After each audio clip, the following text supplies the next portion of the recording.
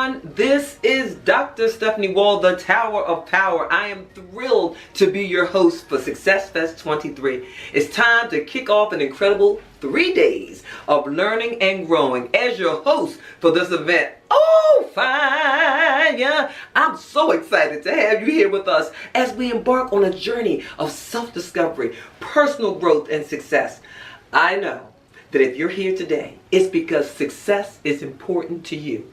You want to make a difference in the life and the lives of others. You have dreams you hope will come true one day. And today is the first step towards making them a reality. At SuccessFest, we are here to inspire, empower, and to reach our goals. We will celebrate successes, learn from our failures, and grow as a community.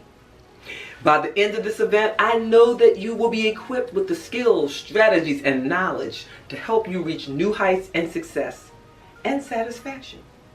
Whether it's finding clarity around your purpose or uncovering unknown talents. We are all here to help each other to reach our full potential. So let's get started. Welcome to SuccessFest 23. Let's make it count. Let's go, let's go. Ooh. Yes.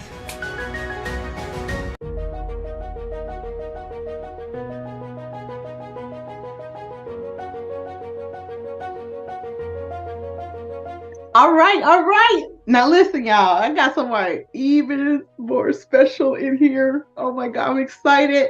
Y'all see that on her screen? What does it say? I didn't come to play. I came to win. We must know who this person is. Who did not come to play? Who came only to win, right? So I need you to introduce yourself, who you are, and let us know that you came to win. That's it. Thank you, beautiful. Thank you so much. I am the Nicole Johnson. I am the founder and CEO of Girl Your Money Matters. And it's affectionately known as the gym, where we have all sorts of exercises to help you get financially fit. And so this dream, this passion, this desire flourishes out of my hope to help women get their money and their finances in order so that they don't have to stay in detrimental situations because they can't afford to leave, right? Ooh. We have some women who are, he controls the money. We may have some men out there where she controls the money. Just flip the script and come on and take the message. Because the goal is, in this day and time, is so much money to be made working from home, creating streams of income from home. And my goal is to make sure that you understand how to do it, because I did not come to play with you. I came to help you win. Oh my goodness. That was like a mic drop. That's all I can say. But you touched on a point that is it's a very touchy subject. Why? Because, even for so many women, we live with these stories, right?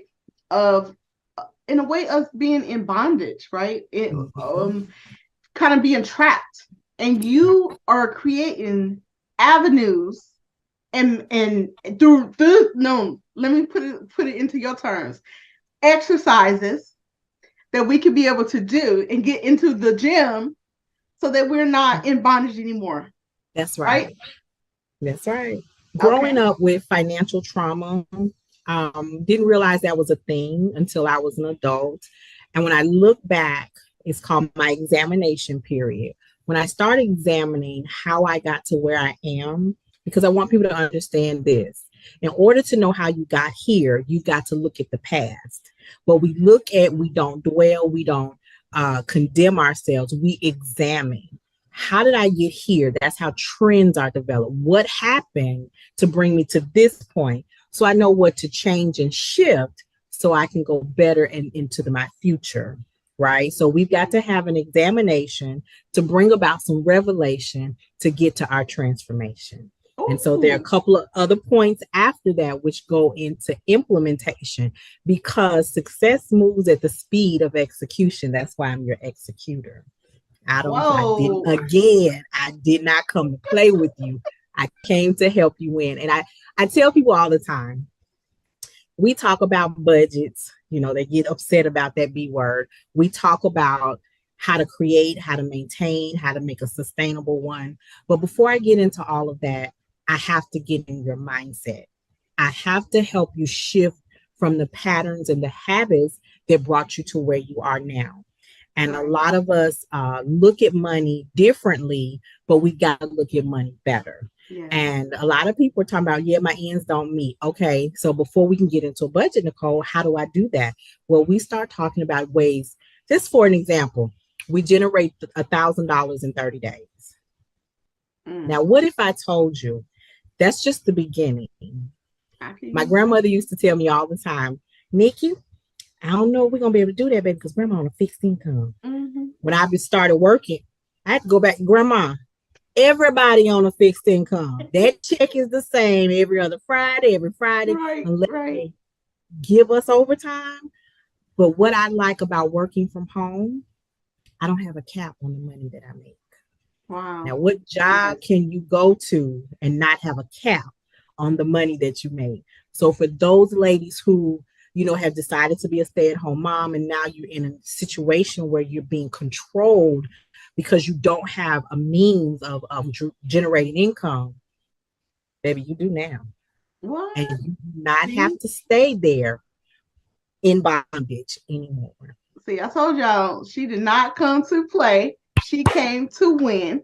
It might be somewhat of a sweet and sour situation that you may have experienced, but Nicole is telling you and providing you those exercises inside the gym, right?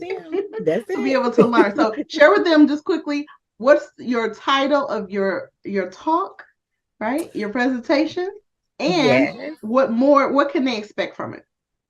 So we're not going to play around with numbers just because we're talking about your budget. So my talk is 3 successful money tips. And we're going to talk about, and it's just the beginning, because the goal is to help you shift your mindset. So I don't want you to come in thinking, oh, I got to deal with numbers. I got to look it up. I came to motivate you. As a matter of fact, I don't know if they can see my shirt. It says she motivates, inspires, empowers. She is the Nicole Johnson. I am she. I think once people understand that when I shift my mindset and create a new relationship with my money, all my things start to change. And this is the one important thing that you have to understand, is that life hits differently when our finances are in order. And if you don't believe me, I need you to follow me at girlyourmoneymatters.com and give me a chance to help you understand exactly what that means. All right, y'all. Now listen, the thing is though, I need y'all to follow her into this gym, and listen in on what Nicole has to say. And actually, I want y'all to actually participate in these exercises. So thank you so much, Nicole, for sharing, for dropping those gems, for rolling out the mats that we need to be getting on into these exercises financially, right? To get things so that we have more control over our life, especially as women. So thank you so much for joining. I'm bringing the towel. I'm bringing the towel. We're going to wipe the sweat off, but we're going to give a full workout so that you can understand how you can win. All right, y'all. See y'all in the gym.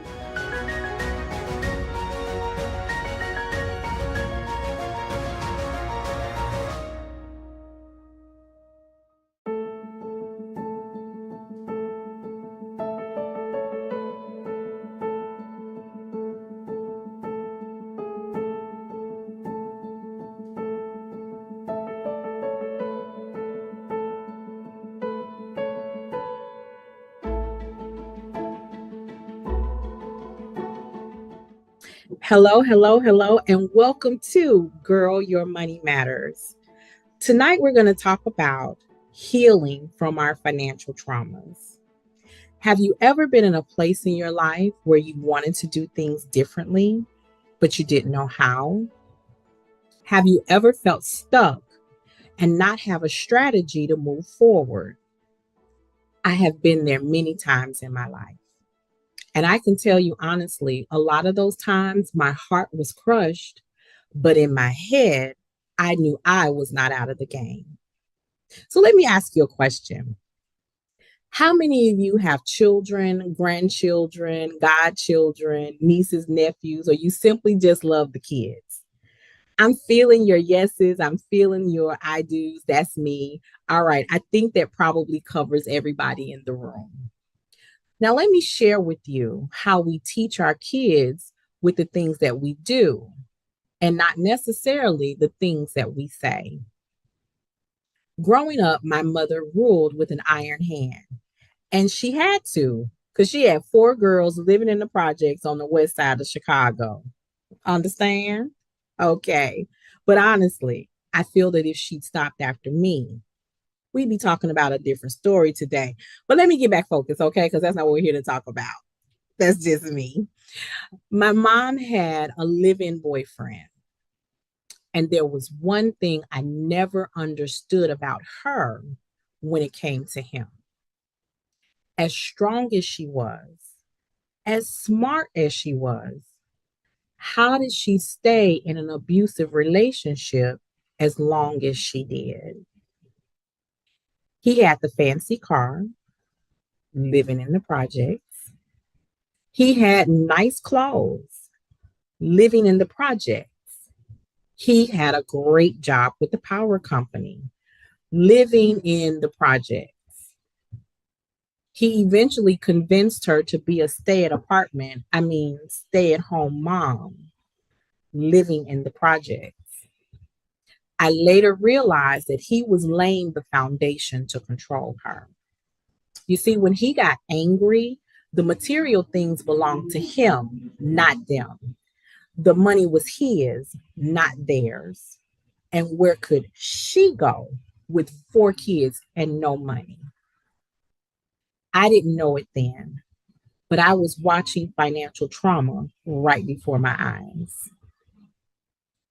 Over the years, she would pack us up. We would go to my grandma's house. We would stay for a few days until he cooled off. And then we'd head back to home. A few nights after my high school graduation came another round of pack up and leave. But this time, I decided to stay with my aunt. I waited a long time before I called my mother. But truthfully, I didn't want to go back. I called my grandma's house, and to my surprise, she told me my mom and my sisters had already returned home. With tears in my eyes, I told my aunt, I don't want to go back to that miserable place. I finally called my mom, and she told me things had been better since I wasn't home, and she didn't want me to come back. Talk about a gut punch. Can you imagine your own mother rejecting you and for a man? Wow. My aunt walked me into that bathroom. She stood me straight in that mirror and told me to clean my face.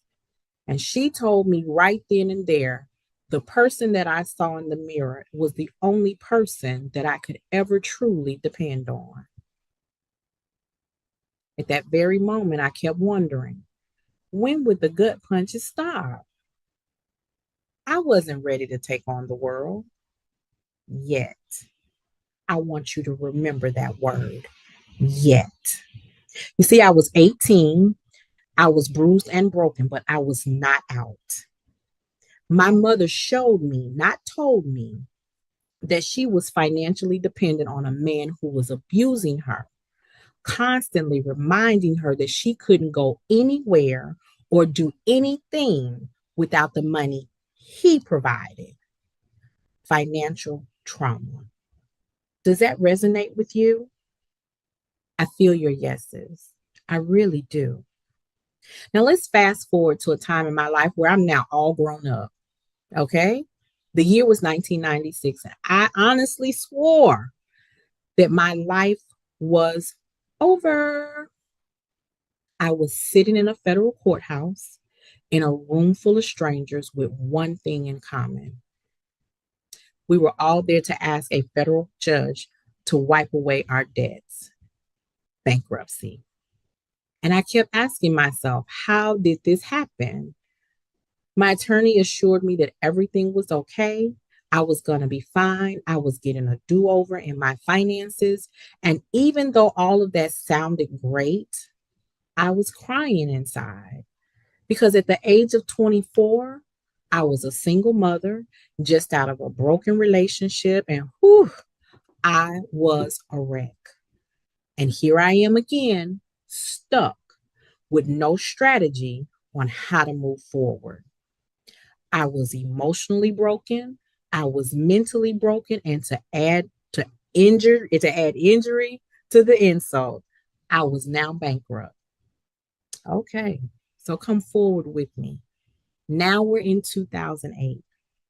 I'm a single mom. I have two children, and you know what?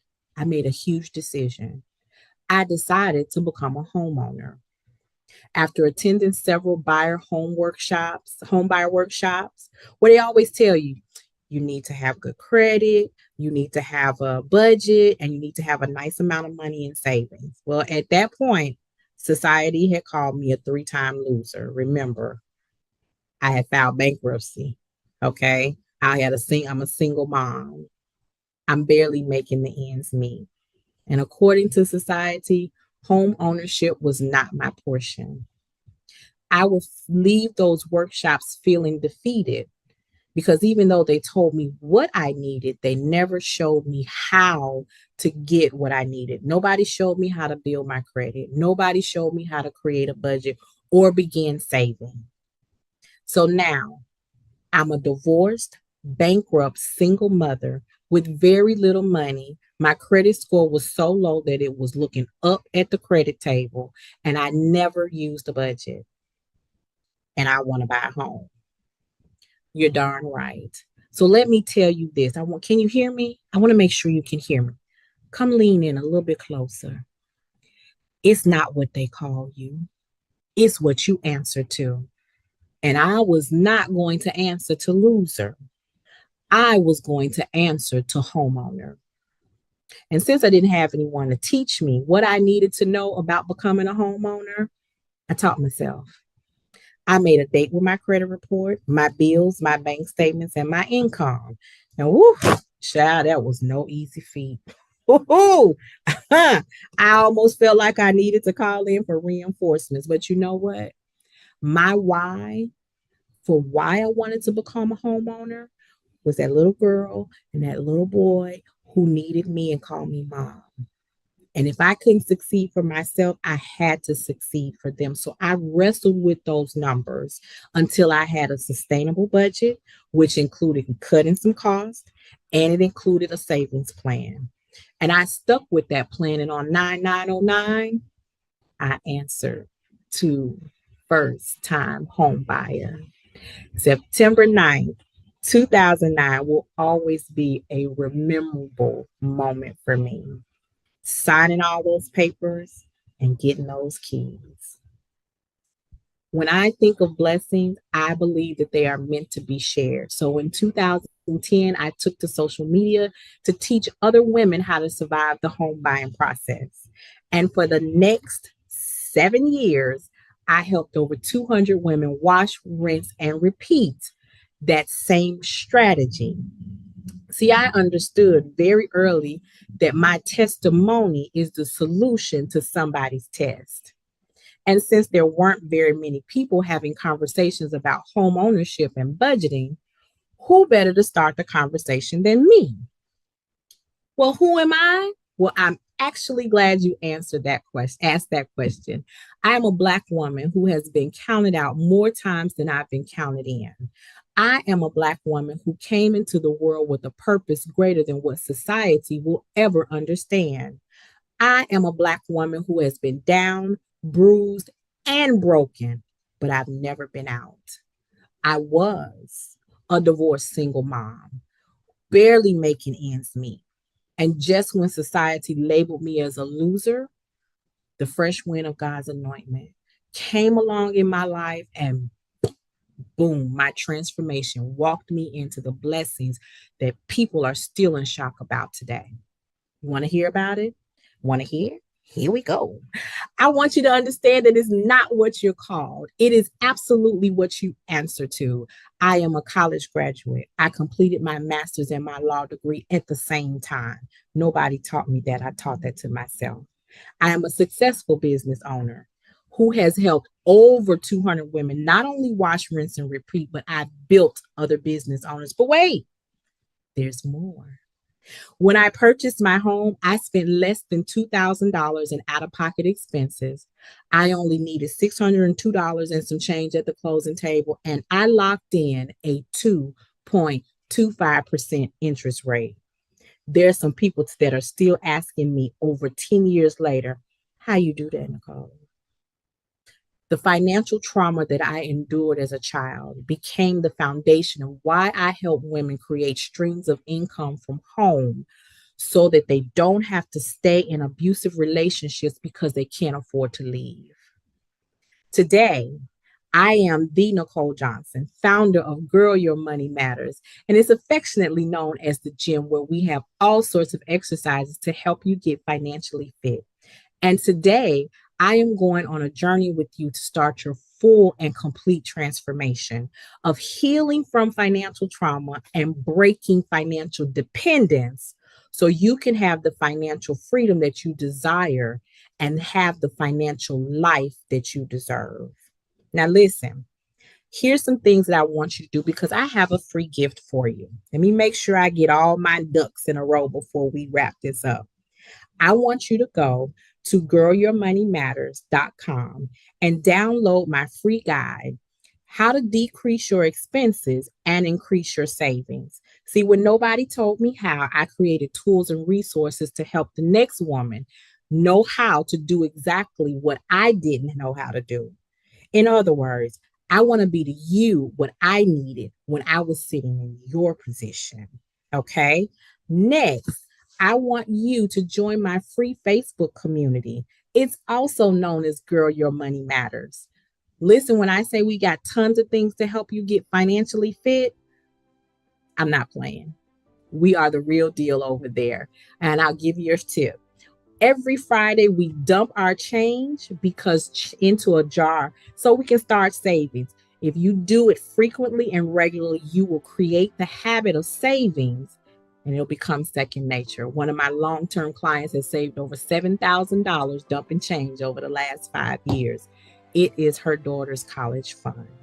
Now listen, I'm going to go get ready to meet you in the gym. But on this short break, I want you to do something. I want you to think about this. What would you do for yourself and your family if money was not a factor? That's deep, but that's just the beginning. And I'm going to leave you with this. I did not come to play with you. I came to help you win. Now go get ready and meet me in the gym.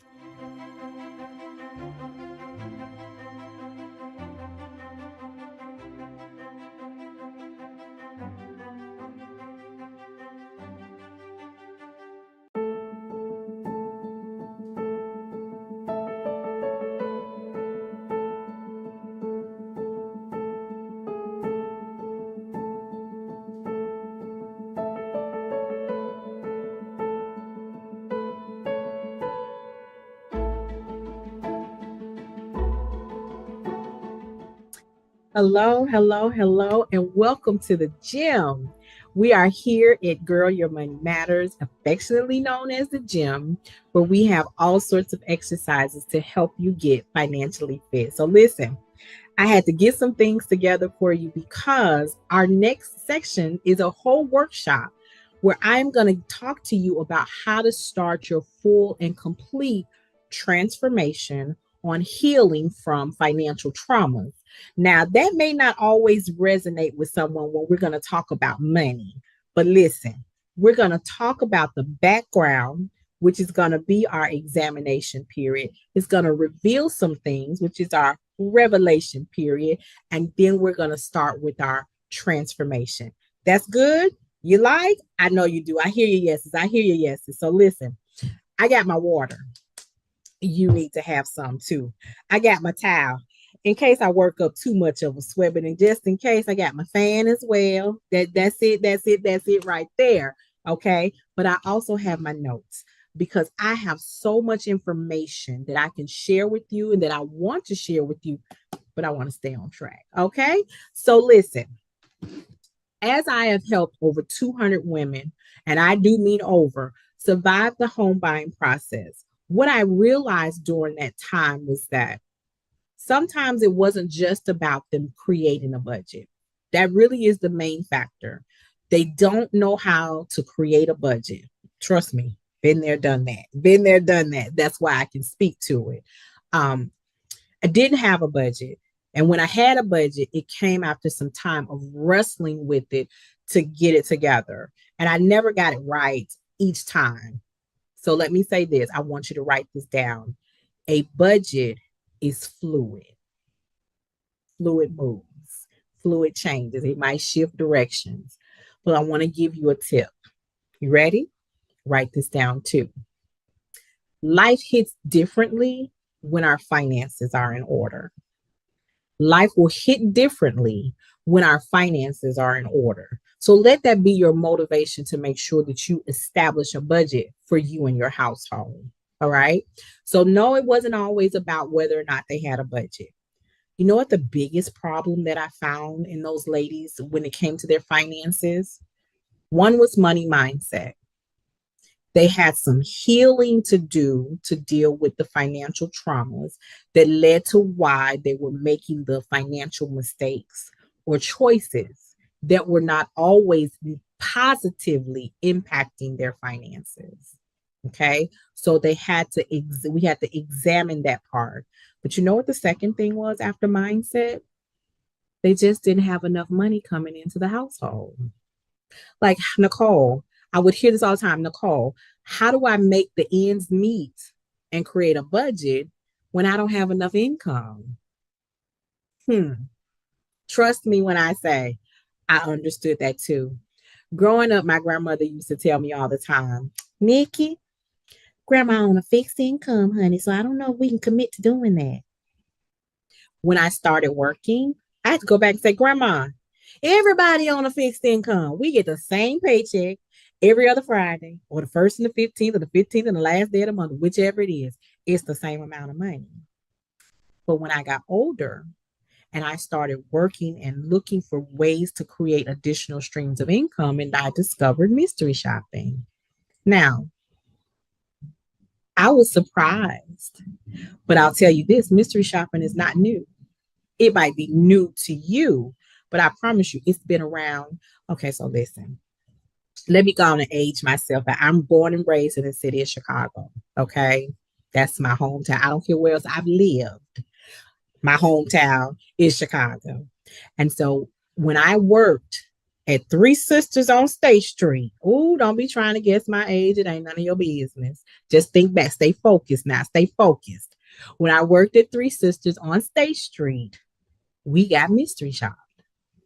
Now it was different then because they didn't have computers back then. I told you quit trying to guess my age, ain't none of your business.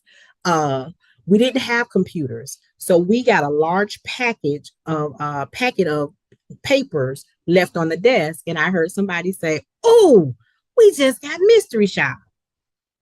I didn't understand it, didn't even really ask any questions. But now today, as I have done mystery shopping, I have scheduled for several mystery shopping companies. I'm like, okay, I see how it worked back then, but now it's all electronic now. A lot of it can be done right from your laptop and some from your phone. But mystery shopping, let me say this. Let me put it to you like this. You can mystery shop your way to more income. You can pick it up when you want to. You can put it down when you want to. You can shop as much as you want to. You can do as little as you want to. And that's the beauty of it. That is the one thing that you can do that has no cap on how much money you can make. The fine line as to what it is you. Did I say that part? Let me say it again. The fine line is you. Okay. And the reason that I phrase it like that in my community is because some of you work a full-time job. And on Saturday, you don't want to get up and go out. But if you need this extra income, you got to go out. Okay. So you are the determining factor. I have a nursing student who came to me and said, Miss Nicole, you know she younger than me when she say Miss Nicole. Miss Nicole, my tuition went up by $400 a month. I want you guys to write this down. You ready? Write this down. It went up by $400 a month, and I don't know how I'm gonna pay it. I had her jump in a meeting room with me. I shared some screens with her. I showed her some resources and showed her how to make $400 a week. You need me to say that again? Showed her how to make $400 a week. That was just in case one week she didn't feel like getting out there. Go and put that $400 in the bank. Okay? Because it's doable. It is very doable. So before we dive into that, let's talk about your relationship with your money. See, when I was younger, I was experiencing financial trauma. I was making bad decisions. And in order to figure out how I was living not paycheck to paycheck. Some of us already know that. How about paycheck to every other paycheck? Right? I was taking this paycheck and half of this one, and then the other half to go with the next one. I get robbing Peter to pay Paul. I had to stop that because they started fighting back with each other and me. All the things were failing. But I had to go back and examine what my traumas were, put them out on the table, put them out on the couch with a therapist. Well, that's another story for another time, but really delve into why I was making the decisions that I was making when it came to my money. And once I healed from those traumas, once I stuck with a plan to buy my home, once I figured out that I have to save no matter what else is going on in my life, once I figured that there's some things I have to sacrifice in order to have the things that I want, once I figured all of those things out and made up my mind that nothing was going to get in the way of me having an emergency fund, nothing was going to get in the way of me paying my bills on time, nothing was going to get in the way of me reaching the financial goals that I wanted, my mindset shifted. My relationship with my money shifted. Now, a lot of people don't believe they have a relationship with their money. Okay, so let's do a little test. Actually, let's just do a comparison. Your relationship with your money can be considered the same as the relationship with your partner. How, Nicole? I'm glad you asked. Neglect your partner. See, won't they tip on out the door? Neglect your money. It'll never be where you left it.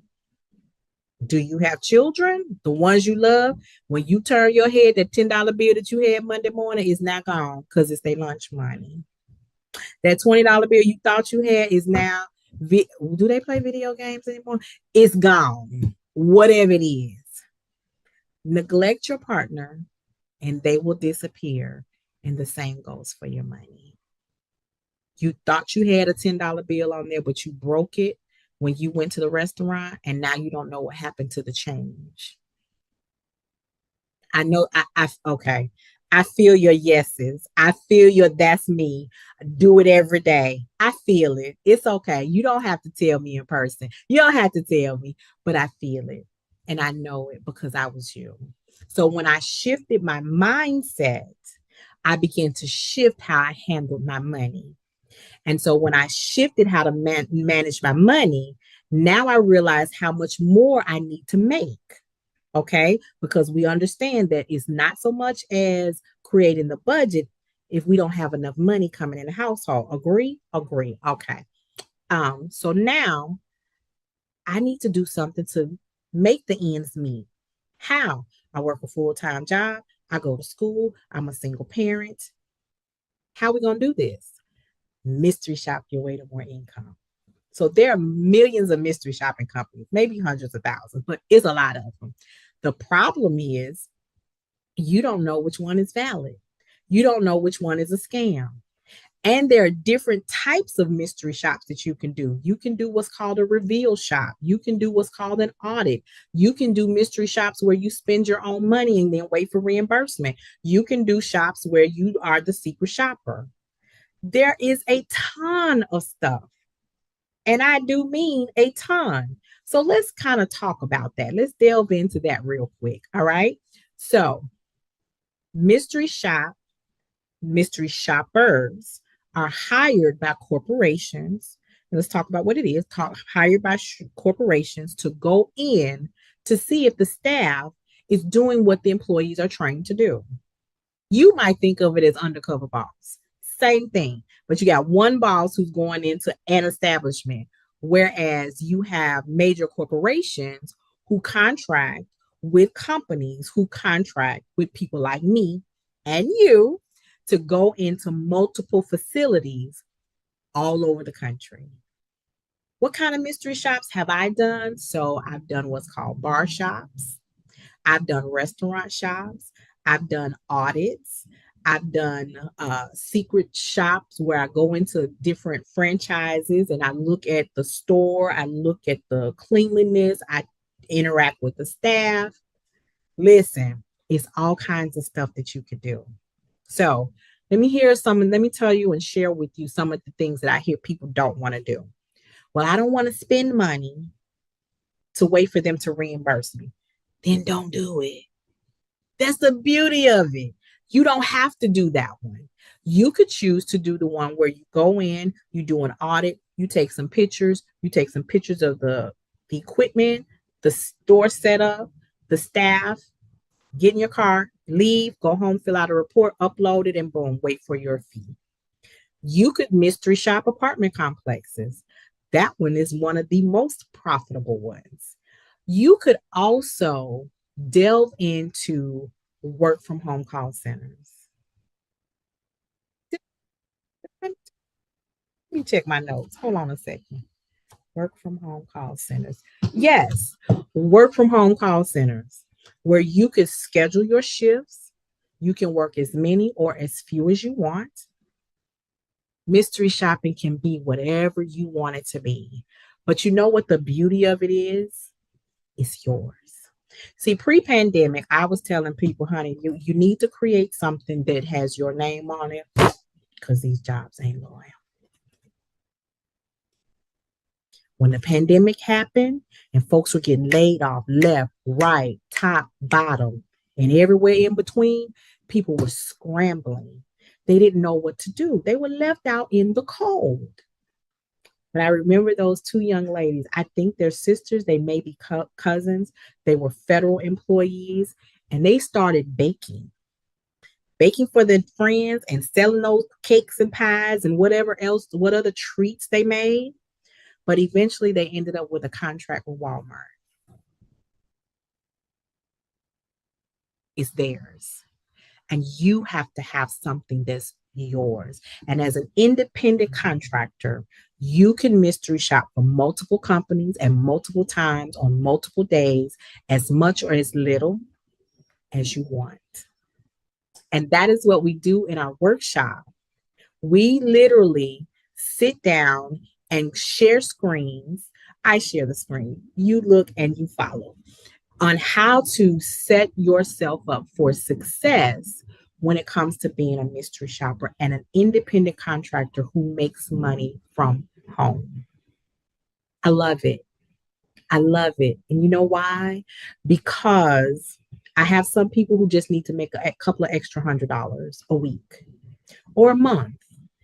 Let me give you a case study. This young lady worked with me for 3 years. All she did was work Saturday and Sunday in the mystery shopping world because she had a stressful full-time Monday through Friday corporate job. She hated it. But she had so much debt that she couldn't afford to leave to start over. So what we did was we created a plan. Remember how I told you I sat and wrestled with those numbers? I needed to know what they looked like, and I needed to help her understand what her numbers were. How much debt do you have? How much money do you have coming in? How much money are you short every month? And now that we have that, let's build the budget and how much we're going to pay down. So this is how much she worked every month. She earned an extra $600 every month working Saturday and Sunday for a total of 15 hours. Do you have 15 hours on the weekend to work from home? I do. You do too. And if you don't, you better make it. Because what I don't want you to do is come from out of this workshop. I don't want you to leave here today and see yourself in the same place that you sit today a year from now. Heck, 6 months from now. Because life is about progress. Okay. And if you don't make progress and changes in your finances today, when will you? If not today, when? Because they say there's a recession coming. Some folks say it's already here. Some say we're at the end of it. I don't know who said that, but that's what I heard.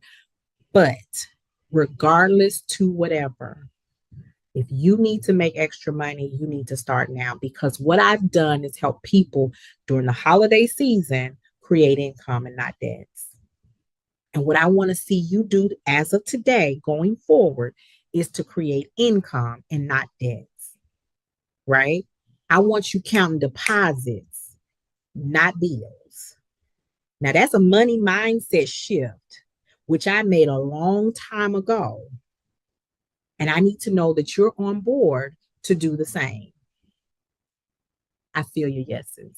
I honestly feel your yeses, okay? So let me make sure I'm on point. We talked about money mindset reset. You have to reset your money mindset when it comes to how you handle your finances, right? We get off in the gym, honey, and we get deep with it. Now that you know that you need to mindset shift when it comes to your money, now we working on your money relationship, how you handle your money. What are some of the things that I could do, Nicole, to handle my money differently? Well, I'm glad you asked. I sure do appreciate it. You start by labeling your money, right? What does that mean? I'm glad you asked that question. Y'all been asking some good questions. Y'all are good. Ooh, y'all made me drop my fan. You're such a good audience. I want you to label your money. So if you got $500 in your checking account, you need $200 to pay the bills out of the checking account. The $300 needs to go into a savings account, and not just one savings account for your emergency fund, savings account for your holiday fund, savings account for your rainy day fund, savings account for your self-care fund. Whatever those funds are, you need to label them differently. That's good, ain't it? That's good. Yes, it is. Yes, it is. I'm going to also give you something else. I want you to go over to girlyourmoneymatters.com, download my free savings guide. It's going to give you 10 tips to help you decrease your expenses and increase your savings. You're welcome. Y'all ask such good questions. I figure I'd give you a gift. Okay. So now that we've talked about mystery shopping and what it is and how to do it, let me give you a few more things about what types of mystery shops are out there. So I have a young lady who likes to travel. And so she tends to like to go to exotic places. Well, pre-pandemic, and I do expect it that they will return, there were some places where if she was going through the airport, she could do a mystery shop for some of the stores that were in the airport. She'd go in, she'd make a purchase, she'd evaluate the service, the time, the prices, the staff. She'd write a report from her phone, board her airplane, and that was it. Simple enough, right? Can you do that? There's another type of shop when I told you about a bar shop. Well, yes, I have to spend my money. Okay, so let me help you make sense of this. But this may not be for everyone, but it works for me. All right. And there are quite a few people who like to go to the bars. What kind of bars? I told you y'all asked some good questions. You generally it's a bar shop that's associated with a hotel, the Marriott, one of the major chains. Okay. And what you do is you have a spending allowance. You're going to go sit at the bar. You're going to talk to the bartender. You're going to rate his customer service or hers. You're going to see how they interact with you. And if you order, you're supposed to order a basic drink. Chad, don't start me to calling out no basic drinks. Don't do that. Y'all taking me away. Okay. All right. A basic drink. And then the goal is to see if they offer you top shelf. Okay. Now that's okay. So they offer you top shelf. And now how do they measure it? Do they pour it directly from the bottle? Do they put it in a jogger? What do they do? You got to notate that. Okay, you pay with cash. Part of the role. How do they handle the cash? Do you get change back? Is it exact change? Do they keep the change and only give you the dollars? Rate the transaction. Okay. Now, not only can I go to the bar shop and get a drink, I also have enough to bring a friend. That sounds like happy hour, right? You was going to spend the money anyway. Now you done spent the money and somebody's going to give you the money back plus a little bit more. It's a win-win situation. So you go and have you a few recreational spirits. Okay. Have a good time. Have some laughs with a friend. You go home and you write a report. That's the fun part. What else can you do? I can spend an hour and a half. Okay, so let me give you some strategy. Y'all ready for some strategy? I think you've earned some strategy because you guys have asked great questions and I love it. I love your interaction with me. All right. So, my nursing student who needed to make an extra $400 a month, I sat her down. I showed her how to apartment shop. Okay. Apartment shop. And I showed her 3 different locations in which between the 3 of them, she made $375 in a week. She could have added one more, which would have taken her over the top of $400. So that's 1, 2, 3.5. So let's just roughly say about 4 hours for the week to make $400. You got 4 hours to get $400? You don't. So how's that bill gonna get paid? How you gonna buy those? What the song say? Baby need a new pair of shoes. Plus you got light bill due. Come on now. Come on. Come on. I got my purple towel over here. I got my purple towel over here. How you gonna pay the rent? All your money spent. Mystery shopping. Mystery shopping. And the beautiful thing about it is that you can do it Monday through Friday. There are some restrictions that you can't do on the weekend, but there are plenty that you can. And that is what I want to teach. I want to make sure you understand that you can mystery shop your way to more income. Inside the workshop, which I definitely hope that you all will take, join me in there where we focus on creating and generating $1,000 in 30 days. Did you? Yeah. You still there? You okay? You can get up off the floor. Yes, you can. From the comfort of your own home, you can generate $1,000 in 30 days with mystery shopping. I told you I did not come to play with you. I came to help you win. Let me tell you what the strategies have helped people do. So one of the young ladies who started, she saved enough money in a 6-month time to help increase her down payment to buy her first home.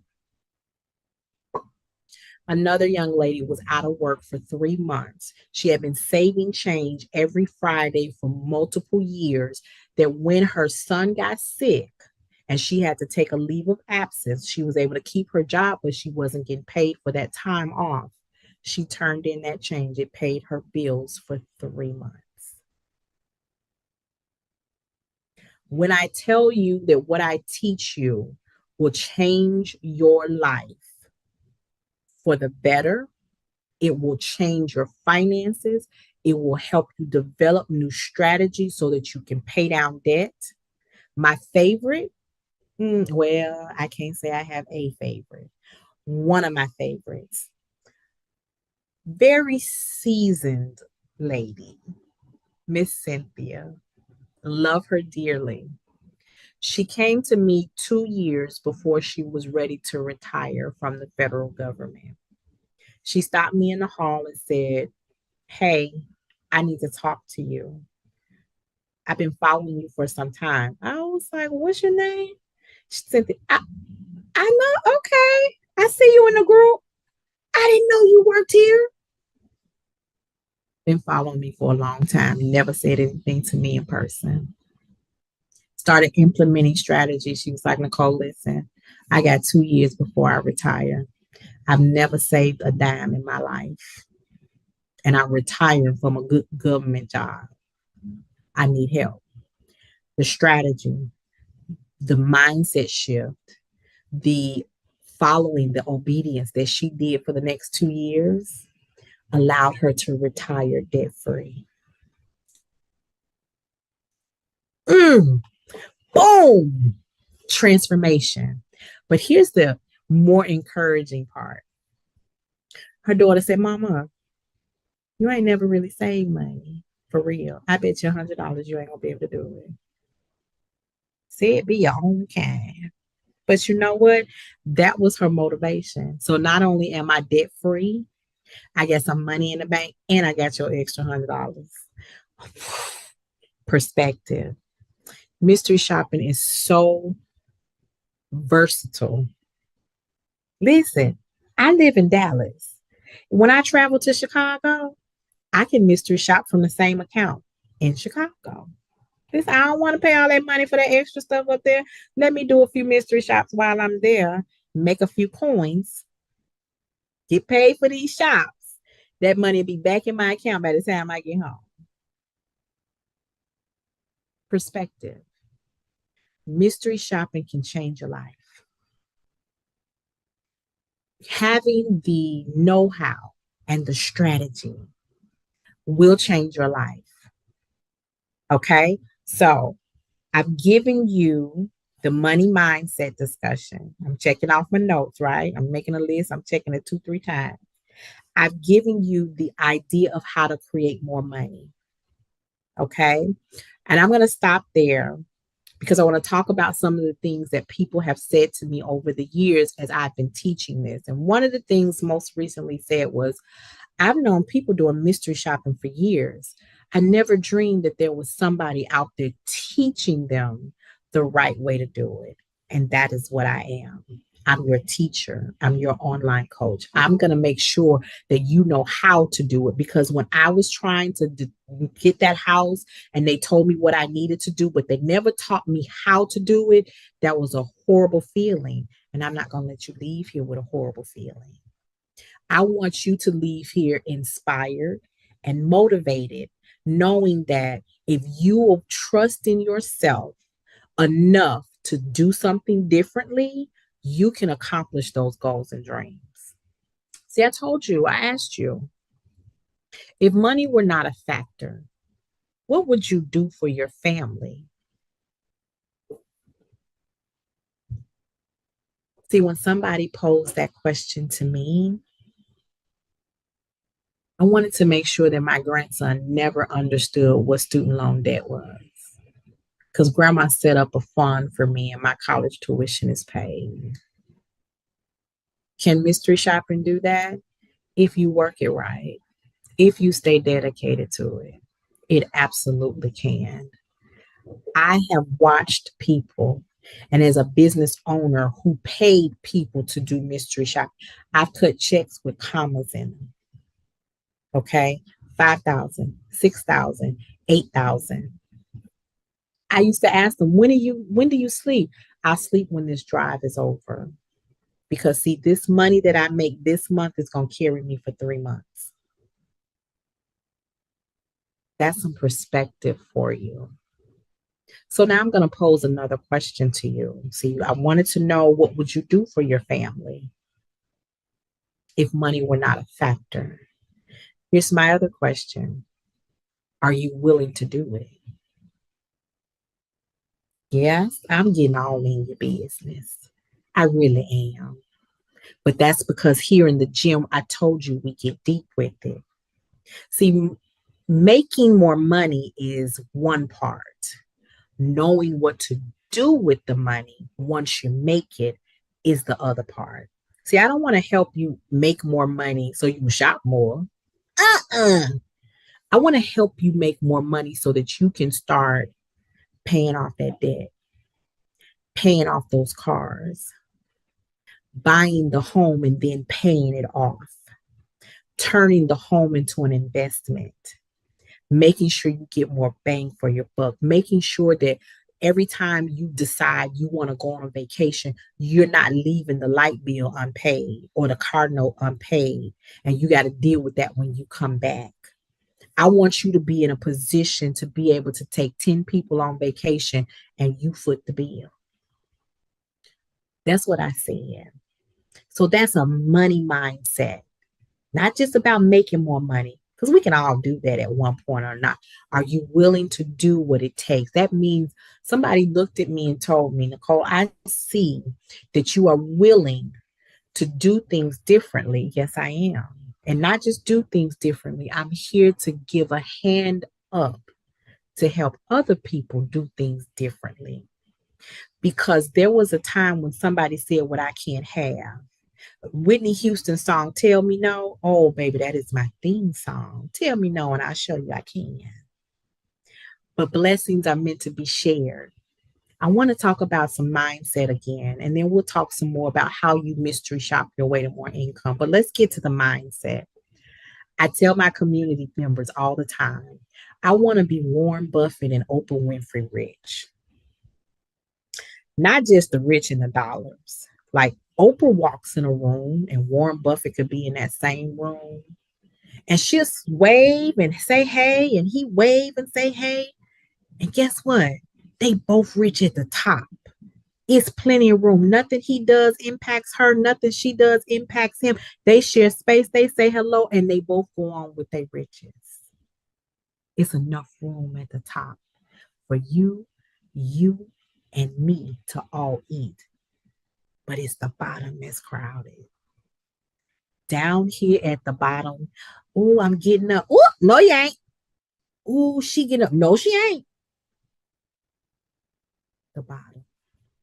I'm not trying to stay there. And once I go up, I'm going to reach back and pull somebody else up. Those 200 women, I brought them up.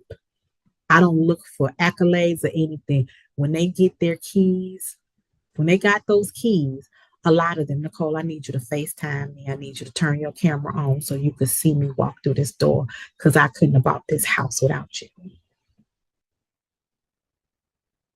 That's what I want.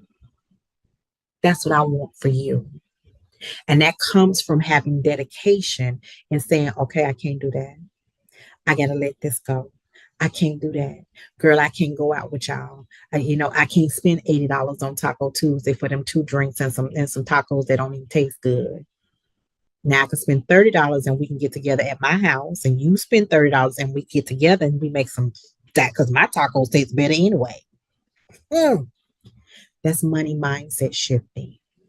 And if you want to make more money, you got to make more mindset issues disappear. You got to figure out in your mind how you're going to handle your money, because if you can't handle money, making more won't help you. I know y'all didn't come here for this. It's okay. Because over here in the gym, where Girl Your Money Matters, turns things around, because you know what I could do for you? I'm going to let you think for 1 second. I could write your budget for you. I can write it out for you. You give it to me and I can tell you, hey, this is how much you need to pay to this. This is how much you need to pay to this. This is how much you invest here. This is how much you save here. This is how much you stop spending here, blah, blah, blah, blah, blah. And as soon as I slide that budget back to you, if you haven't changed your mindset, you'll be right back in my office in 30 days or less saying, see what had happened was. No. And what I'm not going to do is set you up for failure. So we teach you how to make more income to give you some relief in the budget, the one that don't exist, but that's okay. Step one is to make more money. And then once you make more money, then we start working on how to budget better. And then once you start budgeting better, now we're looking at money success. And that's the goal we're all on. So mystery shopping your way to more income will change your life. The boot camp will change your life. What I have to know from you, or better yet, what you have to know from you. When you schedule yourself to work 4 hours on a Friday night and your girl called, girl, I'm so mad. They done ticked me off. You want to go to the club? You want to go out to eat? Will you say, forget the shifts you scheduled for and go eat, spend money that you was already tight with? Or you going to sit there and make money because that's going to get you 10 steps closer to your goal? It's all up to you. This is the one thing that when it comes to how much money you can make, it sits on your shoulders. The choice is yours. I'm here to walk with you. You know, I'm fluffy, so I don't do too much running, but I skip to Malou with you. I'll trot along with you, but I'm not going to drag you to your destiny. I will never drag a person to their destiny. But here, Girl, Your Money Matters, we will celebrate all the small steps that lead to the big steps that lead to the major changes. So mystery shop your way to more income.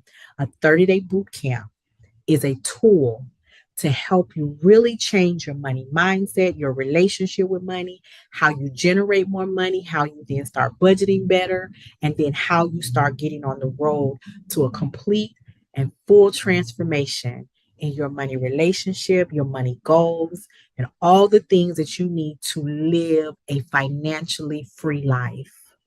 So when you think about what it is that you want to do, what you would do if money were no object, how big can you dream?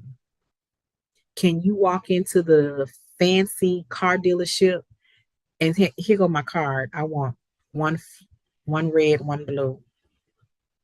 Oh, let me go and get the black one. You know, you can never have too much in black. Is that the life you want?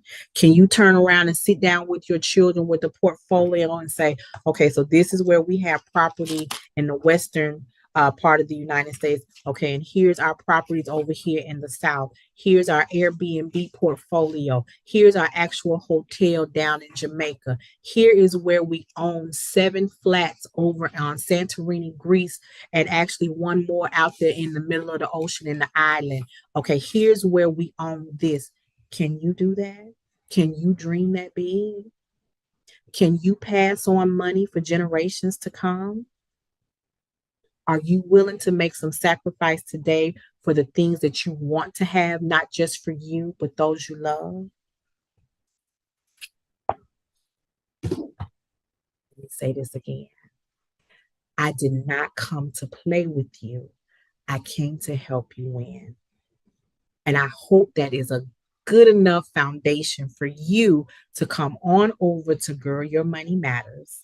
You can get the download of the free handout, which is a good start. It's got 10 good tips that you can implement starting today as soon as you download it. But then we go into the workshop, we go into the boot camp, and your life will never be the same. I promise you that. Because I want to be to you what I needed when I was sitting in your shoes. Life hits differently, folks. It hits differently when our finances are in order.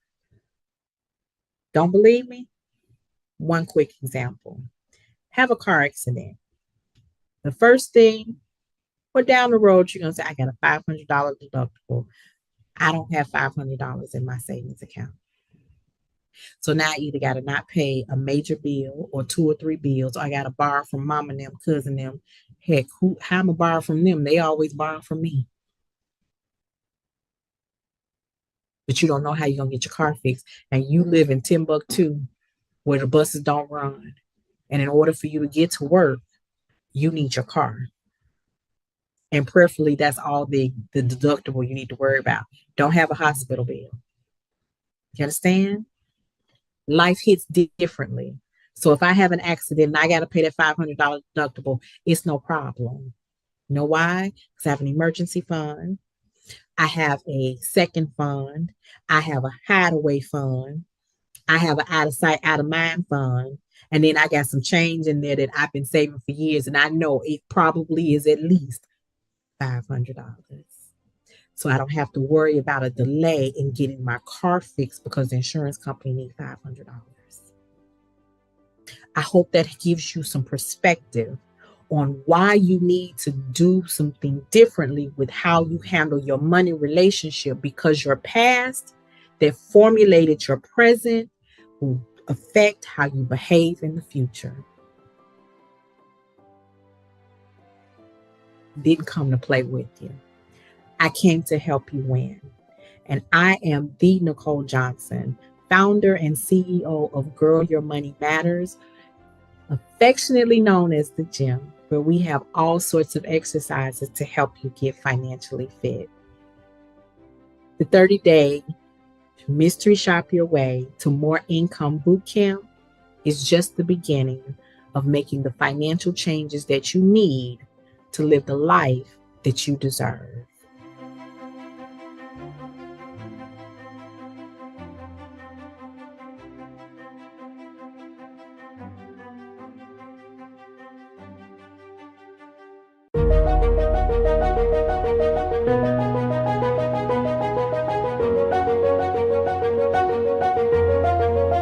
All right, it's Dr. Stephanie Wall here with Dana D. But look, she's going to tell you Danielle to others, but for you all, DD.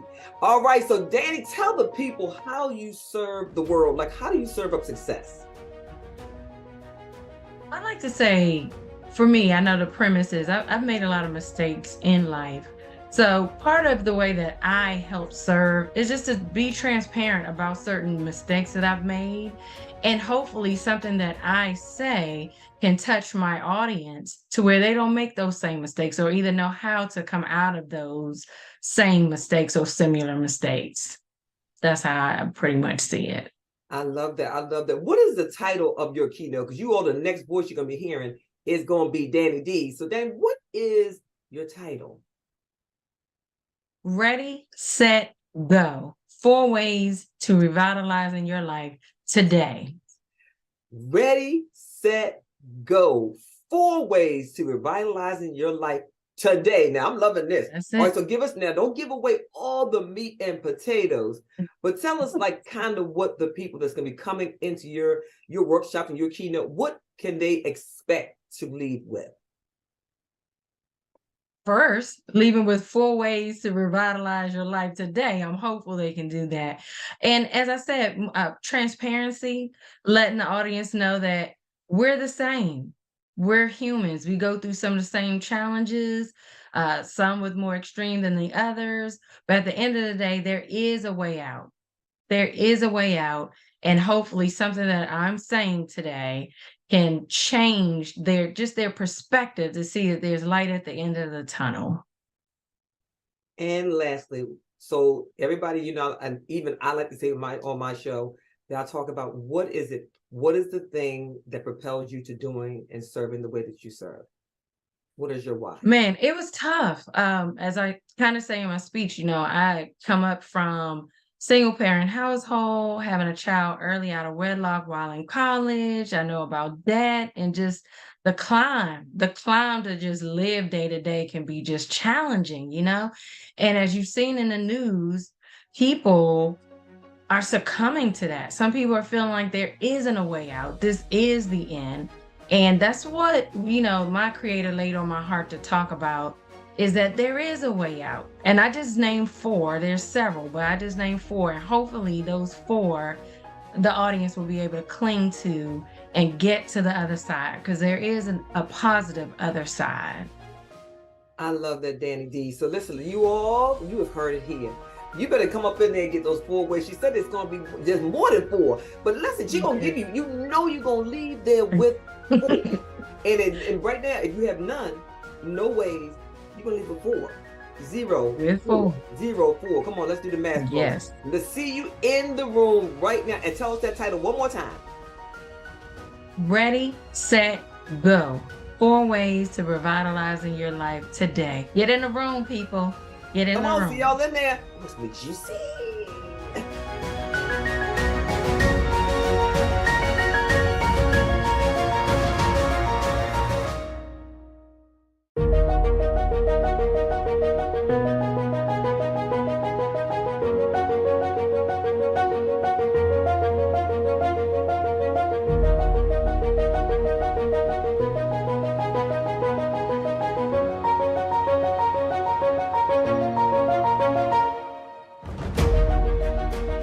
There's an anonymous quote in the virtual world that states, "The difference between a try and triumphant is the umph."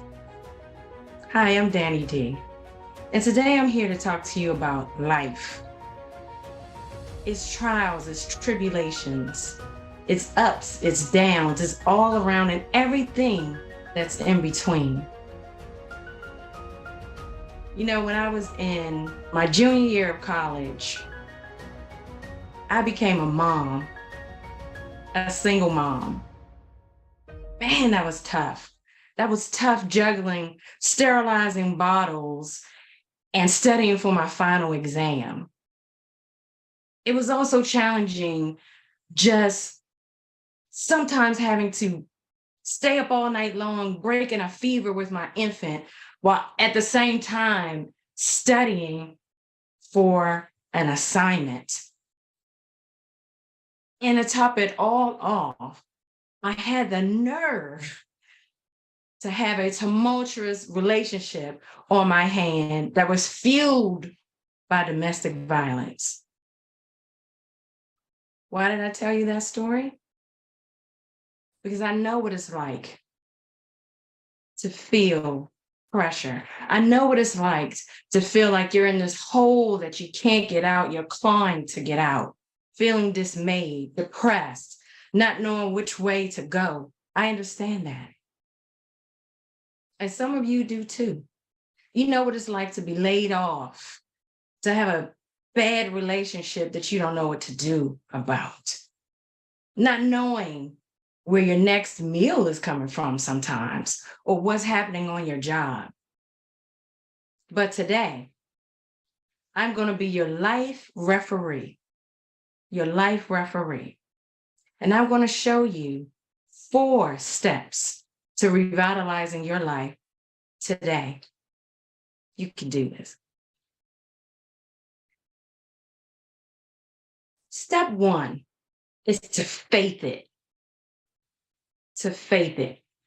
There are plenty of self-help books and plenty of life coaches. You see a life coach for everything: relationship coach, sex coach, math coach, relationship coach, life coach, every type of coach you can think of. But there's nothing like having a coach in your faith. For me, one of the great books that I like to read has a chapter called Genesis. And my favorite chapter is chapter 1, verse 28, where it says, "We were created to rule and to reign on this earth." So having faith in yourself and having faith in your creator is key to revitalizing your life today. Pray, meditate, get centered, and faith it.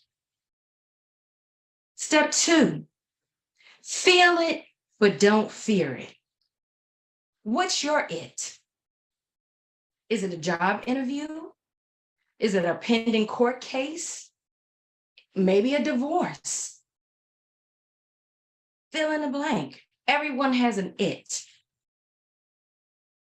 But as a flag on the play, even though we have our it, you can have negative feelings about negative situations, but feelings are only an indicator of where you are emotionally. It should not be a regulator of your actions. Nelson Mandela once said, The brave man is not he who does not feel afraid, but who conquers that fear. So feel it, but don't fear it. Step 3, fuel it. Use your why to ignite your smoldering and buried dreams. For me, my daughter was my fuel. Again, I think back to being in college and what a time that was for me. Very challenging, but I knew I couldn't quit. I had someone waiting for me to feed them, to take care of them, to nurture them. And I knew I had to make a life for she and I. I had to keep going no matter what it felt like. Through all the court case battles, domestic violence situations, I had to overcome that. I had to overcome that. I had to keep pressing, keep studying, keep going to class, keep doing what I needed to do, because I knew at the end of all of that, between my try and the triumph, I had to have the umph. So fuel it. I know it seems hard right now. Seems like you can't make it, but use that negative situation to propel yourself forward. And step 4, finish it. Finish it. Distractions are a ploy to get us off track. I want you to imagine a train headed towards its destination, going 155 miles per hour. And all of a sudden, it derails or gets off track, distracted. And what normally happens with that is people are injured or even killed. That's a tragedy, isn't it? It's also a tragedy when we allow our negative circumstances to distract us. And sometimes it's not negative. Maybe it's social media. So I ask you today, what's your distraction? What is distracting you from what your Creator has called you to do in this life on earth? Is it social media? Is it an addiction? Is it fear? Is it insecurities? Is it the opinions of others? Is it unpreparedness? What is your distraction? And when you think about that distraction, I'm calling you to remove that distraction because we've got to finish. You have to remove all distractions in order to finish the assignment your Creator has given you. So again, I am telling you the 4 steps that not only I feel are vital, these are actually 4 steps that I have used to revitalize my own life. And I say them again. Step 1, faith it. Step 2, feel it, but don't fear it. Step 3, fuel it. And step 4, finish it. And now that you know that you were created to rule on this earth and to reign, and you also have the steps to revitalize your life today, you should be able to endure whatever comes your way and be able to bounce back better. I'm challenging you to use those steps to revitalize your life today.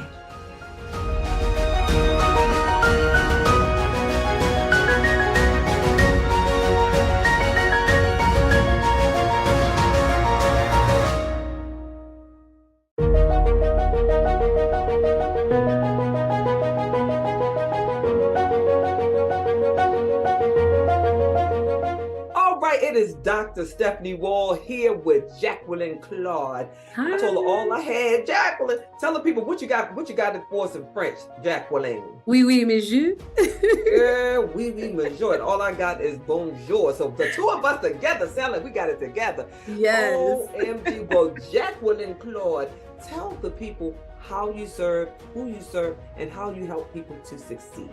Yes. Well, my name is Jacqueline Claude. I have been a registered nurse for 20 years. So that right there should tell you who I am and what I do. I'm a servant leader. I've currently been in nursing leadership for the last 12 years. And I also have a desire to serve those that are in need of being healed, in need of being, I would say, delivered from themselves. One of my obstacles has been was overcoming myself. What I mean by that, overcoming the self-sabotaging of, oh, somebody can probably do it better than me, or I don't really look right when I go on video, or, my mouth is crooked. Just beating myself up. And I had to place myself in environments where I had to begin to believe in myself and build that confidence. And once I began to build that confidence, the last 20 years has been blessings and whirlwinds. But even in the whirlwinds, I have learned that the best soldier is tried in the fire. Because when you come out with that fire and you don't look like what you've been through, then you can go and heal other people. So that is where I'm at in my life. I've been through a lot. Both of my parents are deceased. My brother was murdered when I was 16 years old. I attempted to commit suicide, but the Lord said no. He spared my life. And here I am, 20 some years later, telling my story. You can be healed, you can be made whole. You don't have to die, you don't have to stay in a situation that you're in. Success is knocking at your door, only if you can believe that you have the power within. So what do I bring? I come to give you what you need. I come to snatch your soul. I come to say, hey, let's heal together. Let's create a safe space. I don't come with no funny story or nothing glamorous. I come with the real. As you can see, I'm a nurse that comes to help you heal. Girl, you're not going to come here and tear the bricks off the wall on this interview. I love it, Jacqueline. Yes. Listen, let me tell you, I love that you're a nurse. I love that you're a woman of faith. I love that you're here to heal. But I want you, and you already told them what they're coming to get. But I want you to tell them, for those folks that say, okay, I hear you. Okay. But I want you to, for those, who are the people that need to be in the room? The people that need to be in the room is any gender. It's not just, we always focus on the women, but we leave the men out. And they crying on the inside, trying to be this strong man. You wonder why he running the house acting crazy, because he haven't released his pain or released his hurt. Those are the people that I'm looking for. I'm looking for the broken people that have potential, but that potential just haven't been tapped in. What do I provide? I provide one-on-one coaching sessions. I have my consulting business, which is Serenity Nursing Consultant. I also have a nonprofit called Faith That Heals. I'm in the process of rebranding myself under Jackie Inc., under one incorporation, bridging two together. I recently released a book with my sister. It's called Prayer Time, The Chronicles of a Mother Devotions Towards the Inner Life. We actually took my mother's devotions and recreated a book out of it. Also in the process of developing websites. So those are the people I want in the room. I want to help you heal before you start on your success journey, because you can't be a true leader if you haven't been broken and you don't know how to interact with your clients. So you should be able to know how to interact with your clients regardless of the income, because you want to build those lasting relationships. So those are the people that I want in the room, the broken hearted and the ones that have the potential, because I'm here, like I said before, to give you what you need so you can be transformed into a servant leader like myself. I love that. Okay, and final question. What is the title of your talk? So the title of my talk is I Became What I Couldn't Forgive. And the workshop is I Am Healed and I Am Restored. So I hope you join me and learn more about what I couldn't forgive and how I healed after that. Well, enough said. The next voice that you will be hearing will be Jacqueline Claude. You'll hear her keynote. Start there and work your way to the workshop. This is going to be some good stuff. And she already told you to watch. You don't need to hear nothing else from me. She's already snatched you.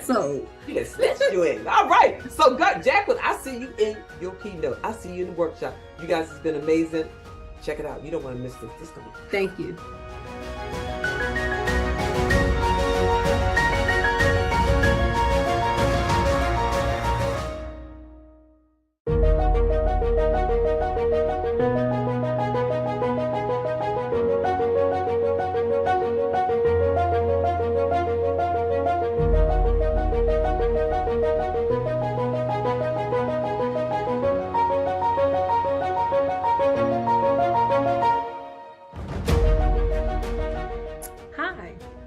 and welcome to my creative space, a space of comfort, hope, and healing. My name is Jacqueline Claude. I'm a faith nurse, community nurse, coach, mentor, author, and speaker. I'm here today. You're here with me in this space, and we're going to talk about I became what I couldn't forgive. Once again, thank you for joining me for this great event. During this time, we're going to learn about the power of forgiveness. Some of the goals that I pray that you will receive from my story, my journey, is learning how to grieve. Everyone doesn't grieve the same way. Learning how to have a mental vacation. Have you ever heard someone say, I need a mental day? That's real. Mental health leads to good health. And then next, learning how to journal your thoughts. Writing is a very effective way in dealing with grief. So once again, welcome to I became what I couldn't forgive. Have you ever heard that before? Have you ever heard someone ever say, I became what I couldn't forgive? Well, it's actually true. So here's my story. I was born December 30th, 1977, to Mary and Frank Daniel Claude in Suffolk, Virginia. Oh, let me add, I was number 18. Yes, can you believe it? 18 children. Yep, I'm the baby. I was born to them, a bouncing bundle of joy. Well, as I came into life, I came behind my brother who had a twin sister who died at birth. Then later on in life, led us to just 17. After my brother got killed, led us to 16 children living. I'm still the baby, which I don't like that saying because I'm older now, but I'm the baby. Even though I was that bundle of joy, that bundle of joy began to grow up in life. At the age of 10 years old, my father passed. There was no more a bundle of joy because at that moment, I felt like what I was going to do. I didn't have my protector here with me anymore. How could he leave me? You know, I never had the opportunity to go to the hospital to visit him because they told us being little, oh no, it's not a place for you. Wait, you'll see him when he come home. But guess what? He never came home. I grew up hating the fact that, hey, my dad left me. Didn't have that many memories. The only memories that I had was seeing him being abusive to my mom. Yep. Some memories of him having a red truck, but he didn't like the color red. So one day my mom decides to buy a dress to celebrate the anniversary, and it happened to be a red dress. I don't think that was a good idea. But at that time, my mom wanted to do something nice for my father, to surprise him, to get dressed. But when he came home from work, a long day of work, it was only but 4 children living at the house at a particular time, because I know some are thinking, wow, that's a lot of children. You're right, it was. My father was a hard worker, he was a provider, and my mom was an amazing mother, an amazing housewife. So he comes home and my mom is getting ready, thinking, hey, we're going to have a great dinner. We're going to celebrate our anniversary. That color red did something to my father. It turned him into a different man. He became out of this angry man. Started hollering at my mother, started fussing. And I'm standing there as a little child looking up at him, like thinking to myself, Dad, really? How could you be upset because mom wanted to do something nice for you? Oh, but I forgot. It was a red dress. He didn't like the color red, but he had a red truck. Needless to say, that was just one of many occasions that he was verbally abusive to my mom. And there were times that he was physical abusive. So when he passed and at his funeral, I told myself, I'm not going to cry. He left me. And not only did he leave me, he left me with the hurt of seeing how he treated my mother. So I didn't cry. So I grew up in life hating my father. Yep. And I know some of you might be able to relate.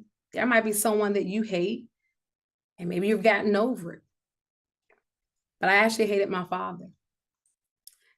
It wasn't later into life, as I developed a relationship with God, that I really found out I hate my father. How did I find that out? I found that out through, we would have conversations or family events, and I would hear my brothers talk about my dad, and I would get angry because I'm like, they don't remember how he treated mom. So am I the only one who remember? Maybe they remember it, and maybe they just didn't want to share because they weren't ready to deal with that. But for me, I remembered those memories of seeing my mom hurting and crying. I was her best friend. Remember, I'm the baby, the only one left at home. Whenever my mom would walk around the house, I'd be there with her. I became her confidant, like her friend. So those moments stuck with me. So as I grew up later on in life and having gone through failed relationships and not realizing that what I went through as a child was trauma, it was traumatic. So I became what I didn't have anymore. I didn't have that protection. I didn't have that provider that a father gives. I became that angry person when my mom bought that red dress and my father seen that color red and it turned him into a different person. I became that. The very thing, the very person that I said I didn't love. So I thought. Because that anger that was there was clouding my judgment, was clouding my thoughts. It was clouding the goodness of my father. I only had him for 10 years, whereas the majority of my brothers and sisters, they had my father for the entire adulthood of their life. They had my father for the entire adulthood of their children. That is something that I would never have growing up. I'm now 44 years old. So as I look back on that time, you might ask, but do you still hate your father? Glad you asked and glad you thought that. So one of the objectives was learning how to grieve. I didn't really learn how to grieve until I really developed a relationship with God. And one day while I was on a travel assignment in Rochester, New York, it was about 17 years later, I think it was about 27. And I was sitting on my bed and I heard the Lord speak to me that I needed to forgive my father. Of course, I'm having this conversation. I'm like, Lord, how do I forgive my father? He's deceased. Like, how do you do that? Because I never heard that conversation. I never heard that action being done. And the Lord said, just ask me to release you from that hurt, from that anger, from that bitterness. Don't you know at that moment when I asked God to forgive me for hating my father, me even saying, Dad, I forgive you how you treated my mother, how you treated your wife. Do you know at that moment, I was released from the anger, the hurt, the bitterness. Do you also know that at that moment, I realized why I had failed relationships? Because I became what I couldn't forgive. In relationships, I became what you would say the man in the relationship, meaning the go-getter, being assertive, always taking the initiative. Oh, I can make the appointment for the date, or I can buy this, and not allowing the man to, as we would say, growing up in traditional way, of taking the lead because I took that. And I was very aggressive, not realizing I was aggressive because I was still grieving the loss of my father, but I wasn't grieving effectively and correctly because I hadn't dealt with the anger and the hurt. But when the Lord allowed me to realize I needed to forgive my father so that I could move forward, that is when I released the hurt. And I began to, as you would say, have a mental vacation. I took time to myself. I took time to reflect. And I began to write down my thoughts. And over time, journaling, it really helped me to house my thoughts, collect my thoughts together. And that became my safe space where I could write my thoughts. Whatever it was, I would journal my thoughts. So looking back now, so when we had family get-togethers, When I hear different ones talk about my father, I don't become angry. I don't become upset. I smile, and I also inject the memories that I didn't realize that I had. One of my fondest memories is my father promising to take me to McDonald's for my birthday. After he had taken my mom to the grocery store, he did just that. I remember where we sat. He took me to the McDonald's on Holland Road in Suffolk, Virginia. I sat towards the back. My dad sat in front of me. The table was to the back of the store, towards the left, and he always sat facing the door because why? He was my protector. And I remember he sat there and we laughed and we talked. I didn't realize that would be the last time that I would have that moment. Oh, did I also tell you that I never really told my father that I love him? So remember I said I became what I couldn't forgive. So I found myself in relationships, but I wasn't being a loving person because I never really loved like I should have because I grew up angry. But it wasn't until my walk and my faith in God that I learned how to identify the pain, to release the pain, and then allow God to fresh me, anoint me with the dreams, with the memories. They was there the whole time. My judgment was just cloudy by the unforgiveness that I had. Can you relate to that? Maybe you can. And that's why you're here today.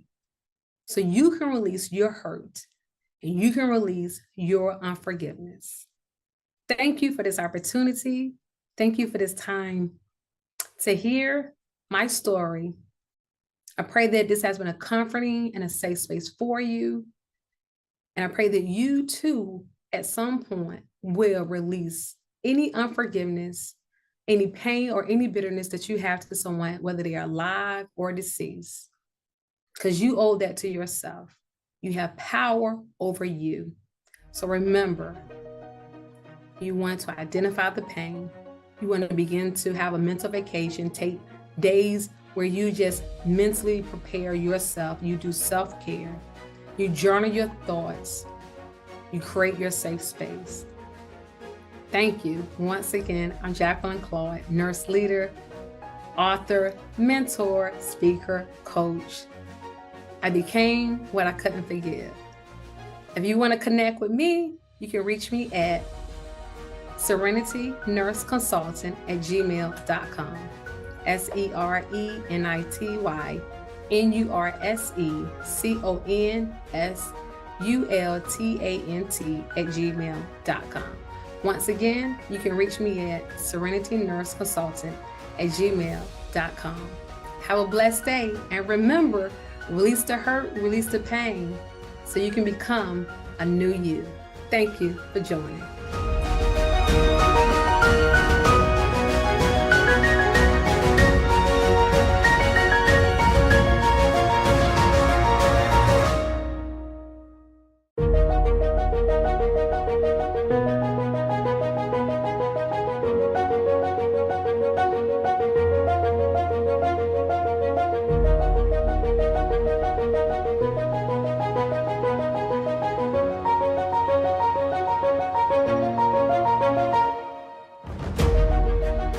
Hello, and welcome to today's workshop titled, I Am Healed, I Am Restored. I will be your facilitator. My name is Jacqueline Claude. I am a nurse leader, author, speaker, mentor, and coach. And today, our workshop will be on learning how to forgive and how to navigate the muddy waters of forgiveness. Because hey, everybody doesn't always breathe the same. So it always works when you got a plan. So let's get started in our safe space of comfort, hope, and healing. So welcome to I Am Restored. So are you ready to unlock your role of forgiveness? Are you ready to be healed? Wherever you are, you're in the right place. I am healed, I am restored. It's an interactive workshop that will show you how to use the power of forgiveness to free yourself from pain, anger, and resentment. So remember, are you ready to unlock the power of forgiveness? So can you imagine yourself being that giant that's sleeping, and you're standing there and you're looking, how do I unlock the power of forgiveness? Well, you come to the right place. So as we delve into this, like I said before, the workshop is going to focus on using the healing power of forgiveness to free yourself from pain, anger, and resentment. The workshop is going to take on an intimate journey towards self-acceptance and peace of mind through carefully activities that we will have immersed in this workshop, and to help you to understand how you can forgive yourself and how it can lead to a more meaningful life. So remember, you can forgive yourself and you can forgive others, even if that person is not in your immediate space, or if that person is deceased, you can still forgive. So you're going to learn practical tools for living in the present moment, while also gaining insight into understanding why it's important to forgive those who have hurt you in the past. Because when you can't forgive those who have hurted you, you're actually blocking your blessings. So when you release those burdens, you can live with greater compassion for yourselves and those around you.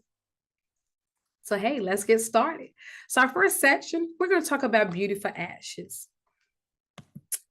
In the Bible, the Lord speaks to us and it reminds us that to give him a sacrifice, to give him an altar where you lay your pain down and you're trusting God as you lay your pain down at his feet. He then takes that pain and he turns it into beauty. Exactly how does that happen? So if you can write in the chat, what does ashes for beauty means to you? Whatever word comes to your mind, just write it down. So remember, this is an interactive workshop. So the more you put in, the more you're going to get out. Because journaling and writing your thoughts helps you, because we want to take away from the workshop tools that you can use. All right, so I see some answers are being written down and different thoughts are coming to your mind, and freedom, feeling whole. Those are great answers. And I want you to keep that in mind, because those feelings of freedom and wholeness are now going to become your safe space. So when you're creating a safe space, it can be mentally, it can be in a physical space. Like for me in my house, I have a safe space. I call it my blue room.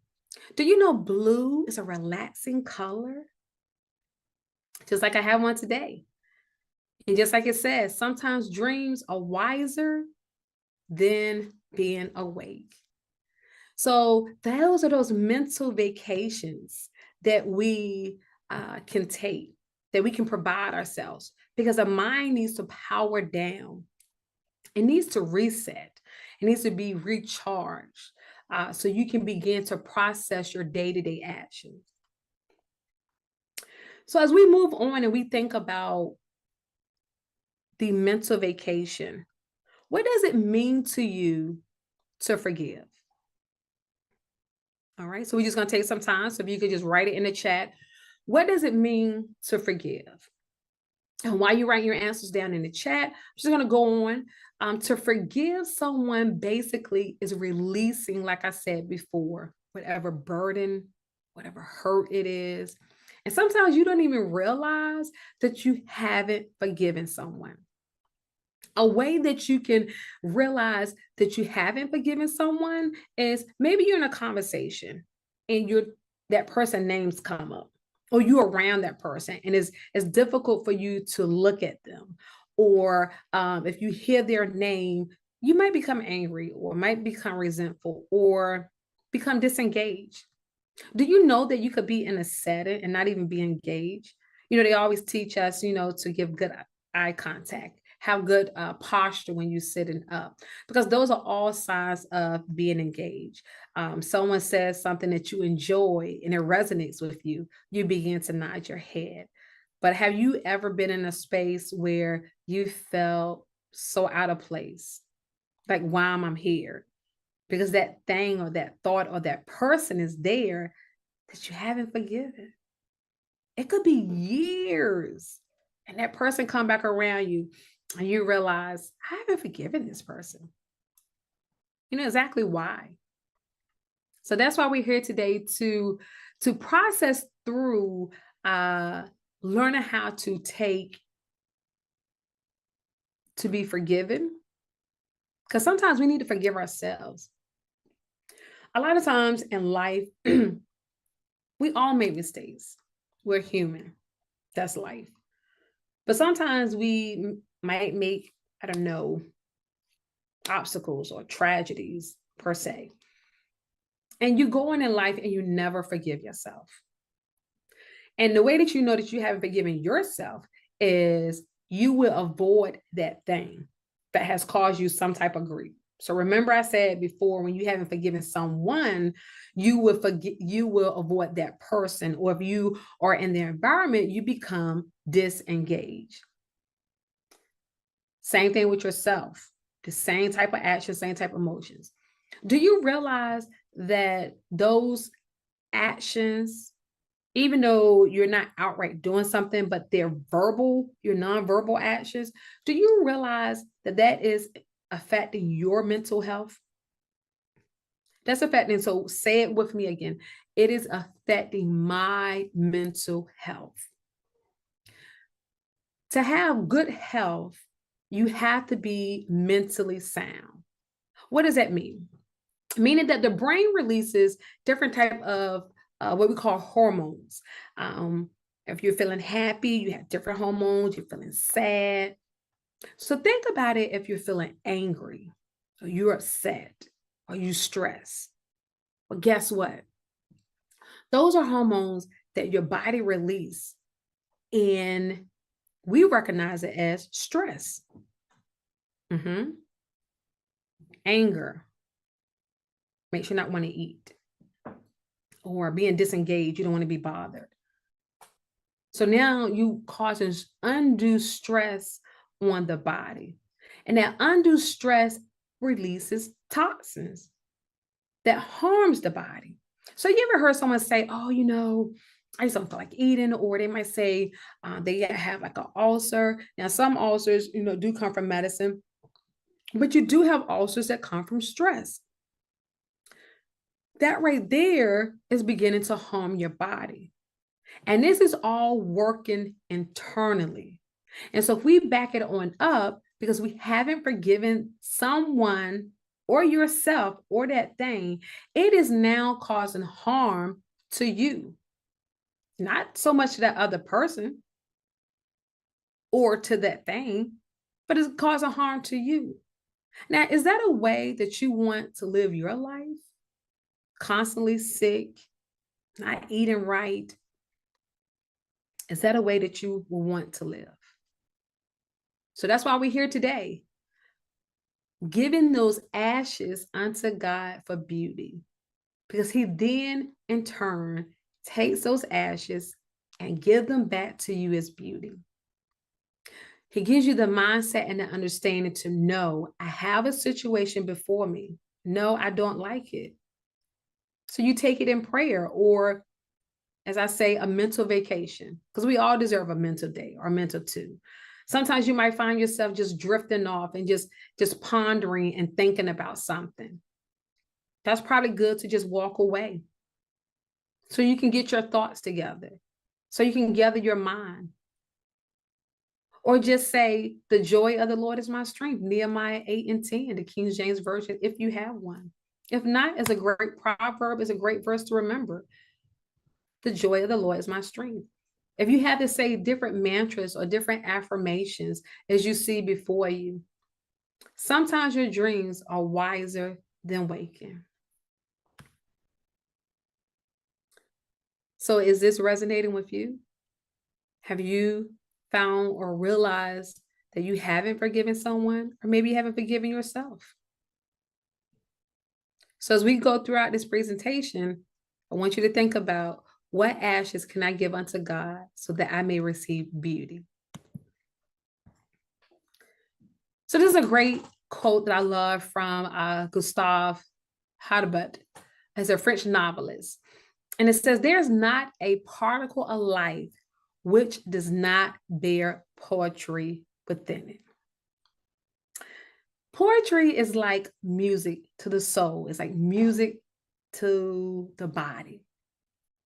You know, if you ever think about, if you play a song that you really like, you really enjoy, you start to bob in your head, you're like, oh, that's my song. And guess what? At that moment, you don't forget about what made you upset. You ever notice sometimes you get upset or you don't want to be bothered, I want to go out, or you want to put on music.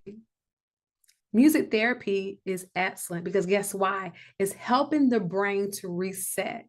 It's helping the body to soothe and to relax itself. That's poetry within. Because why? We heal from within before we heal on the outside. When your inside is healed and made whole, then you can begin to take care of the matters of the heart. So whatever song that you might like, create now that we have phones, iTunes playlist, create that. I know that's what I do, certain moments, or even if you're just feeling sad, it might not even have anything to do with being unforgiven. But still, we want to deal with those emotions because they come from somewhere.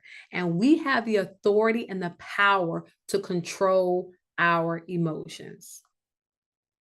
When you allow what someone else do to you, that means that they have control over you because you're the captain of your ship. You control that.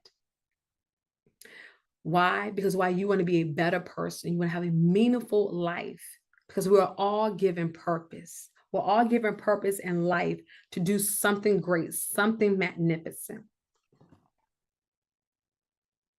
And so we look back and we investigate how to make peace with our past, how to free ourselves from guilt and the shame, and create a more positive future for ourselves. And so just being within part of that and just understanding that I have the authority to create my safe space. I have the authority to create my wholeness. I'm hurting, but God, I come to you with everything that I have. Help to show me how to navigate these murky waters, because I want to give my ashes unto you, because I don't want to keep carrying them, because I want to be a positive example unto others. And so as we get ready to wrap up our first session, y'all get a 5-minute break. I just want you to remember, before we go into section 2, we're going to pause right here. I'm just going to wrap up. But I just want you to take away from section 1 is giving God your ashes for beauty. First, knowing what is forgiveness. What does that mean to you? And also looking back, what does ashes for beauty mean to you? So I pray that throughout this first section of the workshop, you have written down some of your thoughts, because those thoughts later are going to help to build your story. Yeah. So you came to this workshop, not just to hear me, but you came to this workshop to be transformed by the renewing of your mind. You came to this workshop to be healed and to be restored. So as we get ready to pause for a 5-minute break, I look forward to y'all coming back as we resume with section 2 on acceptance. We're going to explore those feelings of anger. We're going to explore those feelings of fear and hurt. Because we're going to talk about fear, because we talk about anger, we talk about hurt. But a lot of times when you're fearful, you would do certain things. That fight or flight, that's a real common syndrome. And so our last takeaway from section 1 is we want to manage those feelings, because if those feelings are left uncontrolled, it causes stress on the body, which causes harm to the body, which impacts the mental state. And remember, in order to have good health, you have to have a good mental state. So thank you for joining me for the first part of this section. I am healed, I am restored. See you back in 5 minutes. Thank you.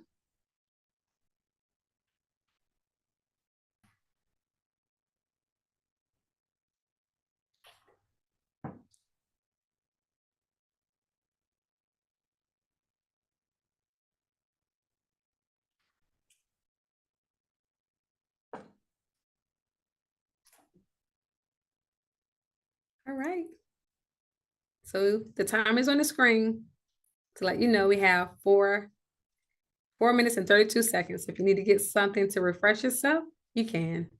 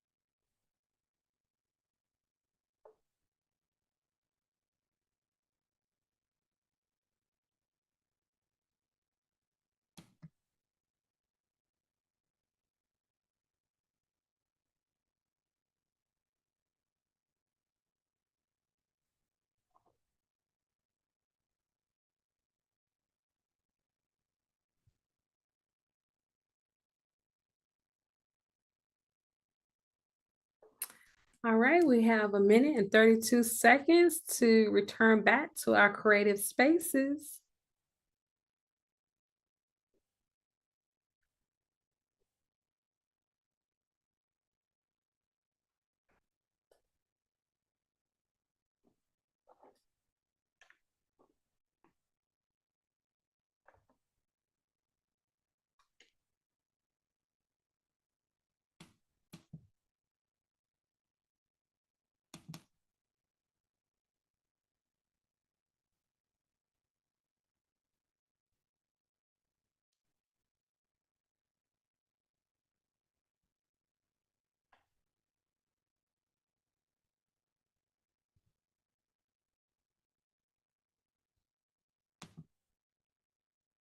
All right, we winding down. Got 35 more seconds.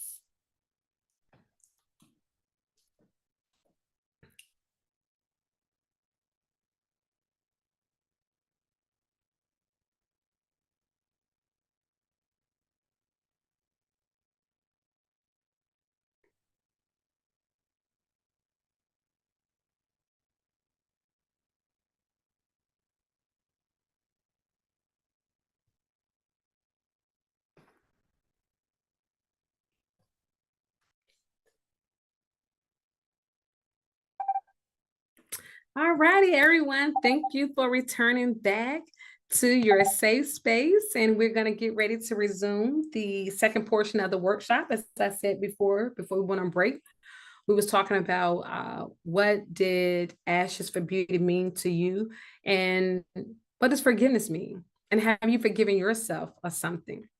So I hope that you have been writing notes down. Thank you for the comments so far in the chat. Thank you for those that said it's a great presentation. So I'm glad that you're enjoying this. So next we coming into the acceptance phase, as we learning how to forgive ourselves as we forgive others. And we want to explore our feelings of anger, fear, and hurt. So why is acceptance important when forgiving? All right, see some good comments. Because you have to accept that a situation happened. A lot of times people want to feel validated of their hurt. Whether or not you agree with it, that person just want to feel validated that this pain that I have is real. This situation is real. So that's the acceptance of the situation. So once you accept that I have this situation, now you can say, okay, I want to move beyond this hurt. I want to move beyond this pain. And I want to come into the phase of forgiving, also known as releasing. So say that with me. Forgiving is releasing. So that is an amazing feeling. So I love this quote. It says, surely something resides in this heart that is not perishable, and life, hold on, let me go back. And life is more than a dream. So in the previous slide, we've seen early on, we was dealing with those ashes, and we weren't just ready to let go of them ashes, because some people can hold on for something for 30 years. Sometimes we feel like if I just stay asleep, it's better than waking up, because we all have been in that situation. But now we have moved into the acceptance phase through prayer, through a supportive group, through a peer-to-peer support, or even if you decided to get counseling, which is highly recommended. There's help out there. So now you're there in the acceptance phase of realizing surely something resides in this heart that is not perishable, and life is more than a dream. Because life is a gift with so many stories to be told. So we got the life moment, we got the gift moments. So how does acceptance look like in practice? So if I'm accepting a situation, how does that actually look in my practice? That's a reflection thought. I would like for you, those that are still with us, if you can write those down. Because now that we know what forgiveness means, we know what ashes for beauty mean, meaning that we're giving our hurt and our pain to God to heal us, to deliver us through whatever faith that you may have. Now we have begun to move into the acceptance phase, knowing that we now want to apply this practice to our life. And as Maya Angelou shared with us, letting us know that if you're always trying to be normal, you will never know how amazing you can be. And I love that, because just to hear someone say to you, you're amazing, or have an amazing day, that right there just gets you bubbling on the inside. It makes you feel good. So remember I told you those hormones, those happy hormones. When somebody say those positive affirmations, it really does something to the body, to the heart. You never know how amazing you can be if you choose not to forgive. You would never know how amazing you can be if you choose to intentionally hold on to hurt. You would never know how amazing you can be if you never forgive yourself. So just like amazing, You want to be powerful. And in being powerful, it's knowing how to release.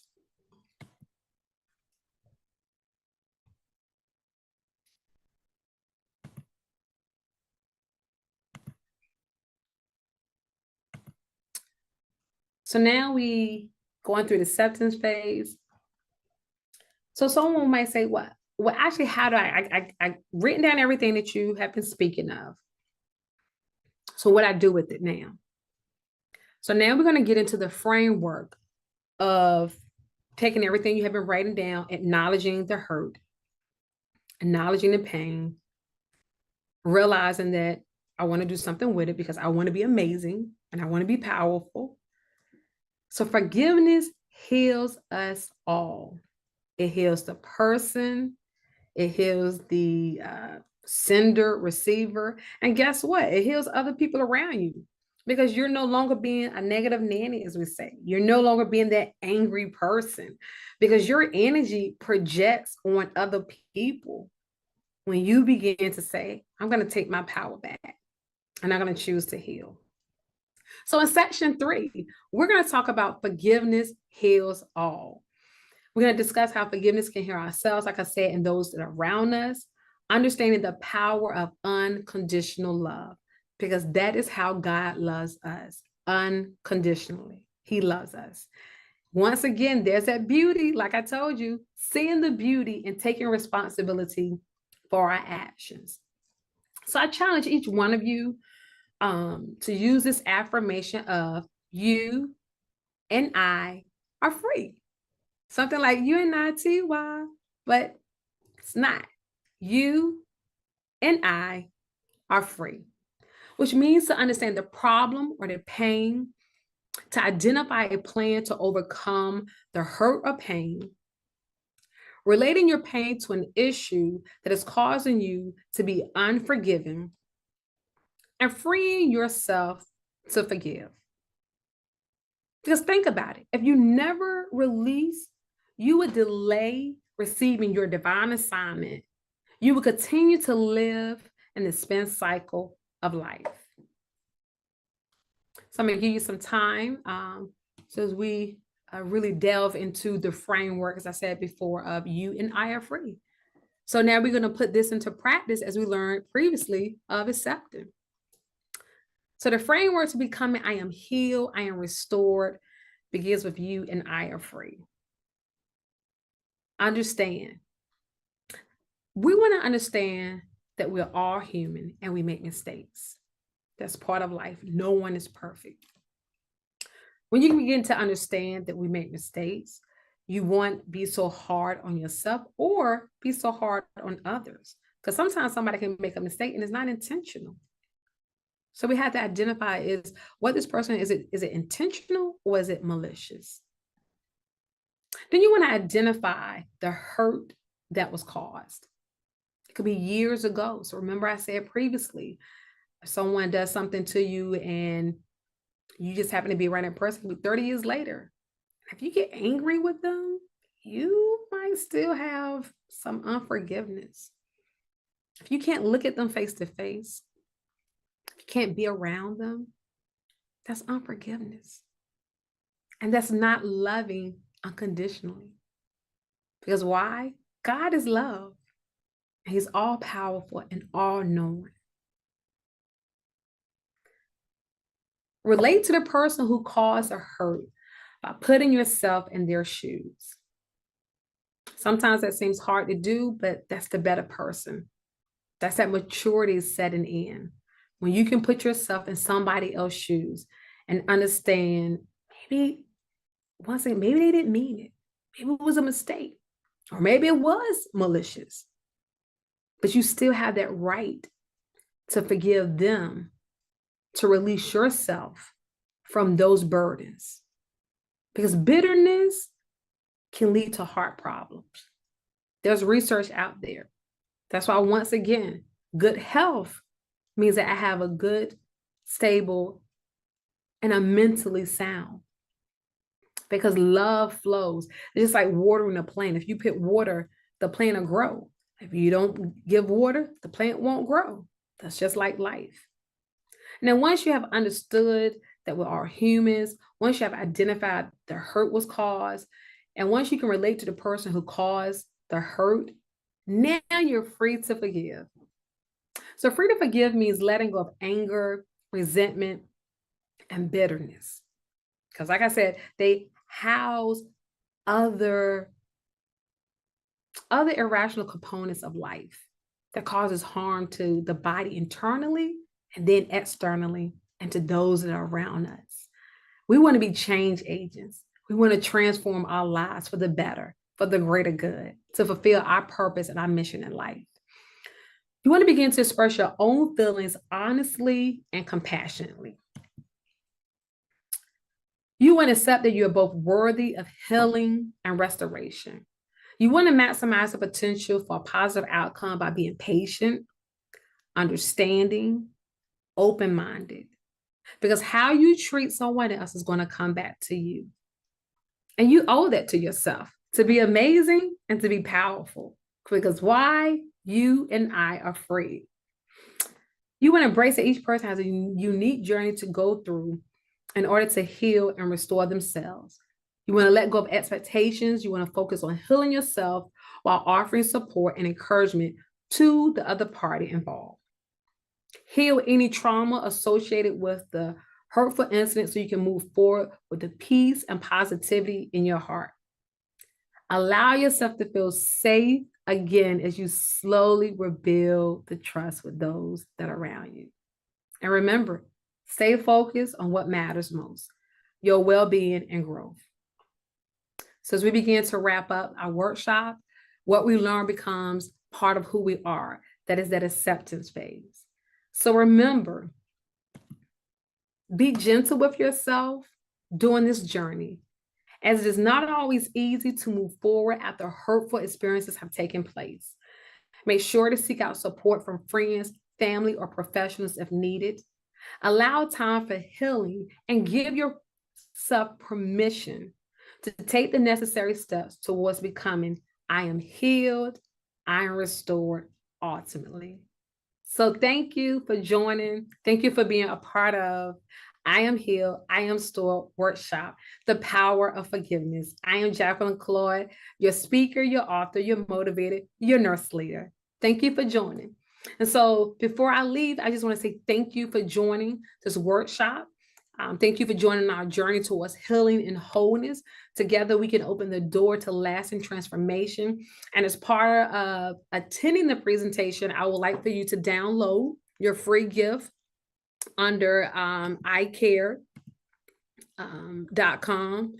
can forgive.com. As you can see to the right, you want to make sure you download on that. Also, I'd like to share, I would like for you to get your copy of Prayer Time. As I said before, I'm an author. My sister and I have co-authored a book together. It's titled Chronicles of a Mother's Devotion Towards the End of Life. You can purchase your book of Prayer Time on Amazon or Barnes & Nobles. And also, don't forget, download your free gift of Endure the Process. The outcome is far greater than pain on www.icanforgive.com. And if you want to keep in contact with me, I hope you will, so we can build further and develop other lasting professional relationships. You can contact the speaker at serenitynurseconsultant@gmail.com. Also visit website at www.faiththatheals.org. Once again, Jacqueline Claude, thank you for joining. I am healed, I am restored. Remember, you and I are free to forgive. Thank you.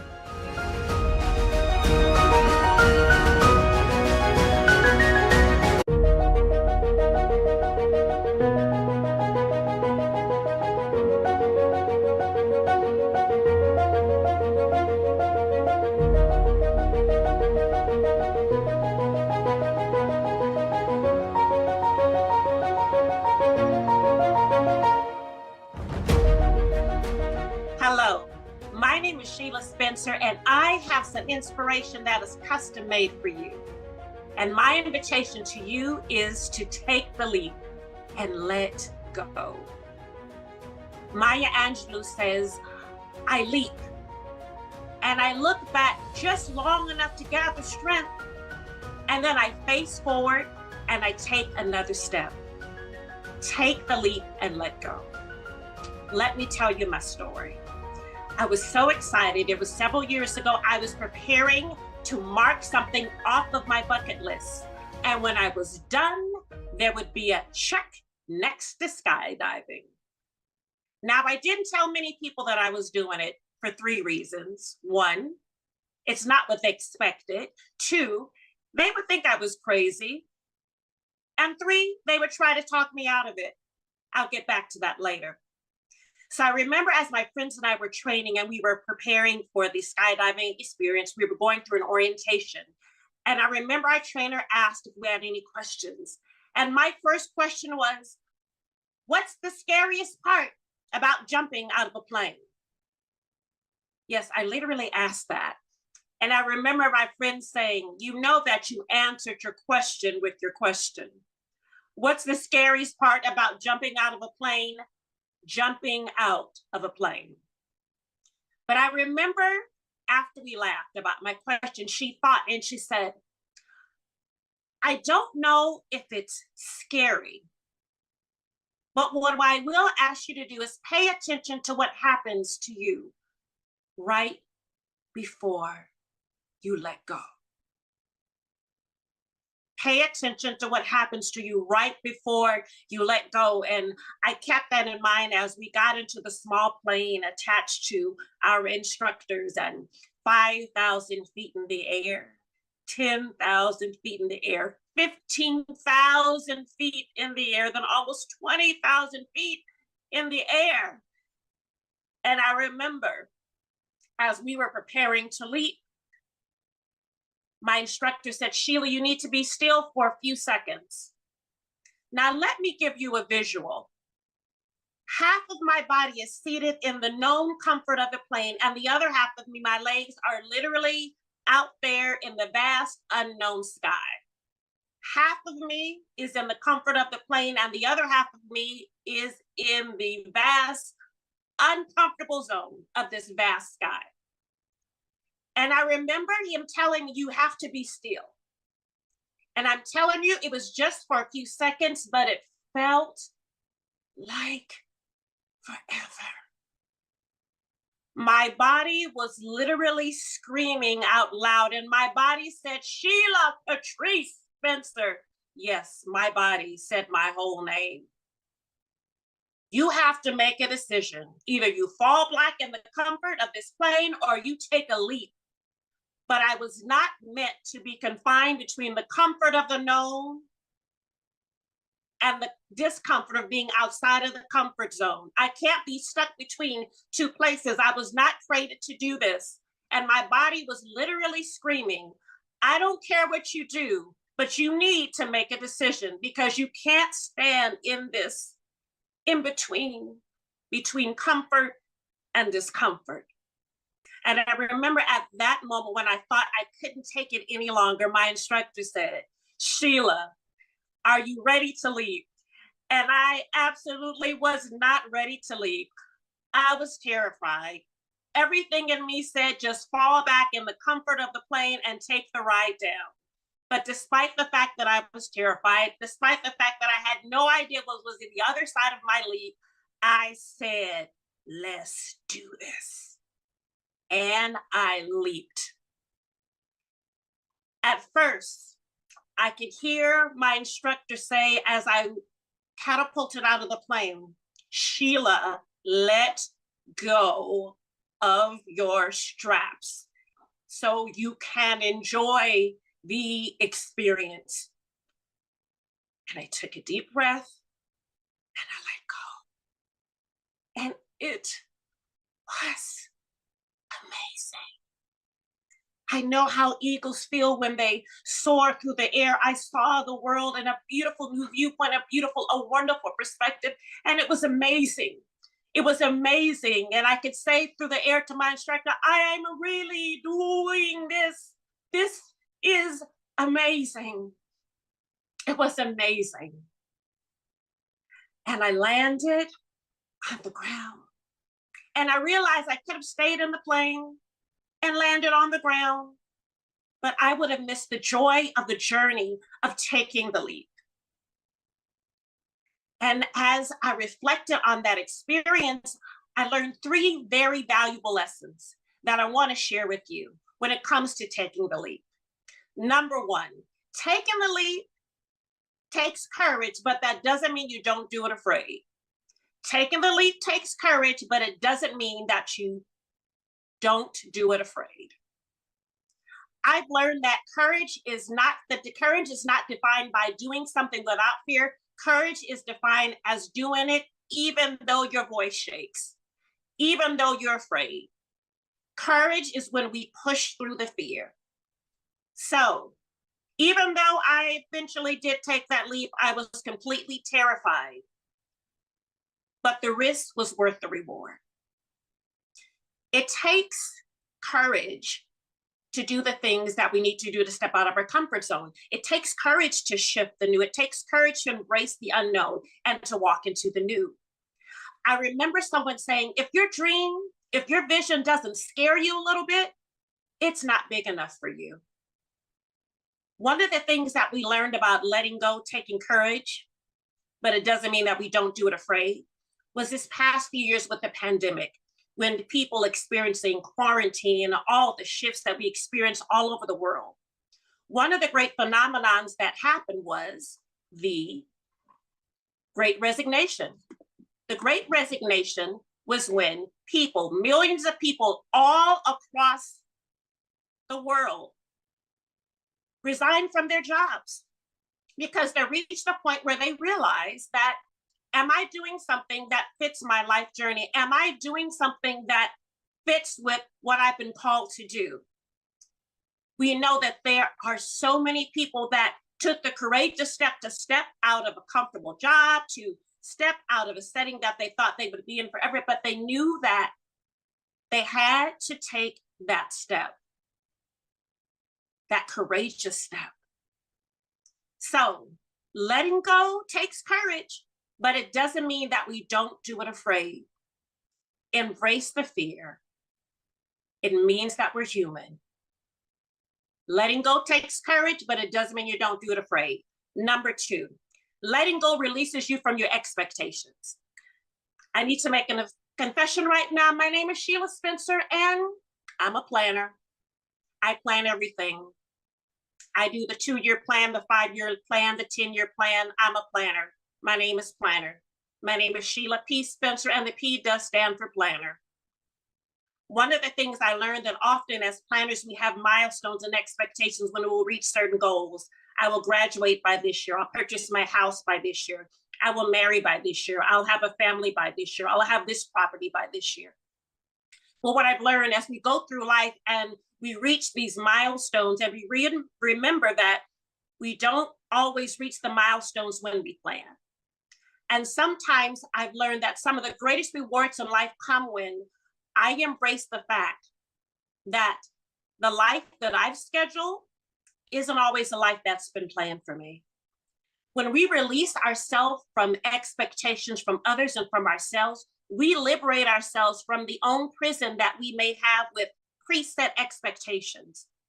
One of the things I've learned is that when we release our own expectations and are open to new possibilities, and if we're open to releasing ourselves from our own self-imposed prisons, we can be free. So letting go releases you from expectations. 3, letting go opens up the door to new possibilities. Once I realize that I can do this afraid, once I realize I can be released from expectations, letting go opens up to so many possibilities. When I took the leap off of that plane, I saw the world in an entire new perspective. It shifted my mindset, even from the moment that I landed on the ground, the way that I view things, the way that I see things. And the thing that I remember is that when I landed, there were people that were waiting for me. When you take the opportunity to let go, when you take the opportunity to take the leap, whether it's writing that book, starting that business, buying that property, starting that relationship, taking that chance. When you do that, when you use your gifts and your talents that were uniquely created just for you. I love how the Maya Angelou quote says that when you were born, there was a storehouse of treasures that were created just for you. When you use your storehouse of gifts and talents and abilities, and you use them to be a blessing to the world, there are people that are waiting on the other side of your leap. There are people that are waiting for your gifts. There are people waiting to read your book, to benefit from your business, to receive your coaching, to receive your wisdom. There are people that are waiting on the other side of your leap. And taking that leap will open you up to those possibilities. So this is what I want you always to remember. Take the leap. Take the leap and let go.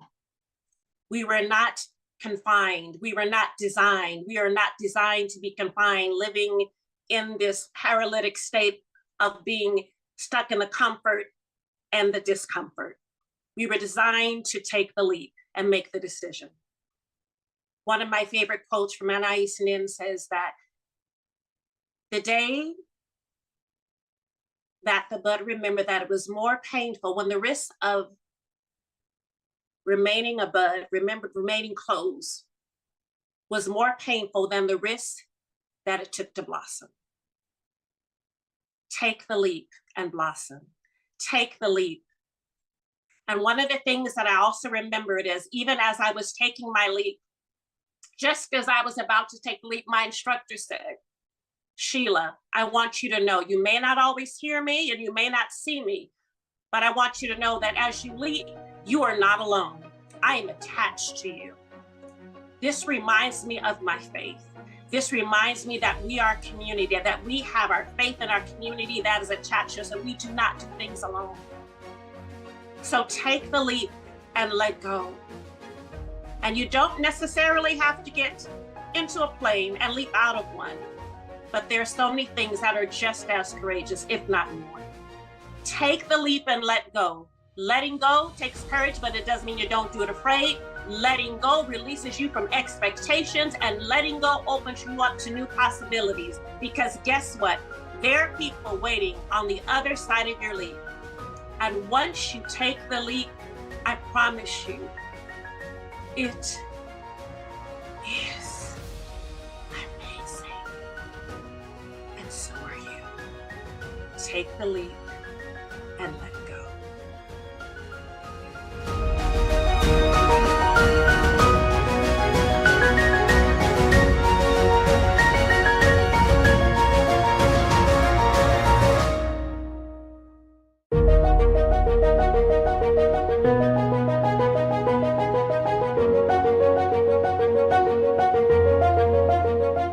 Success Fest family, we're at it again, and we've got Miss Tabitha Howard. She is one of our Success Fest speakers, and we're excited to have her here. Hello, Tabitha, how are you?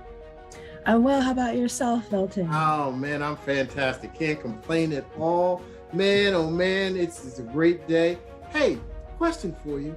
Now you're coming to Success Fest to talk about your passion. What's been your biggest obstacle in discovering your passion and bringing it to the world for the world to hear? So the biggest obstacle in my life, I would say, would be myself. I can't blame anybody or anything. I'm always going to be my biggest obstacle and my harshest critic. But the good thing about that is that means there's only room for improvement. There's only up from here. And there's always going to be, as long as I have self-motivation, as long as I have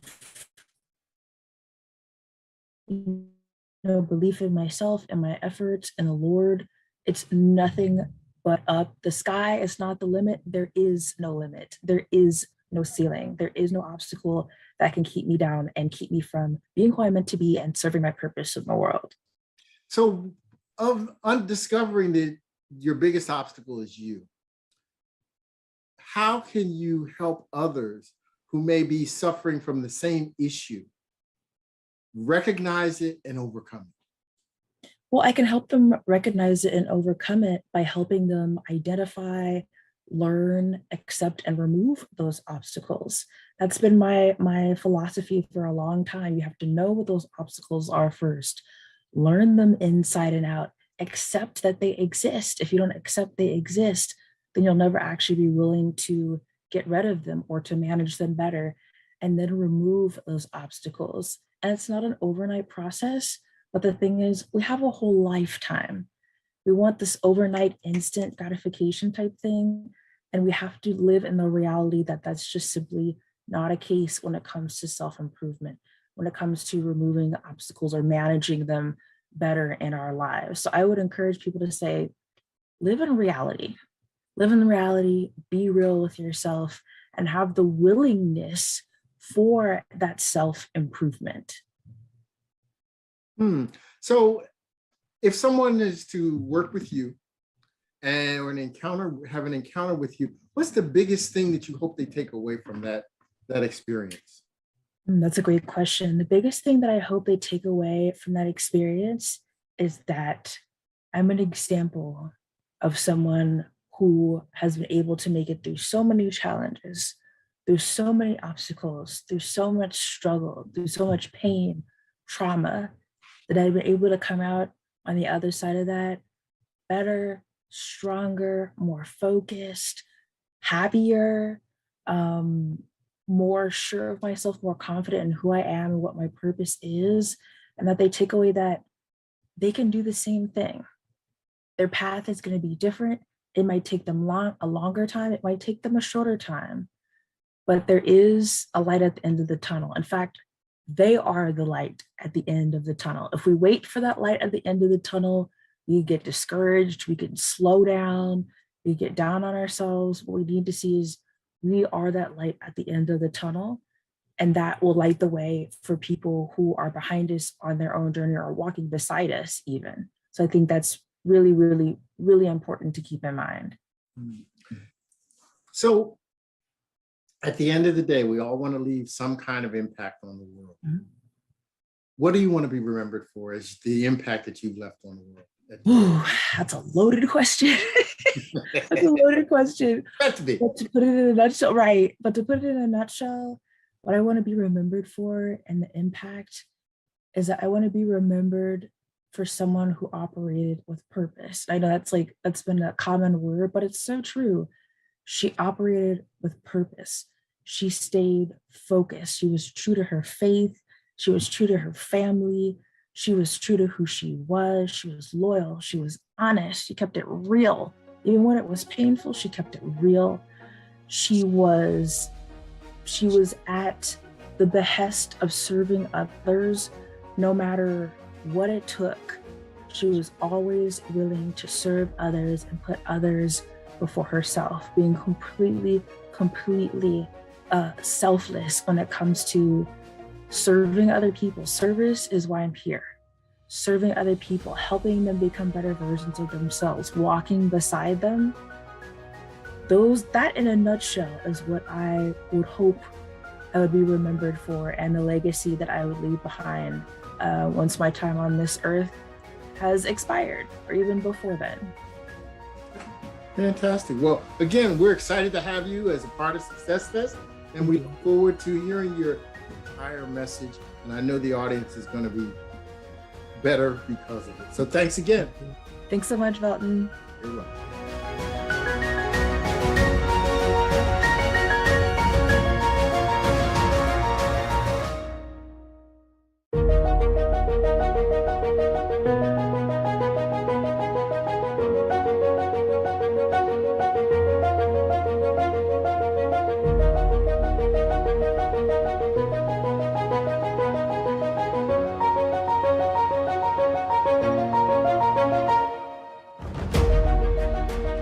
Hello, everyone. My name is Tabitha, and I am a certified nutritionist, Christian wellness influencer, author, and speaker. It is truly an honor to be before you today.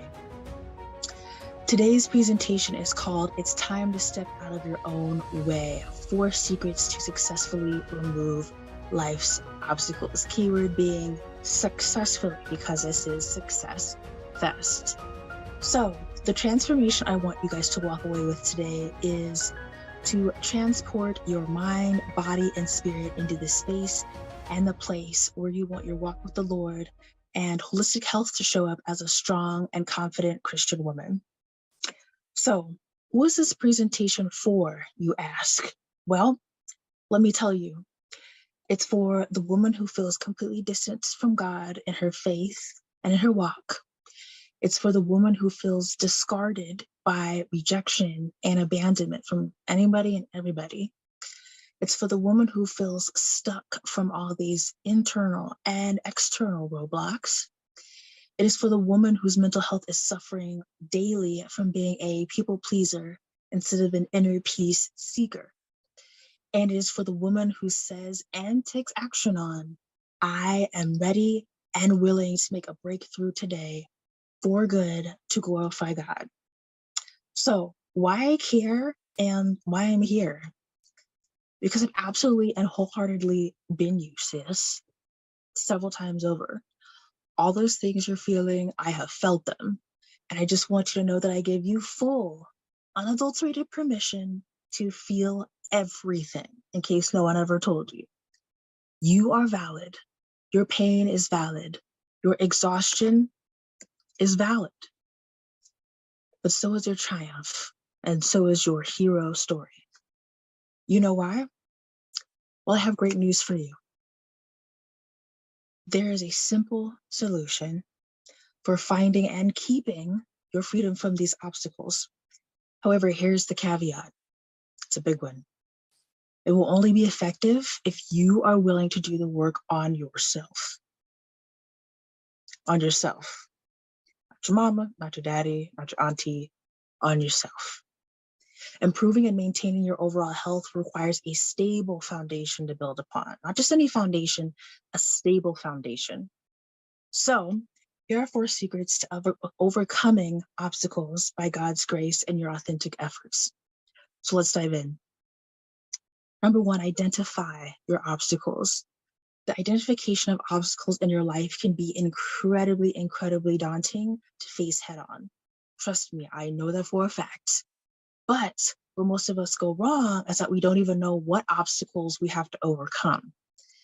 Discouragement sets in when you attempt to gain awareness if you're unable to pinpoint precisely what's holding you back. Now, as Christian women, we know the Lord has taught us not to lean to our own understanding, but in all our ways acknowledge Him and He will direct our paths. So prioritize praying to God for clarity before making any moves, big, small, good, bad, and different. When you're asking Him for clarity, evaluate in what areas those roadblocks are: physical, mental, internal, external, or a combination of any or all of these. Everyone begins at the starting line in a race, then gradually sets their own pace as they continue. Having a concise starting point nurtures efficiency for improvement instead of taking shots in the dark blindly, and you take steps backwards instead of forwards or don't move at all. Learn. That's the next key. Now that you've been able to identify these hurdles, it's pivotal to learn your personal obstacles inside and out. But hear me when I say it will not be an overnight process. So give yourself grace and time. I'm going to say it again because I don't think the choir heard me today. It's going to take grace, God's grace specifically, and time. We live in a society that operates so much on instant gratification and comparison. When it comes to personal improvement, instant gratification is just not going to cut it. And comparison is most assuredly the thief of joy. Maintaining consistency with this process should be of primary relevance because that element will provide long-term results rather than short-term defeats day after day, month after month, year after year, and decade after decade, and generation after generation for that matter. Oftentimes, we subconsciously lean into suppression or vices that prompt suppression instead of implementing healthy coping mechanisms. Trust me, I'm preaching to the choir here. I have been more than a little guilty of this on multiple occasions, to the point of almost taking my own life by stepping into the Pacific Ocean after a broken engagement to a narcissist gone wrong, years of shouldering abandonment and abuse of church hurt, stress from my job, and college life. I can tell you from experience that giving in to unstable means of coping leads to nothing but disaster. Next, accept. This is for my lovely sisters in the back and the front and myself. If you don't take anything away from this presentation, please key in now. Turn your listening ears on. Stop avoiding the inevitable. I'm going to say it again because I don't think the choir heard me. Stop avoiding the inevitable. Accepting the existence of obstacles can be one of the scariest and most draining parts of this process. Best belief. But let me make something very clear to you to put you more at ease. There is a difference between accepting that something simply exists with no initiative to dig deeper versus accepting something as detrimental to you with the intention to get rid of it, or at the very least, managing it. Let me say that again. Let me say it again. Write this down, even. Write this down. There is a huge cavernous difference between accepting that something simply exists with no initiative to dig deeper versus accepting something detrimental to you with the intention of getting rid of it, or at the very least, managing it. Difficulty in the level of management can arise when these barriers are ignored, can actually worsen the burden instead of casting it over to God in faith. As my dad always says, he's a minister, genuine faith is tested faith. The real $64,000 question is, will you pass this test? I can tell you confidently, with 100% confidence, that you are more likely to take action with authentic acceptance than not, but truly comprehend that you need to develop realistic goals with this. For example, use the SMART method of goal setting. SMART is an acronym for specific, measurable, achievable, relevant, and time-bound. The simplification of goal setting is more than half the battle. I promise you. And last but not least, remove. Guess what? You made it. I promise you, this will become unbelievably easy once the other steps have been accomplished and maintained. However, on that note, do be aware that this is not a one and done deal. There's always going to be something or someone in your life that can distract you from being the best and brightest version of yourself. And it starts with the person between your own ears. We will always be our harshest critic. If you think you've arrived, my good friend, God has a way of humbling us very quickly to return back to relying on Him. Successfully overcoming these issues requires consistent work, self-accountability, self-motivation, focus. You could have all the self-help books, therapists, biblical devotionals, pastors, whomever and whatever in the world. But they're entirely useless if you're unable to get out of your own way. Trust me, it took many, many years before I stepped out of my own way. The school of hard knocks, aka life, certainly taught me many lessons over all my 29 years of life. Best believe. But let me tell you, sis, the freedom you will feel down to your very soul by removing these obstacles is going to be like none you've ever felt before. It won't always be easy. In fact, probably most of the time it's not going to be. So give yourself grace during moments of struggle. And know that as a Christian, the Lord is always with you and encourages you to come to His throne boldly, making your requests, not demands, known to Him. Seek first His kingdom and His righteousness, and all these things will be added to you. Delight yourself in Him, and He will give you the desires of your heart. Now, in conclusion, now that you have these 4 steps to successfully conquering obstacles, here are some questions for you to ask yourself and take action on. And notice, I'm always saying take action on. Write these answers down, pencil to paper, and put them in a place where you can see them every day. Putting pencils or pen to paper cements these concepts into your mind, allowing you to see a panoramic view of your progress. First, What obstacles do I need to identify today? Be 120% honest with yourself. Don't sugarcoat, don't hide from them anymore. Own them today. Am I willing to learn what those obstacles are? Humble yourself enough to learn and grow from these hurdles in your life. No longer walk around afraid and consumed by them as you cope by continuing to ignore them. What obstacles have I not accepted yet? Also ask yourself why you haven't accepted them yet. As twisted as it may seem, oftentimes we become comfortable in discomfort, which leads to desensitization and complacency. What obstacles are not removed from my life and why? The longer we remain comfortable allowing drawbacks to keep us from excelling in life, the longer it will take us to overcome them. As we know, time is of the essence and life is short. Do you know how we say that the light is at the end of the tunnel? Well, I say you are that light. You are the light of the world. Let it shine before men that they may see the Lord in you and glorify him along with you. That's all for today, everyone. You can connect with me on Facebook, Instagram, LinkedIn, all the things, YouTube as well, under Tabitha Howard or at Tabitha the Holistic. And I look forward to seeing you in your journey, onward and upward.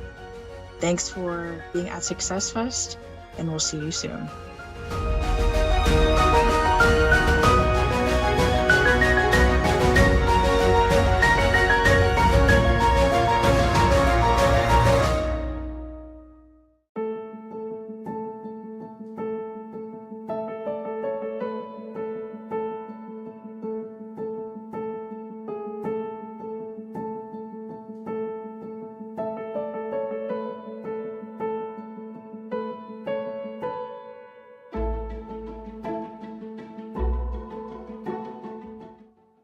Black girls rock, now more than ever, and girl, all I can say is rock on.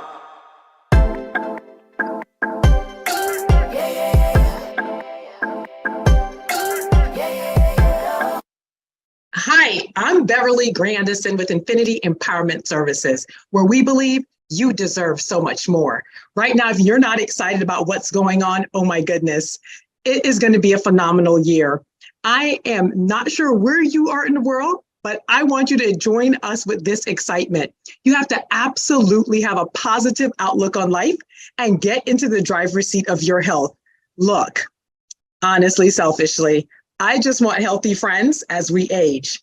My dad has said, aging is not for the weak. So with that being said, I'm Beverly Grandison, and as I mentioned, I'm a professional counselor, a certified workplace wellness specialist, and I'm a retired Army veteran that jumped out of perfectly good airplanes. And I'm telling you, I'm really living life to the full. I have a premier quality of life, and I'm at a grateful space in life. Even more thankful that I do not look like my medical records. So thank you for joining me in what I'm going to do with you in this short time. I can only touch the surface of the science to living, knowing that you can learn to live a really abundant life that's going to pay you dividends into old age. And it's economical and affordable. All right, let me share my screen.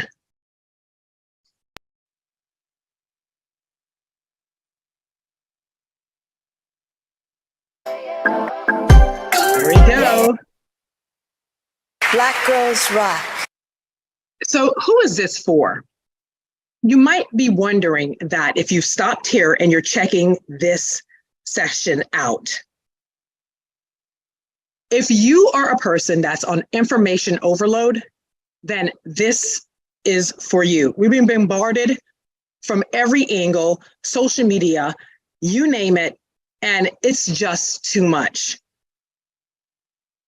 If you're out there and you are tired of taking pills and more pills to correct what the first set of pills were doing, then this session is for you. You want to stay with me.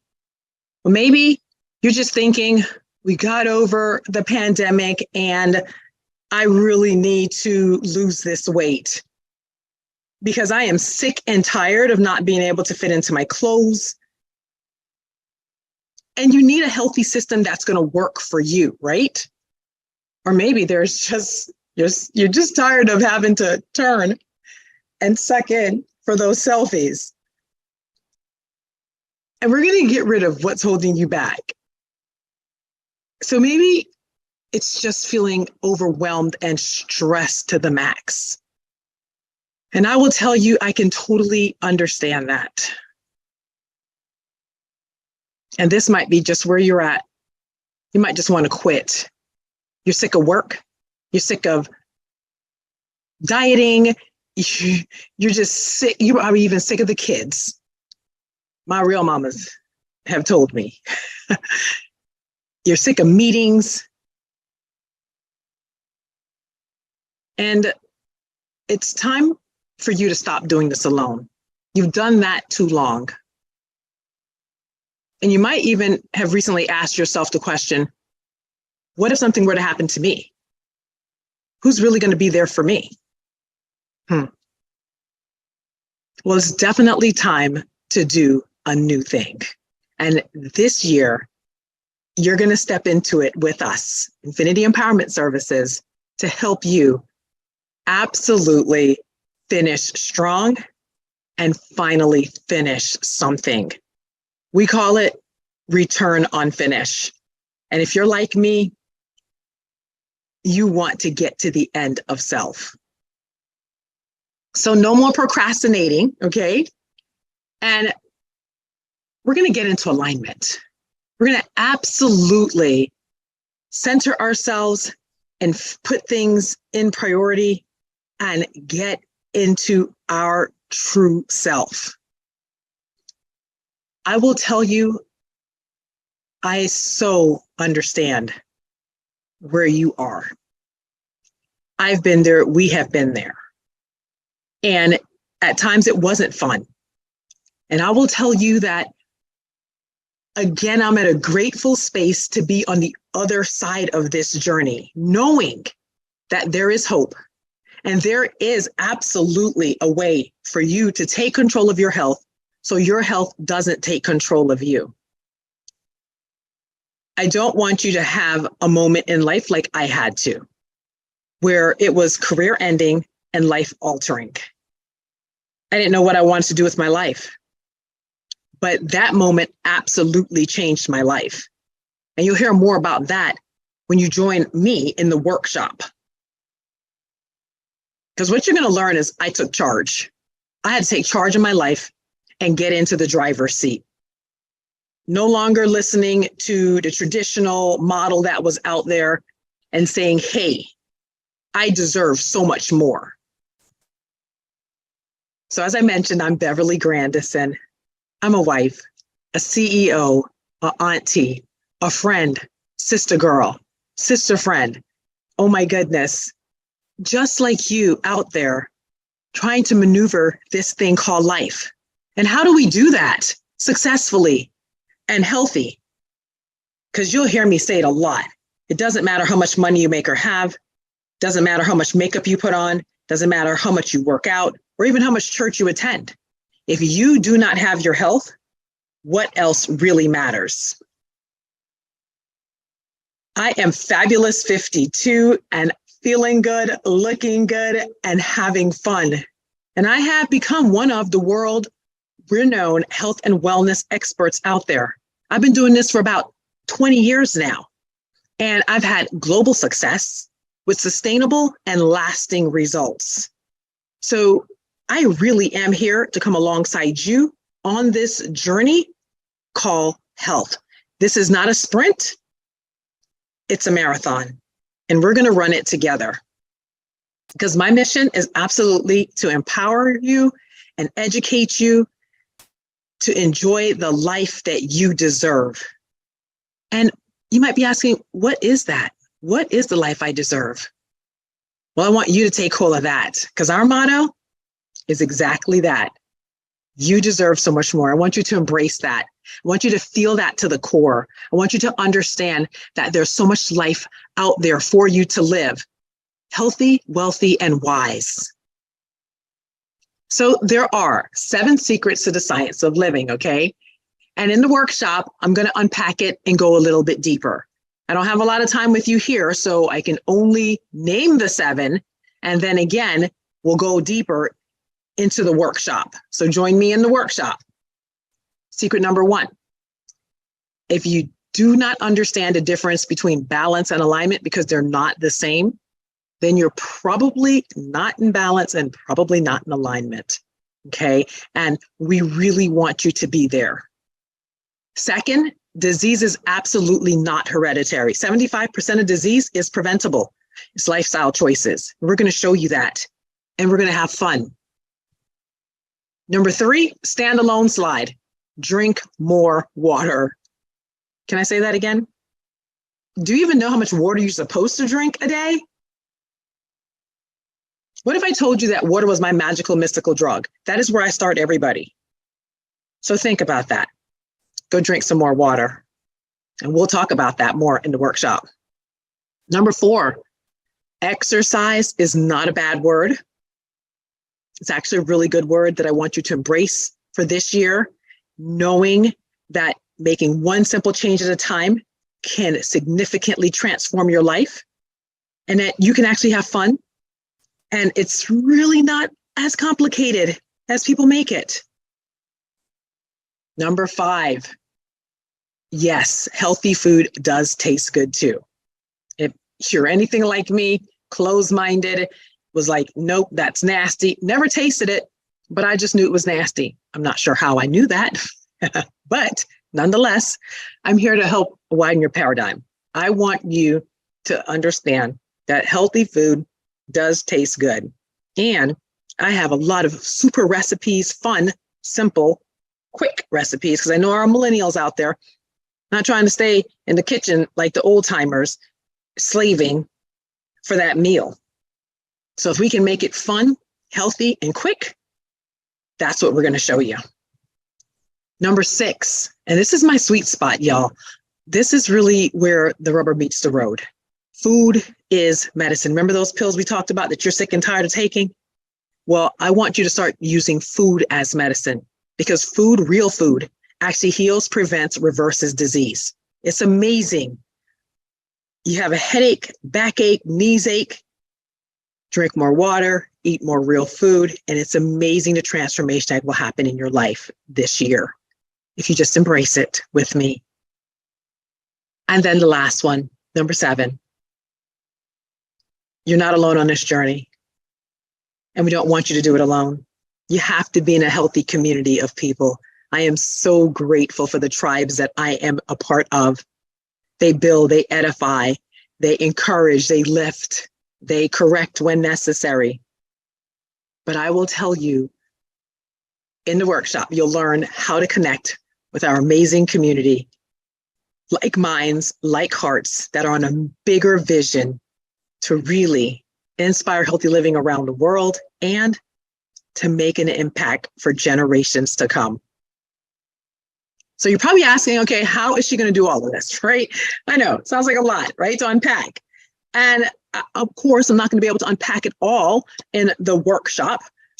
There will be follow-on things for you to stay connected with me and for us to enjoy and have the life we deserve. But I do want us to really take time to get to know ourselves. I think that is so important, to take the scales off, to really look in the mirror and to decide, you know what? I want to be a better me. And so the question is, what's really holding you back? This is the year. If there has ever been a better time, this is the year to make that a reality in your life. The stars, the moon, the sun are all coming into alignment. No matter what the chaos is going on around you, we're here. I've heard it said before, the past is depression. The future is anxiety. The present is where peace is at. And that's where we're going to stay together, right? In the present, and only take one simple change at a time. So what are you willing to do about it to make that change in your life? because you're either going to invest in your health or you're going to subsidize your illness. I would prefer that we together invest in our health. So again, we can have an awesome quality of life as we age. I think I mentioned, right? I just selfishly want fun people on the boat, shaking our booties in our 80s and 90s, looking back at the quality of life and the lives we've been able to impact. That's what this journey is about. And I hope you're going to join us. So if you're looking for absolute clarity, okay, to live the life that you deserve, and whatever that is for you, it's obtainable. I want you to give us a chance to help you to build that inner confidence, to really experience joy at another level. Because it really is time to feel better, look better, be better, and absolutely have fun. If we're not having fun, I'm gonna tell you right now, we're not doing it, okay? So you can start with two things. One, join me with the workshop. And then you can also go to sciencetoliving.com and take the quick assessment there and get connected. And I want you to embrace, you deserve so much more. There's so much life out there for you to live. Wow, this is a new year, a new you, new beginnings. You better believe you're at the right place at the right time. And I want you to remember always that you deserve so much more. So if you're interested in learning about how to even take control of your food source by growing, see what I do? I grow, and I grow without soil year round. So I'm taking control of my food source, and I'm using food as medicine. And if you want to take control of your health so that your health doesn't take control of you, join me in the workshop. Go to sciencetoliving.com, take the quick assessment, stay connected with me, and know that you deserve so much more. I'm Beverly Grandison with Infinity Empowerment Services. I cannot wait to come alongside you on your health journey. Black girls rock. Now more than ever. And girl, all I can say is rock, Rock on.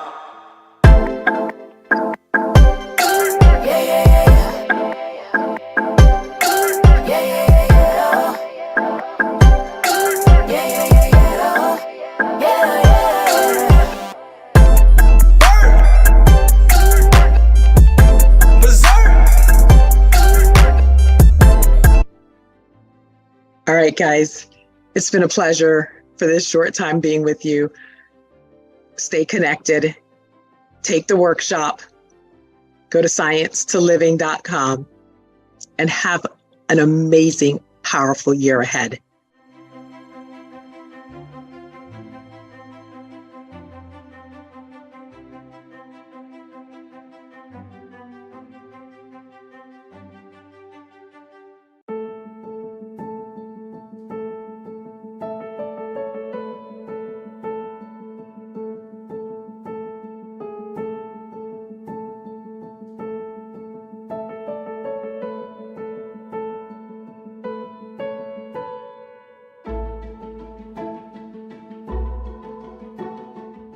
Hi, everybody.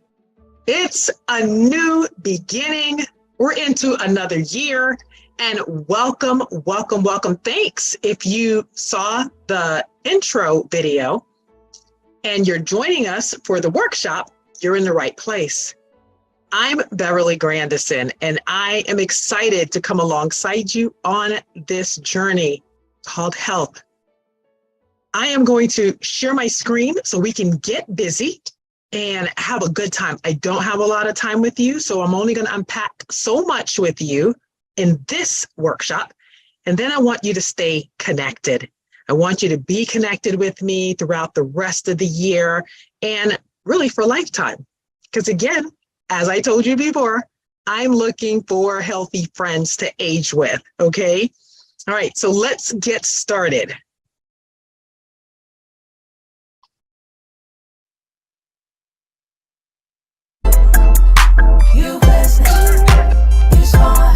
Yes.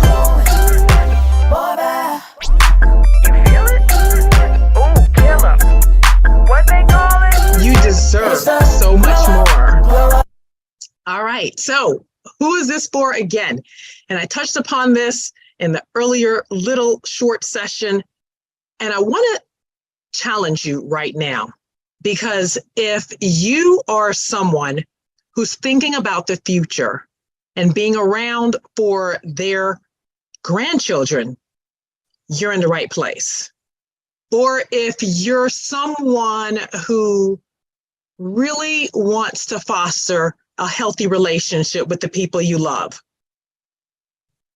you're in the right place. Or maybe you're on information overload and it's just been too much being bombarded our way through social media, through the news channels, through everything that you hear, Dr. Google, Dr. TikTok now. It's just too much. And you're a person that is on pill overload. You just are taking too many, and you're having to take these pills to then fix what the other pills are doing. You're in the right place. Again, it's a new beginning. It's another year, whenever you're watching this. And maybe you want to lose that weight. Stay connected. Because you might be one of those people that are just sick and tired of not being able to fit into your clothes and having to buy new ones. But if you're buying new ones for a good reason, then yes. But if not, you're in the right place. How about those selfies that we're always having to shift and suck in? Well, I want you to stop waiting, because I want you to get into the life that you deserve. And we're going to do that together this year. How about those feeling overwhelmed and stressed out? Yeah, I can relate. Trust me. And it's not a great feeling. But while you're with me, I just want you to exhale and really have fun on this journey, educating and empowering yourself to take control so that you are in the driver's seat. Or maybe you're just a person who just is fed up and you just want to quit. Been there, done it. I have that t-shirt too. Oh my goodness. The kids are stressing you out. Work is stressing you out. The bills. If someone talks about another diet, I think, yes, me too. Elderly parents. What are you going to cook for dinner? It can get complicated. I agree. And if you're out there doing this and have been doing this alone for a while, just know your prayers have been answered and you are absolutely in the right place, because we're going to be here for you in the long run. So it truly is time for a new thing. And I think this year, again, is a powerful year of new beginnings and so much more, because you deserve so much more. I want you to remember that, because I'm going to keep saying that throughout this presentation. Again, I don't have a lot of time, so let's dive in. If you're a person like I am, who wants to finally finish something strong, this year is your year. We're going to do that together. We call it return on finish. And I'm going to tell you right now, you are going to finish what you start with us, Infinity Empowerment Services, today. We're not going to procrastinate. We're going to get into alignment, your true, authentic self, love you, and love how you're going to do what you're going to do, and the people you're going to do it with. Because again, I do understand. I will tell you that that moment that changed my life that I mentioned earlier, I can go into detail a little bit here. But I used to be in the military, jumping out of perfectly good airplanes, running 4 or 5 miles a day, thought I was Bionic Woman or Wonder Woman for those of you who are young. And it was a moment that changed my life. Chronic fatigue after my Afghanistan tour set in, back and forth to the doctors running tests. They couldn't figure it out for 2 years. When finally half my face goes numb, half my taste sensories disappear, and I can't lift anything with my right hand. Well, they finally ruled out a whole bunch of different stuff and landed on an autoimmune disease. That was absolutely life-altering, career-ending. I had no idea what I wanted to do with my life. Plan A, B, C was the military. But thank God for amazing people in my life, amazing community, people that stepped up and said, hey, we can show you a different way because we've had success on this journey. And that's what they did. They educated us and empowered us about plant powders, whole food nutrition, lifestyle changes that are sustainable and lasting. And today, oh, I didn't even mention my husband. He had another autoimmune disease from earlier on in his life. And we just honestly, again, didn't know any better, thought disease disability doctors would be the rite of passage. But we're both today medicine free. We're in control of our health and gratefully no autoimmune disease drugs and living the life we deserve. Because I had to take charge. We took charge of our life and made major lifestyle changes that I am so excited to share with you. Simple steps, simple changes that can be made that can transform your life forever. So again, I am Beverly Grandison. I'm a certified wellness workplace specialist, a professional counselor, a wife, a CEO, a auntie, a cousin, your girlfriend, your friend girl. I am that person to come alongside you to just really, I want us to feel good, look good. We can make some money too, and then have some fun, okay?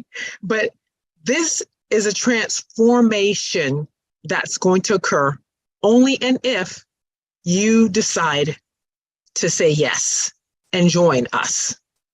Because at Fabulous 52, I'm telling y'all, I can hang with the best of the 30-something-year-olds, and I'm feeling good about that. But over these last almost 20 years, I truly have become a world-renowned health and wellness expert. I have globally helped people take control of their health so that their health is not taking control of them. We have, oh my goodness, generational impact where children are getting it and understanding that lifestyle changes and making better choices absolutely makes a difference in any and everything that we do. So my mission, it's really simple actually, is to empower you again to take control of your health, right? Get in that driver's seat and absolutely enjoy the life that we've been given because we've only been given one life to live. And we want to make the best of it. And our motto, again, really simple.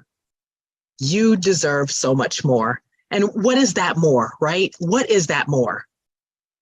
We talked about the 7 secrets to the science of living. And I told you that I would unpack some of that in this workshop. Again, I only have so much time with you, so I cannot dive deep into all of them. But what I want to do is just touch a little bit on each of them, right? And one more than the others. And then I want you to stay connected with me so that you can absolutely learn more and get a lot more resources and tools that are going to really enable you, again, to live the life you deserve. So remember secret number 1, knowing the difference between balance and alignment. And I think that's the one that I really want to unpack in this session with you, this workshop, because if we're not clear on this one, it's going to be a more difficult journey. So balance, remember, is going to bring us happiness. When you have that mind, body, soul alignment and that balance, it is an amazing space to be at.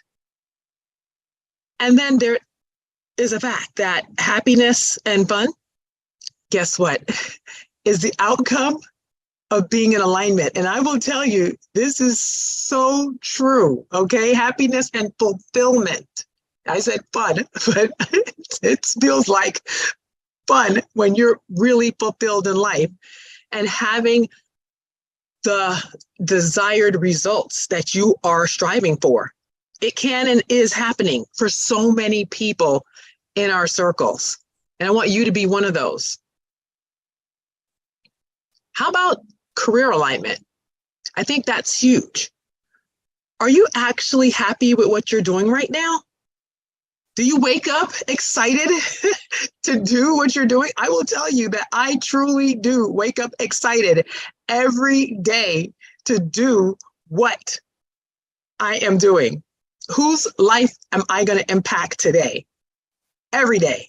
And it's amazing how God brings that at least one person every day. How about your spiritual alignment?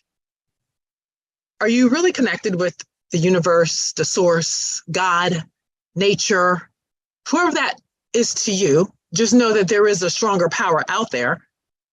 And there is something greater than ourselves. And once we understand that and can come into true spiritual alignment, oh my goodness, the sky's the limit. And how about that physical alignment? Are you happy with how you feel and look every day?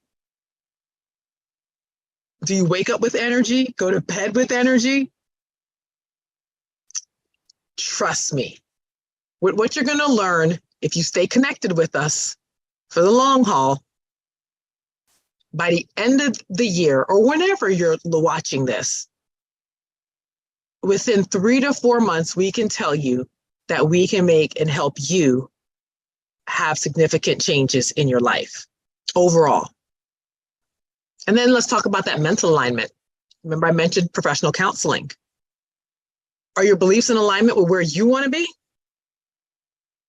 And are your beliefs in alignment with the life you're currently living? So are you living an authentic, congruent life with who you believe you are and who people see you are? Now that's a whole nother workshop for another time. Look up Johari Window. That's a bonus, okay, that I just threw out there. But we want people to be in that quadrant where what people see and what you believe of yourself is absolutely the same and in alignment. And then your community alignment. I think that's huge. You know, that's been coming up more and more, especially, you know, over whatever holiday seasons that you might or might not practice or keep, that these communities are so critical to our health. Being around the right people, like minds, like hearts, that are on a mission to make an impact, to make a difference in life, to have purpose and passion. Are you actually in those type of circles and relationships that align with who you are? Ask yourself. And if you're not, trust me, we can help you there too. I love this. They give credit to this guy for saying this, but I'm not really sure 100% who actually said it. But it says, and I have to read it verbatim because it's so powerful. Watch your thoughts, they become your words. Watch your words, they become your actions. Watch your actions, they become your habits. And watch your habits, they become your character. And watch your character, it becomes your destiny. I just think that's so powerful. Yeah, might need to take a pause on this one, screenshot it, put it to memory. Because we're talking about destiny. And if you didn't catch that, it's all about alignment. So balance and alignment, keep that in mind, okay? And ask yourself, whatever it is, you fill in the blank for yourself. Is your in alignment with who you want to be and how you want to show up and what you want out of life? So that blank can be anything. It could be money, health, life, journey, family, work. What is it for you? Because I do know, and we have done this over and over again with so many thousands of people now globally. You change your lifestyle, it will absolutely save your life. And you can make those changes starting today. So I'm going to give you these 5 really quick bonuses, okay? Because I think they're so simplicity and simple. And you heard these in the short session, right? This one especially, my magical mystical drug, water, non-negotiable. Do you know how much water you're supposed to drink a day? I'm going to give that to you. Half your body weight in ounces of water. I know that might sound like a lot to some people. Or when you wake up in the morning, is your urine almost clear? That's huge. Okay, so if that glass of water isn't making you thirsty and you know you haven't drank water today, pause and go get some water so that your body can say thank you. And I'm thanking you now too. Sleep, again, non-negotiable. So these are my 5 really non-negotiable activities that you can actually start today. Whatever time of the world you are in, you have to get sleep. They're now linking lack of sleep or sleep deprivation to Alzheimer's and dementia. Please take that seriously. We have a circadian rhythm that our bodies are on, and we also have a hormonal rhythm that our bodies are on that we have to pay close attention to. 7 to 8 hours, or I tell people, if you can go to sleep with energy and wake up with energy without an alarm clock, you're on the right track. Eat real food. And real food does technically not come in a package, okay? Real food is grown. And I'll touch upon a little bit of how you can actually grow your own real food year-round, which is exciting, and take control of your food source too. But eating real food, because we talked about it, food is medicine, and you'll see that again. Food can heal, prevent, reverse disease. It can lift your mood, depress it, oil or corrode your joints. Food is amazing, and we really want you to get into the preventive mode of using food as your medicine. I think they credit another person again for let food be your medicine, medicine be your food.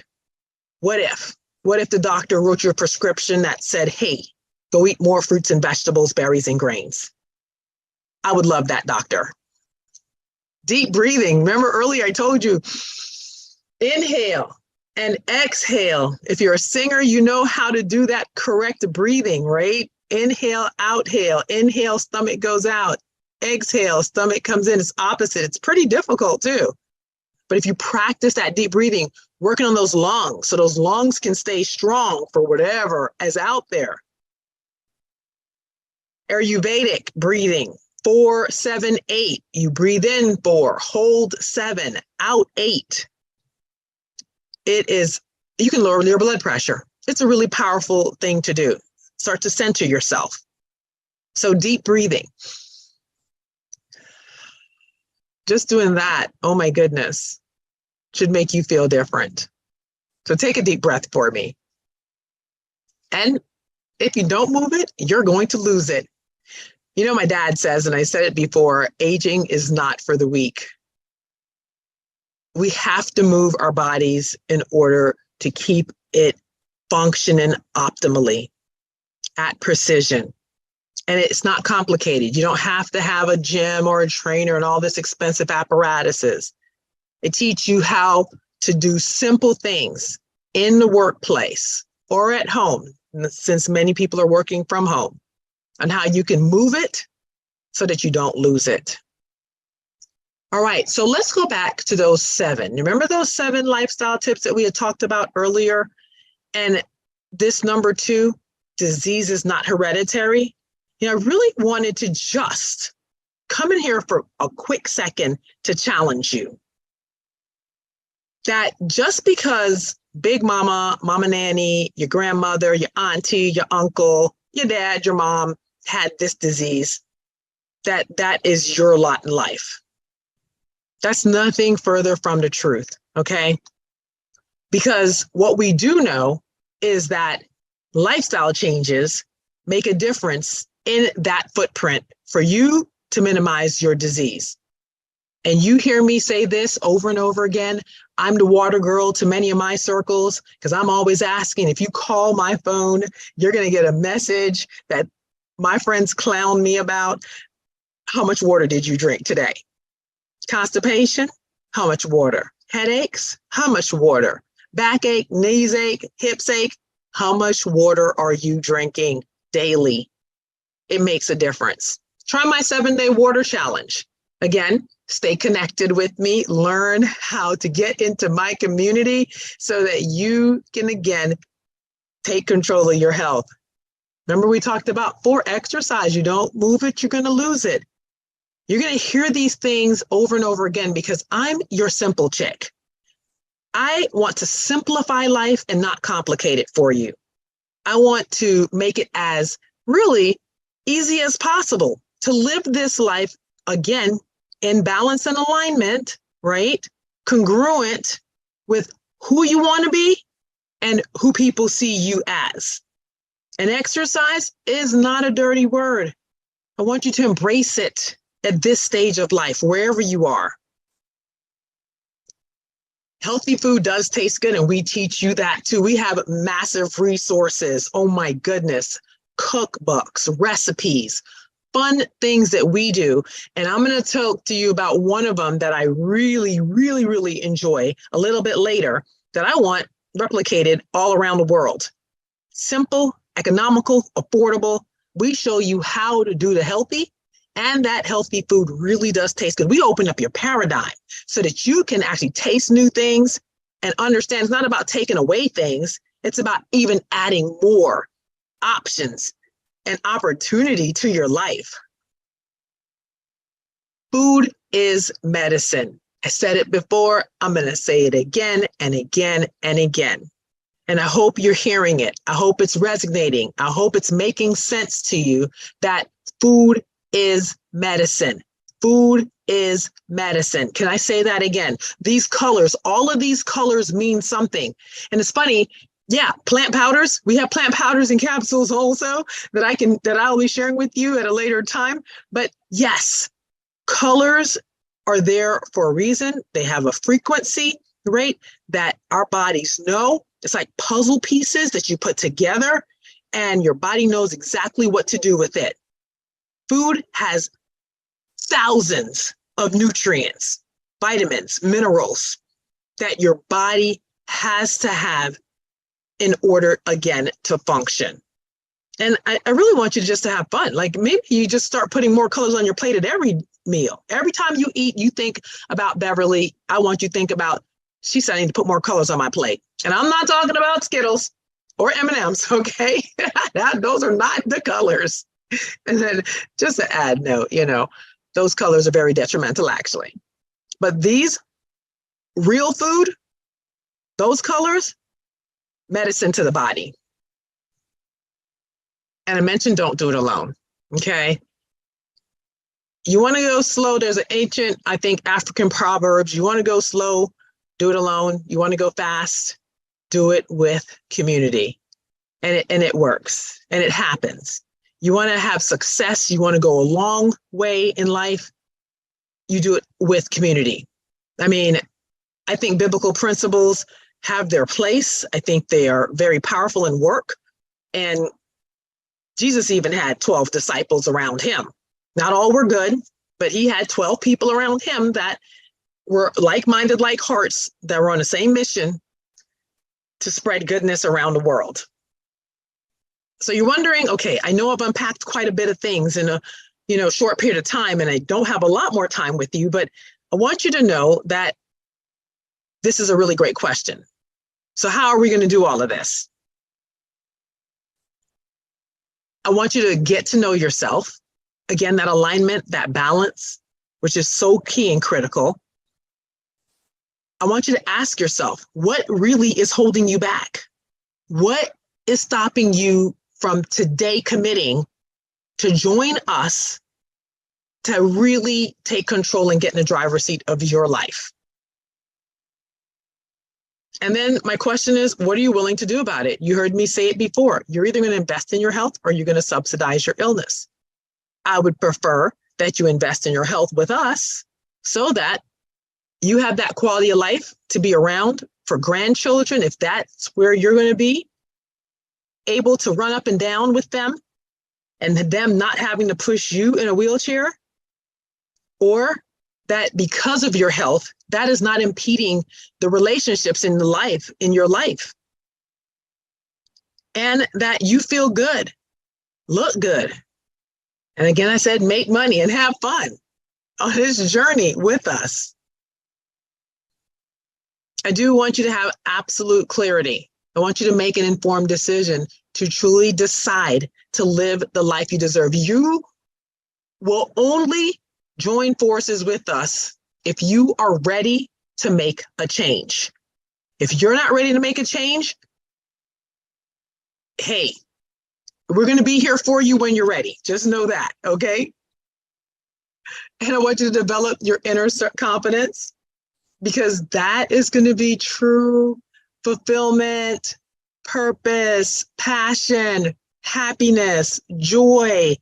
All of that happens when you are in true alignment with the universe, with where God wants to take you. Don't fight it. Go with us and have fun on this journey. Because I think, yes, it is really time for you to feel better, look better, and be better. Not only just for yourself, but for the people you love and for those generations to come behind you. Now, I mentioned earlier this concept of using real food, growing your food, all that good stuff to get in the driver's seat of your health. The salad in a jar has been revolutionary, truly. We have done this in churches, offices, universities, anywhere, clubs. We have done salad jars everywhere. We do it in our home every month. Would love for you to come out, check us out, right? Or replicate that in your area, wherever you are, schools. But salad in a jar can absolutely keep a lot of disease away. The more you eat real food. And people say, oh, it's so expensive. Well, no, this is the how. We show you how to do the healthy, economically affordable, and in an awesome community of people that are like-minded, light hearts, to absolutely decrease these top diseases we know that are actually killing so many Americans. These are preventable. These are not hereditary. Yes, I did say that out loud. I want to challenge you. But this is just a quick example of all of these jars that we stacked in a smaller community here to teach the people how to do healthy. And people went home with 3 to 5 meals for less than $10. Where are you going to beat that? And then I talked about growing your good health, right? I love the Tower Garden. And we can show you how to get your Tower Garden so that you can take control, again, of your food source. Help us get Tower Gardens into the school system to teach kids through STEM program on how to grow good health. But you got to stay connected with us, okay?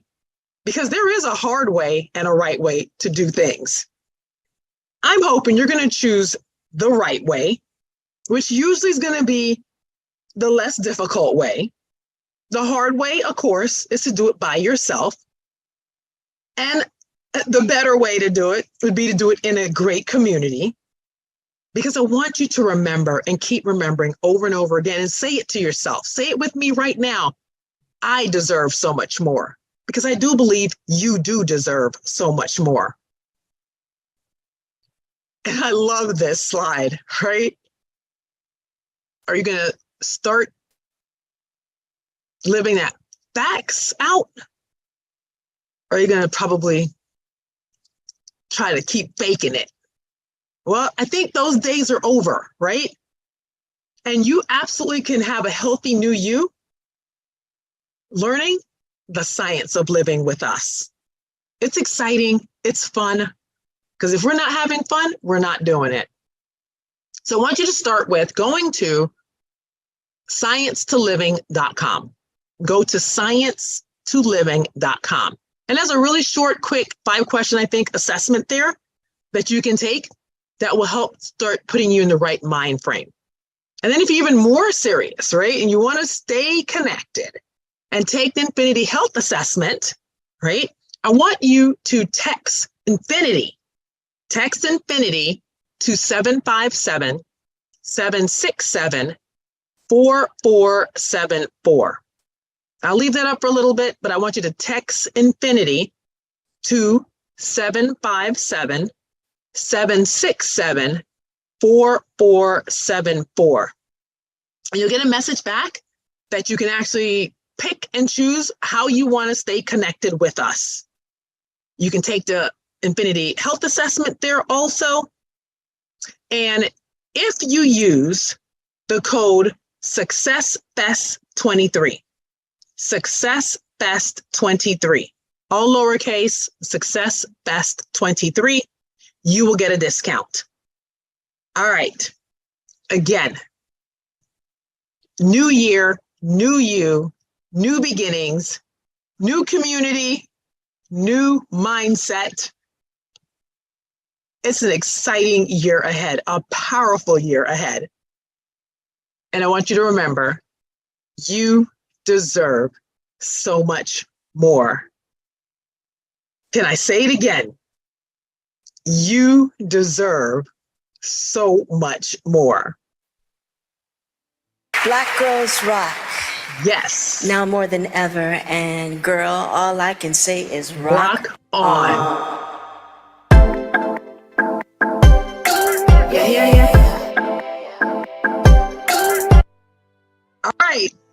Well, that was quite a bit of information, and I know a packed period of time, and I want you again to stay connected. I'm Beverly Grandison with Infinity Empowerment Services, where we believe you deserve so much more. Embrace that. Believe that. Know that we are here on this journey called life with you together to have success. And know that you can do it. All right. I love you. Have a great rest of your day, night, whatever time you're looking at this, but stay connected and join us. Bye.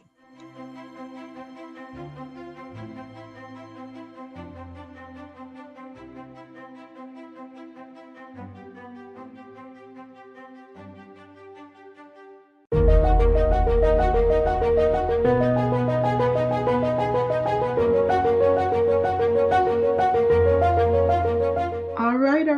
I have another special guest in the room. So, first off, I have to say what I see on your wall. It says, "What? Wake up happy," right? Wake up happy, sis. Oh my gosh! Like, that's one thing that a lot of people know about me. They're like, "Sonny, you're always happy," and so it's something that I cherish. So I have to know, why is that up on your wall, and what does that mean?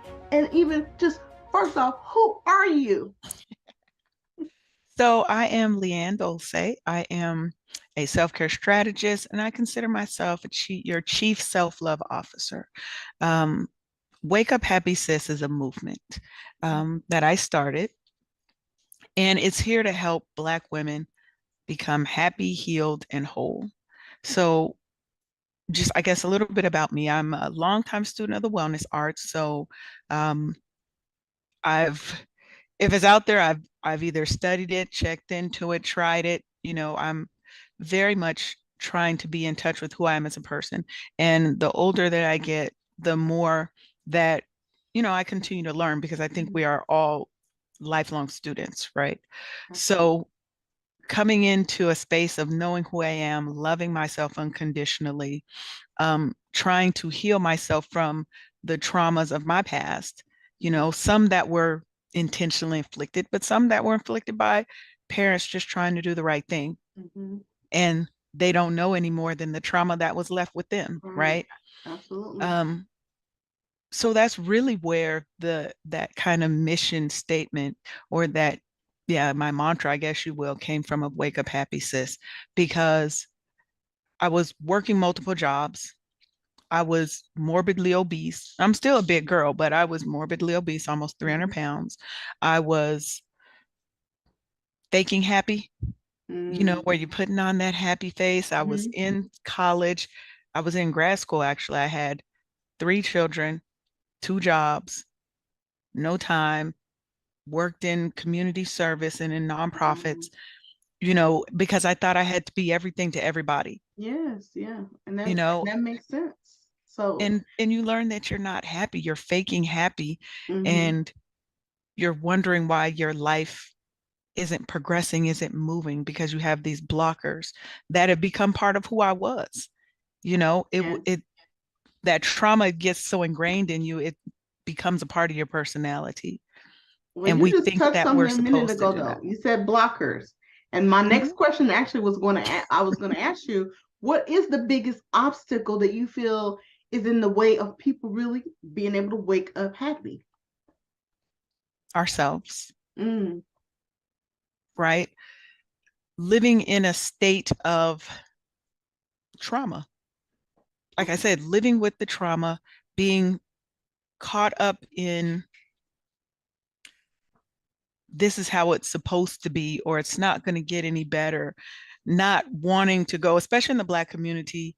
It seems like going and get professional help, Mhm. mental health services is taboo. It's always been taboo. Have you ever heard what happens in our house stays in our house? Oh, yes. That keeps us hurt, that keeps Yes. us in this state to where we don't think we deserve better, or we're not able to put ourselves first and put a priority on our own wellness because we've been taught time and time Yes. again that everybody else is more important than us, That is right? so true. That's And to so me, true. that's the biggest blocker, is not getting that help, Yes. staying and living with that trauma and thinking it's okay, because it's not. And Yes. it's killing us slowly. That's so true. Now, what is it that you will be speaking on, and what can people expect to receive during their time with you?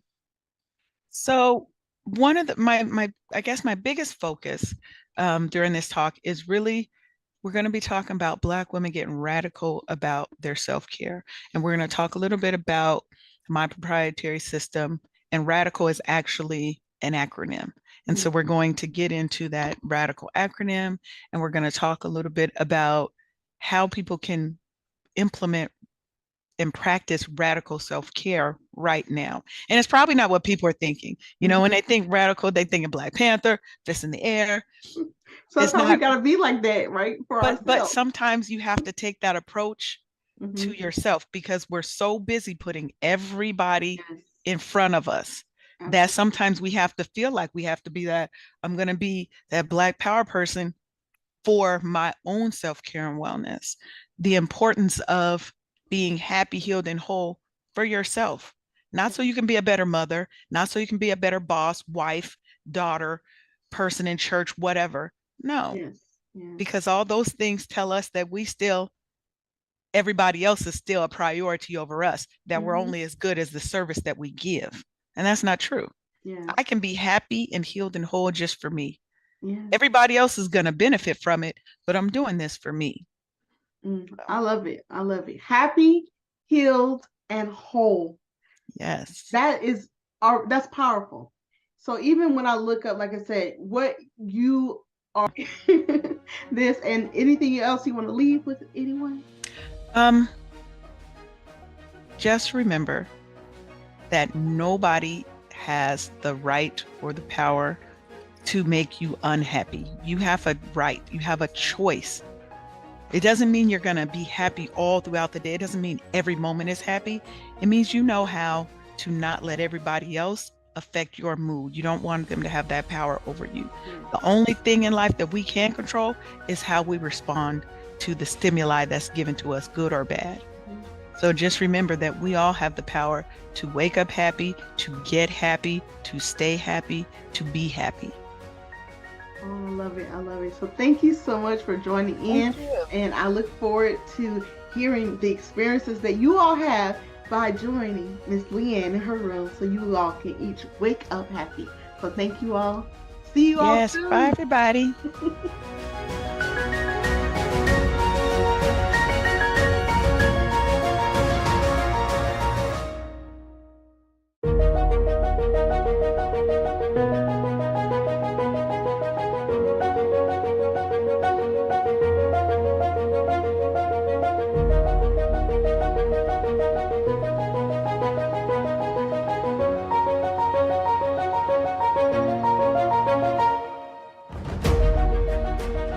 everyone. My name is Leanne Dulce, and I'm a self-care strategist and your Chief Self-Love Officer at Wake Up Happy Sis. Today, I want to talk to you about the importance of Black women getting radical about their self-care and wellness in 2023. But let me back up a second and tell you a little bit about myself. I'm a longtime student of the wellness arts. I'm a certified natural and organic skincare formulator, a publisher, author, and an advocate for Black women's self-care and wellness. My passion is helping Black women get radical about their self-care so they can go from overwhelmed to overjoyed and wake up happy every day. In our chat today, I'm going to show you how to get radical about your self-care. We're going to define the acronym RADICAL as it pertains to your self-care, and then we're going to learn the benefits to Black women. And finally, I'm going to provide you with a few tips on how you can get radical about your wellness starting today. Did you know that only 2% of Black women say they practice self-care regularly, even though a whopping 78% say they feel a strong need to? This means that the majority of Black women are not taking care of themselves, even though they know they need to. And this is a huge problem. We're struggling and we're not taking the time to heal ourselves. We're putting everyone else's needs before our own, and as a result, we are suffering. Self-care is vitally important for Black women. We often take on the roles of mother, father, breadwinner, caretaker for our families, as well as being the emotional support for friends and loved ones. We rarely take time for ourselves, and when we do, we feel guilty. We think if we're not doing everything for everyone, then somehow we're not worthy of love. Now, we all know that Black women have historically been undervalued and unseen in society. We are often expected to be the strong Black woman who never shows weakness, the foundation who never runs out of energy, love, or positivity for everyone, and someone who sacrifices all for our family and our loved ones. This unrealistic expectation has led us to not taking care of ourselves mentally, emotionally, and sometimes even physically. Yes, we are the masters at putting the needs of others before our own, and we feel like we have to be superwoman for everyone in our lives and continue to put our needs last. Indeed, we're constantly giving to others and not taking the time to nurture and replenish ourselves. This ultimately leads us to burnout, resentment, and even depression. It causes us to feel guilty and anxious when we even think about doing something for ourselves. We're here walking around overwhelmed, stressed, and feeling unappreciated. Does that ring a bell? We have to learn to love ourselves first and foremost so that we can teach others how to love us properly. It's important for us to take time for ourselves to relax and recharge so that we can show up happy, healthy, and whole in our own lives. Now, I bet you thought I was going to say that we should take time for ourselves so that we can show up better in the lives of those who need us, but I certainly did not. I'm saying the exact opposite right now. I'm saying that we need to get radical about our own self-care. We need and deserve to take time to focus on our own self-care for us to be happy and whole. Because contrary to popular belief, it's not selfish to be happy, healed, and whole for yourself and for no one else's benefit. The outdated narrative that we have to be happy, healed, and whole so that we can be better wives, parents, bosses, employees, community members, it's just another part of the guilt and trauma that has been laid upon us. I believed it just like I'm sure you probably do right now. This narrative perpetuates the lie that the needs and happiness of others should always take priority over our own. It tells us that our lives are only as important as the service that we give to others, and that line of thinking has to stop. Look, sis, it's time for us to make a change. It's time for us to put ourselves first and take care of ourselves. We deserve to be happy and to feel fulfilled. We deserve to love ourselves as we are nurturing our minds, bodies, and souls. Now I can hear you say, wait a minute, Leanne, you said something that caught me. Did you say we have to get radical about our self-care? What do you even mean by that? Yes, I said it and I meant it, boo. I mean that we have to take a more active and hands-on approach to our self-care and wellness.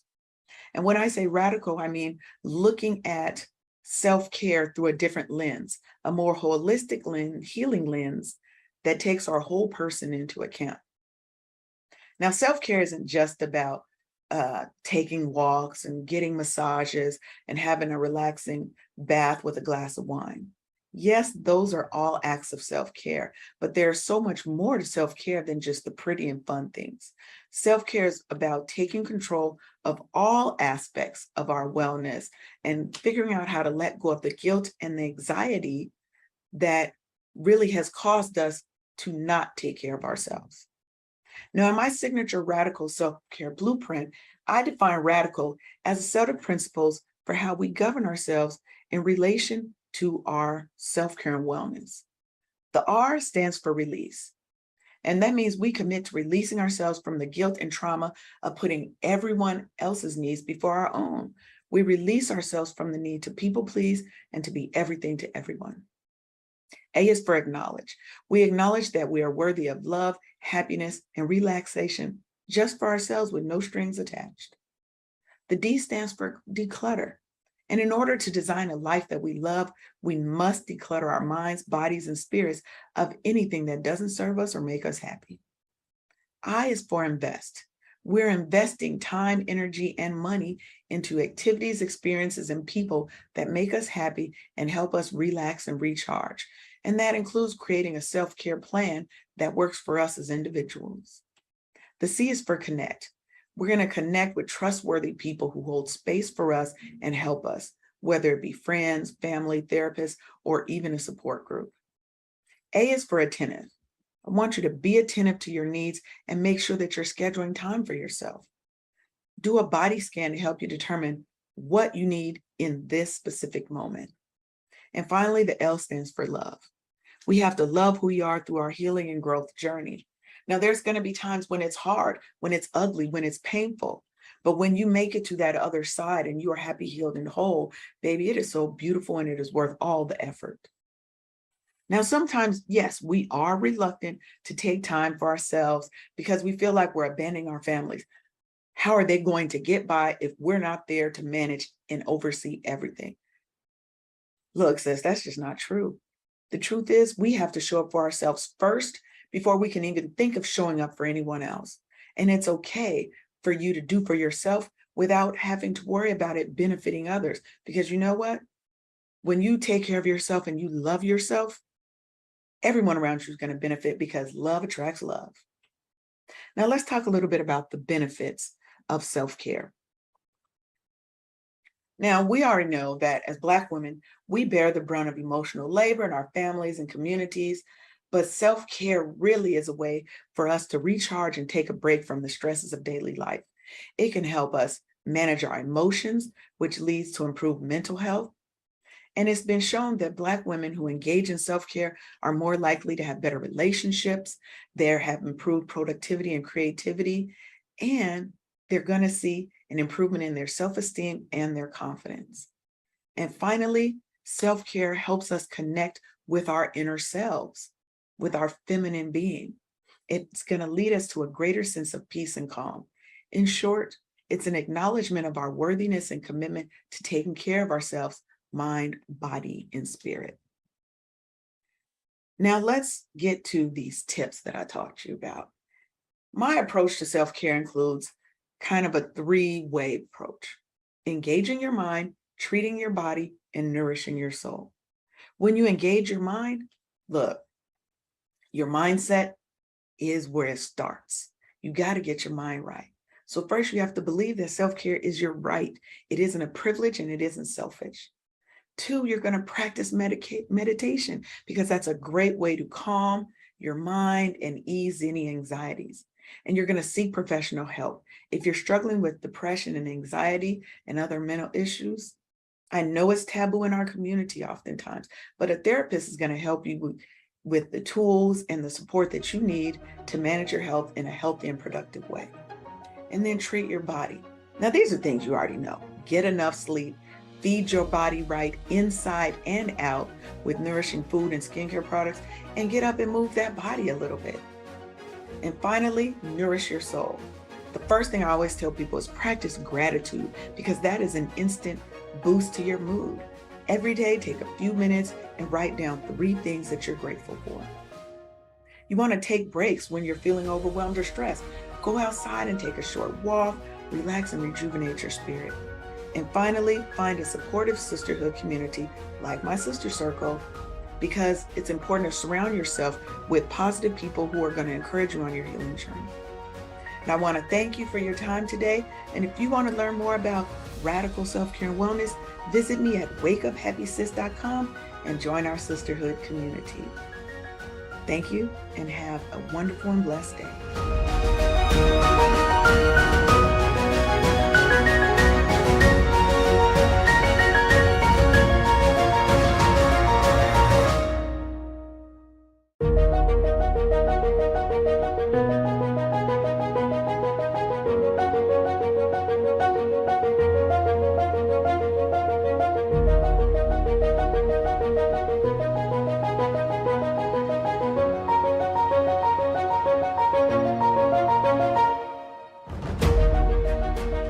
Hello, everybody. I'm Leanne Dulce, and today we're going to talk about stress and stress management. So let's dig into a little bit of our objectives and what we're going to do. We're going to talk about our objectives. I'm going to tell you a little bit about who I am, and we're going to talk about engaging your mind in stress management as it relates to your self-care and wellness. Then I'm going to give you a little bit of homework, and we're going to round it out, as I like to do any sessions that I do, with a really short meditation.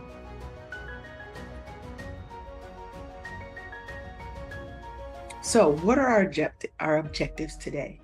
Coming out of this, I want you to be able to start filling your self-care toolkit with first a renewed mindset, but also some tools that are going to help you start from some meaningful self-care routines that fit into your lifestyle.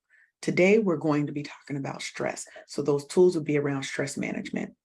I want to help you alleviate some of the guilt and stress that's associated with taking time away from your responsibilities to care for yourself, because you should never feel guilty about that.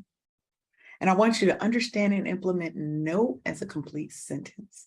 That is one of our stress relievers. Realize that you do have time for self-care, and I want you to come out with a clear understanding. What are your thoughts and feelings when you think about self-care?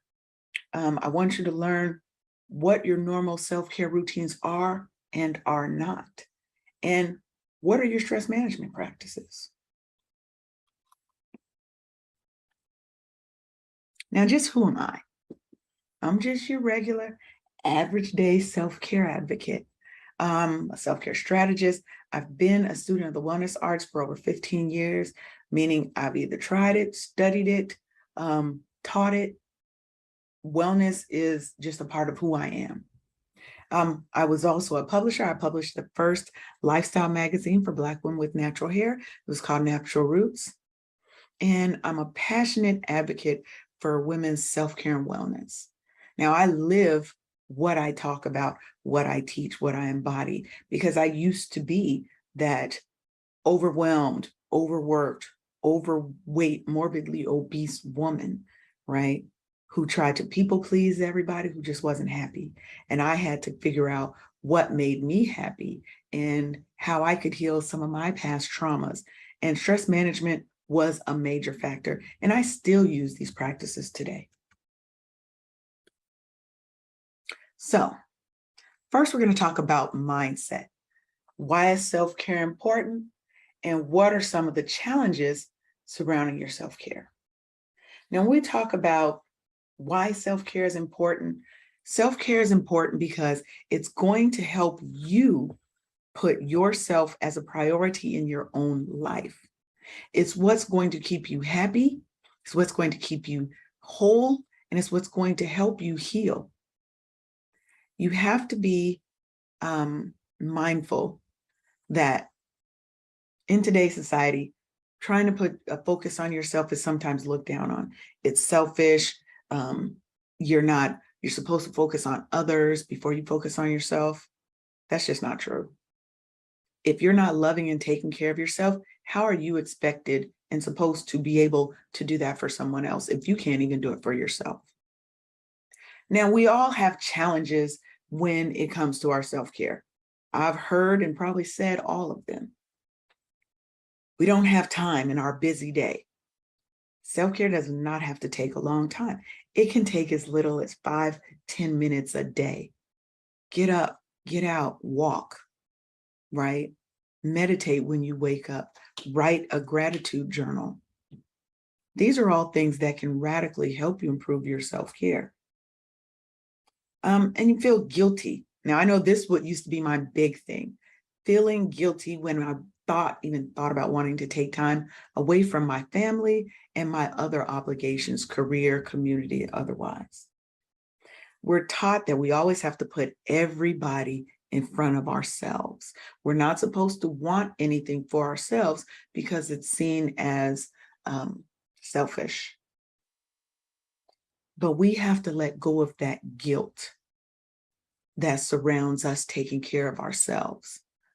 And you have to want to take care of yourself for your own good, not for anybody else, not to please and not to help anybody else, but because you want to be here for a long time. You want to be happy, healed, and whole for yourself. Now, we all know about that strong Black woman syndrome, right? We're supposed to never show weakness. We're supposed to always be happy because we can't be the bitter Black woman. We're supposed to put everybody else first. We're supposed to put on our cape and be superwoman for everybody. But who helps us? Sometimes being that strong Black woman means saying no, taking a step back. And we don't know what to do for self-care. Self-care is such a personal thing. And you can really think out of the box when it comes to your self-care. It might be writing in a journal. It might be running. It might be going to one of those smash rooms and getting your aggression out. It's personal to you. No one can tell you what your self-care looks like. We're often overwhelmed and stressed out because we're pouring from an empty cup. And lastly, we have too many things that got to be done today. It's okay. You don't have to do it today. It'll still be there tomorrow. It's important that you take time to reset and replenish yourself. So let's make sure we're doing that instead of giving ourselves reasons to not take care of ourselves. Now, I want you to take a moment and pause and think about this and write these down if you have a pen and paper. When you think about self-care, what thoughts and feelings does it bring up for you? What does it mean to be a strong Black woman to you? And what are your top 5 priorities in your life right now and why? Those are going to be important to you as you kind of build out your self-care plans, as you determine what self-care looks like for you. Now let's get to the meat. Let's talk about stress, baby. Stress is any physical, mental, or emotional factor that causes bodily or mental tension, okay? Now these factors can be external or they can be internal. Now, one thing that I want to say that people really don't think about is stress isn't always harmful and it's not even always negative. There's a concept of eustress versus distress, and we'll talk about that on the next slide. Stress also activates, Stress also activates our fight or flight response in our bodies. And the difference in whether it's good stress or bad stress is the resulting energy that's produced by the stimuli that we are given. Now, whether a person experiences distress or eustress in a situation mainly depends on their perception of themselves and what is stressing them. Do I see this as a threat? Do I see this as a negative? Or maybe do I see it as a challenge? Sometimes shifting your mindset and how you see a stimulus that's coming towards you can totally change that stress from bad stress to good stress.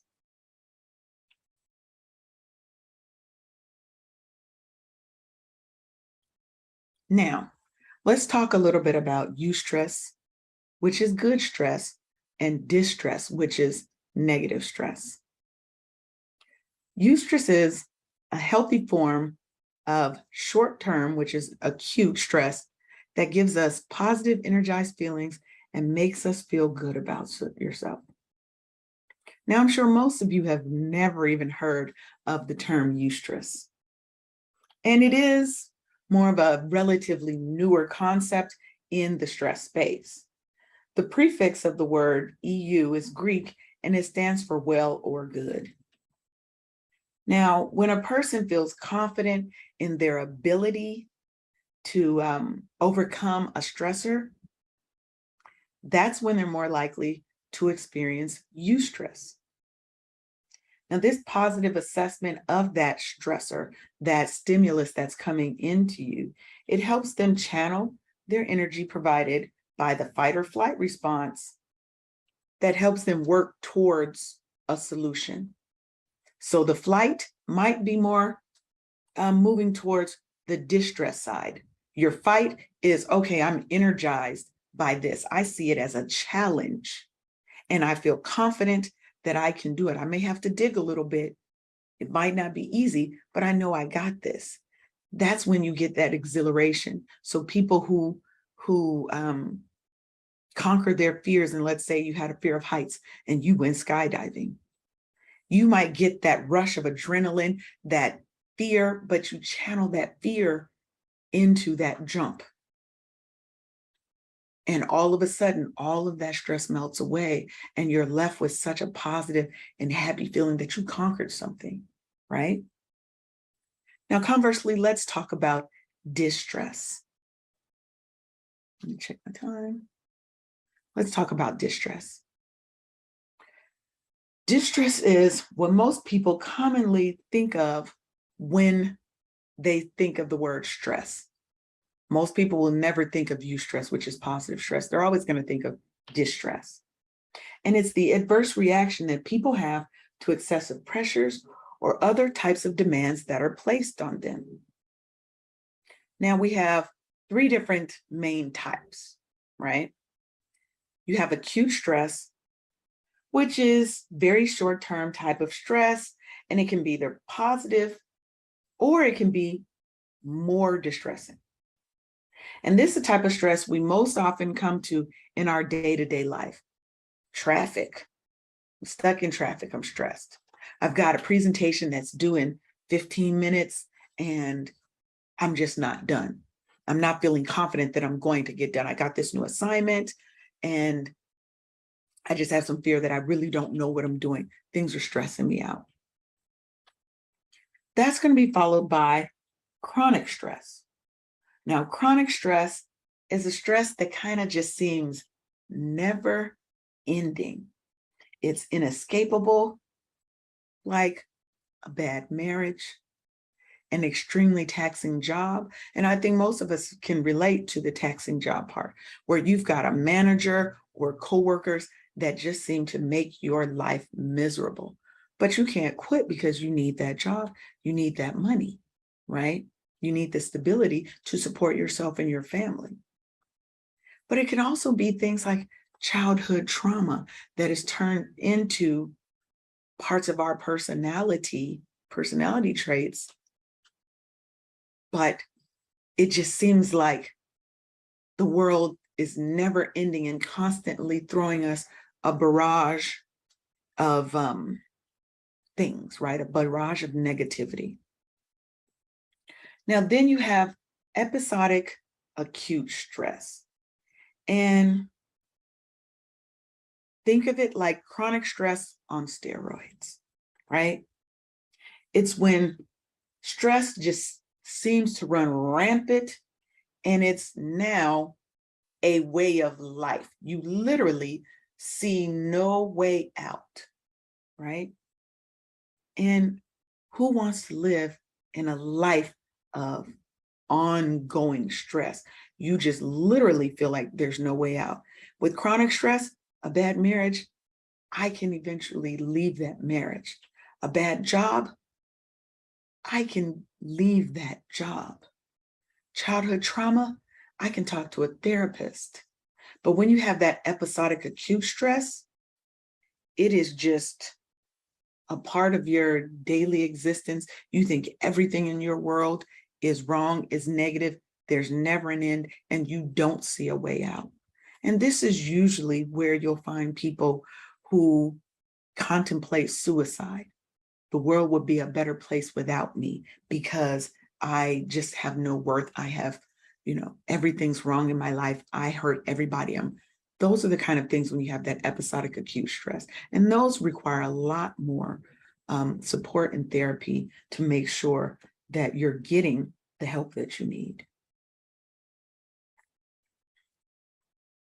Now let's talk about how do we cope with distress. Now, what I say is we're all very fortunate that we can successfully manage or even banish a lot of these stressful feelings by developing our own repertoire and methods to combat this stress, right? First, you want to start out by asking yourself a few questions whenever you start to feel stressed. One, identify what the stress is. What is that major cause of my stress in this moment?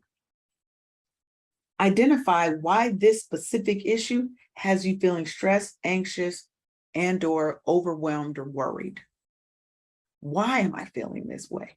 And sometimes you have to dig deep, and this second one may take a little bit of time to get to the root, but you really want to get to the root of why you're feeling stressed and anxious and overwhelmed. And then, where is my focus? Is it on the problem or is it on the solution?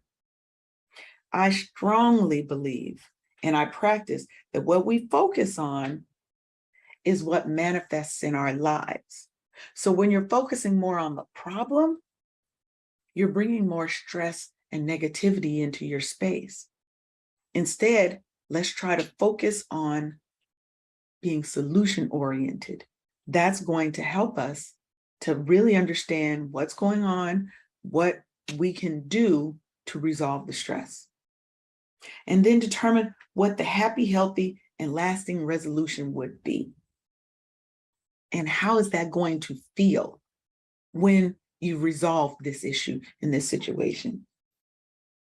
We're going to then understand who you can turn to for help, right? Is it family? Is it friends? Or is it professional support? Do not go into this alone. There's always somebody there to reach out. And if your friends and family cannot support you on that level, please seek professional support. They are here to help us. There's no stigma in getting professional help. And figure out what you can do right now in this moment that will help relieve that stress, resolve the underlying issue that's causing the stress, partially or fully, because sometimes you can't resolve everything right now in this moment, but there might be something that you can do to help relieve a little bit of that stress. Can we plan a little bit? Can I talk to somebody? Can I run and figure out a way to get this aggression out of my system?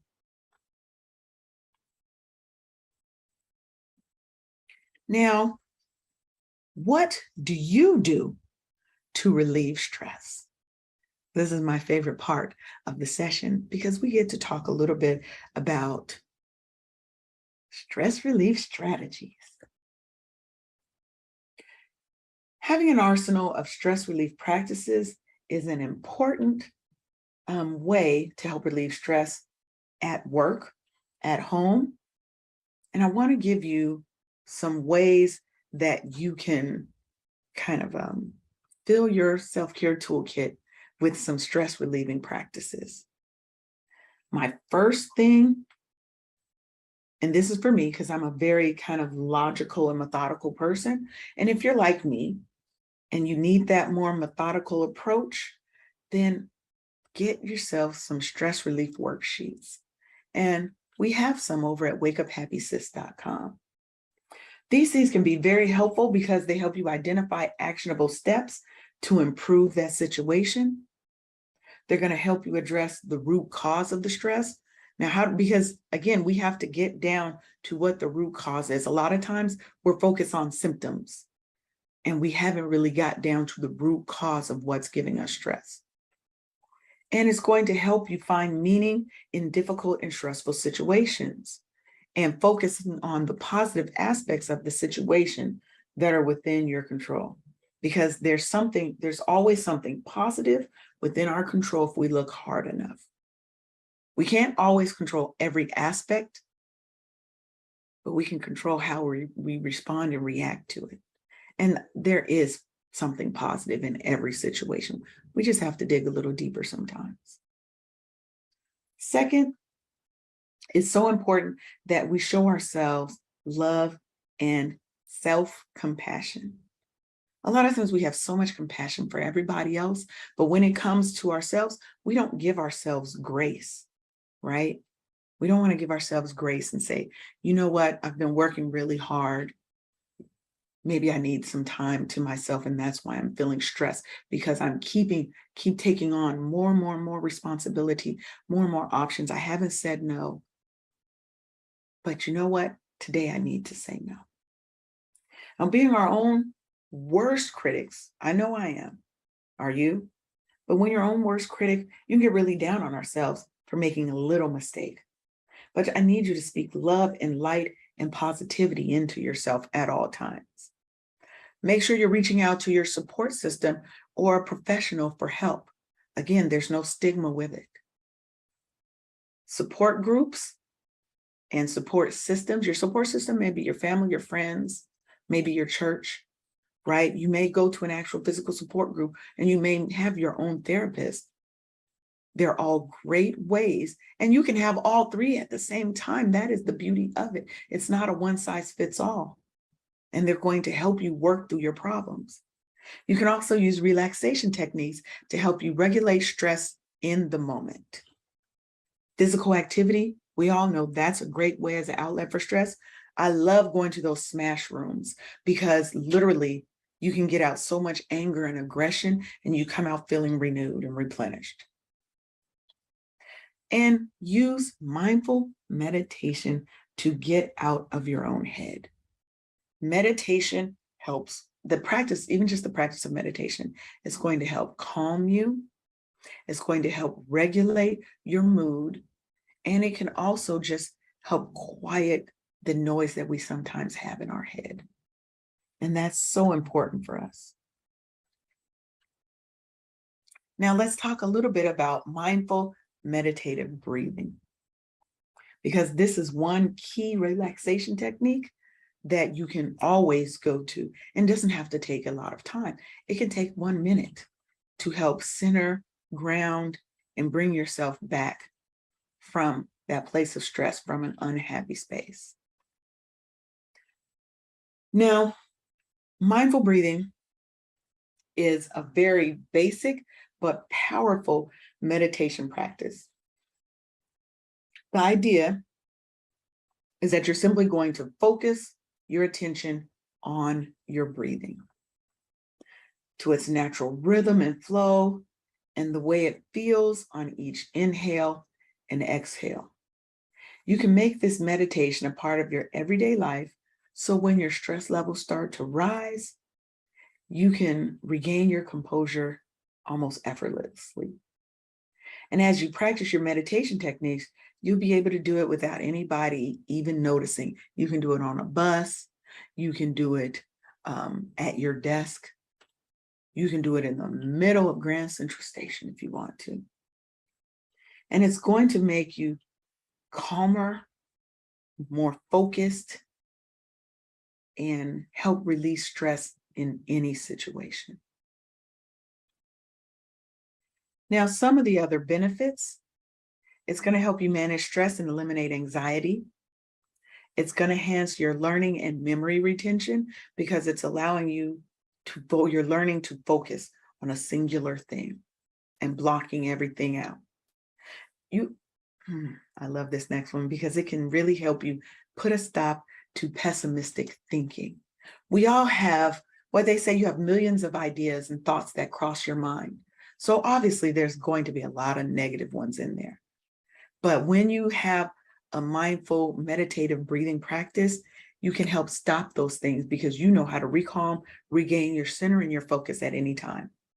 It's going to help build your mental capacity, focus, and accuracy. It's going to help you better regulate your body's reaction to pain, stress, and fatigue. And when I tell you this works, when I have pain, I suffer from back pain, and I will literally breathe and focus that breathing energy into the spot where the pain is. And it really can help you reduce and relieve stress and pain. It's going to help tame negative emotions because you are going to be more aware of your body, your mind, your emotions, and your reactions to the stimuli coming into you. It's going to help you create fulfilling relationships because you're not going to be so snappy at people. What do you want? What's going on? You're not going to have that because you always know how to go back to center, right? And you're going to help you tap into your creative side because it's going to put you in control. And obviously, when you're less stressed, what is that going to give you? Less possibility of burnout. So you're going to be more productive on your job. You're going to have happier relationships with yourself and with others. And you're going to know how to get back to happy. That's super important. Now, it's homework time. A couple of things that I want you to do. I want you to create a morning ritual that helps you get focused, charges up your energy, and starts your day off with a bang, right? And in that morning ritual, put in some of the stress relieving strategies that we talked about, right? Meditative breathing, 1 minute, 5 minutes each day, each morning will help you calm, center, refocus, shed the energy of the night before, and start your day off beautifully. And then I want you to try that morning ritual tomorrow. And you can hit me at Dulce and Lay on Instagram and even tell me how your ritual went. I want you to choose an affirmation and put it on your mirror. One that relates to you not being stressed, one that relates to you being happy, healed, and whole. Put it on your mirror, on your refrigerator, on the wall, and every time you pass it, stop, do a 1 minute mindful breathing, and meditate on that affirmation. And then I want you to get up and move your body for at least 5 minutes. Meditation and yoga go hand in hand, baby. And just try some basic yoga poses. You don't have to be super flexible, bendy. That'll come in time. Now I want to round this out with a 1 minute meditation. This relaxation strategy is going to take us, obviously, like I said, less than 1 minute. And if you'd like to give it a try, please join me. You're going to start by sitting in a very comfortable position. You can close your eyes, but it's not required. Excuse me. I just have found that for me, when I'm trying to focus and clear everything out, it's easier for me if I close my eyes. So we're going to begin by taking a deep breath and hold it in for 5 seconds.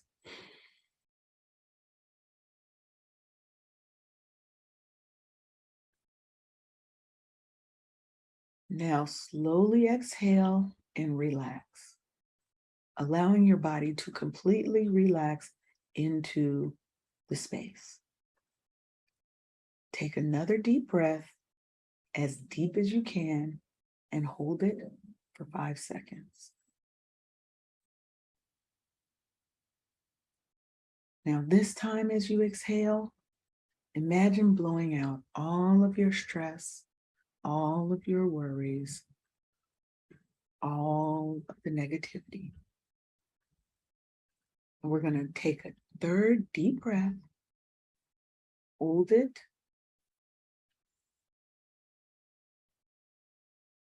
now as you exhale, blow out any last bits of that stress. And I want you to repeat to yourself, you can relax now.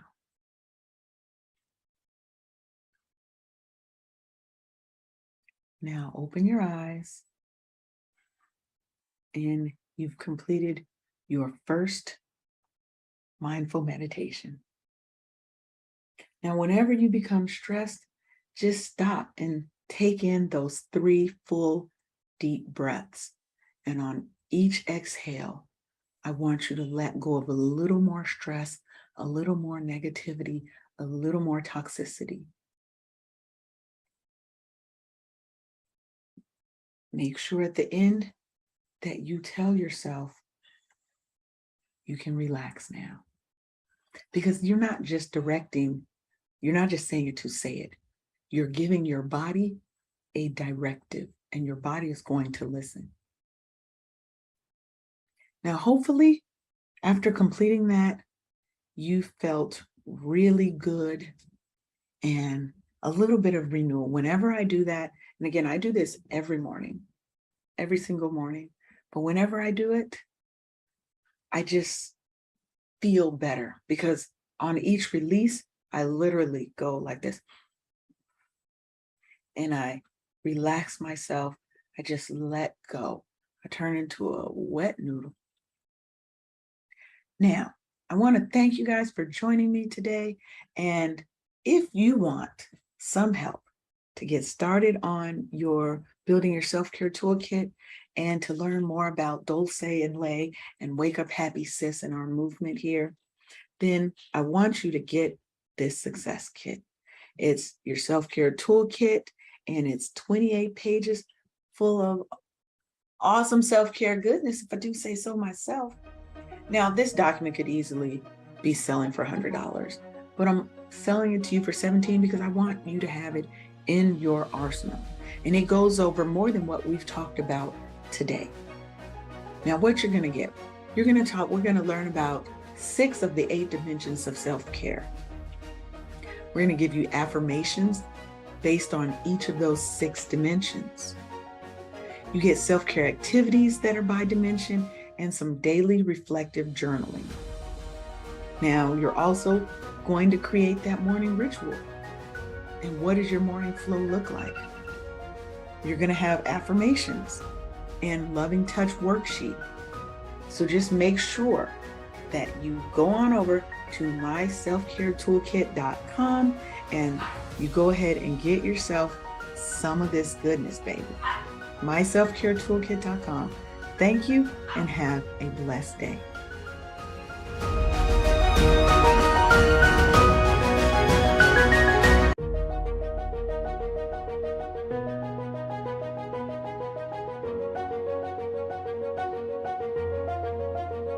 All right, hello everyone. It is Dr. Stephanie Wall here. I am here with Mary H.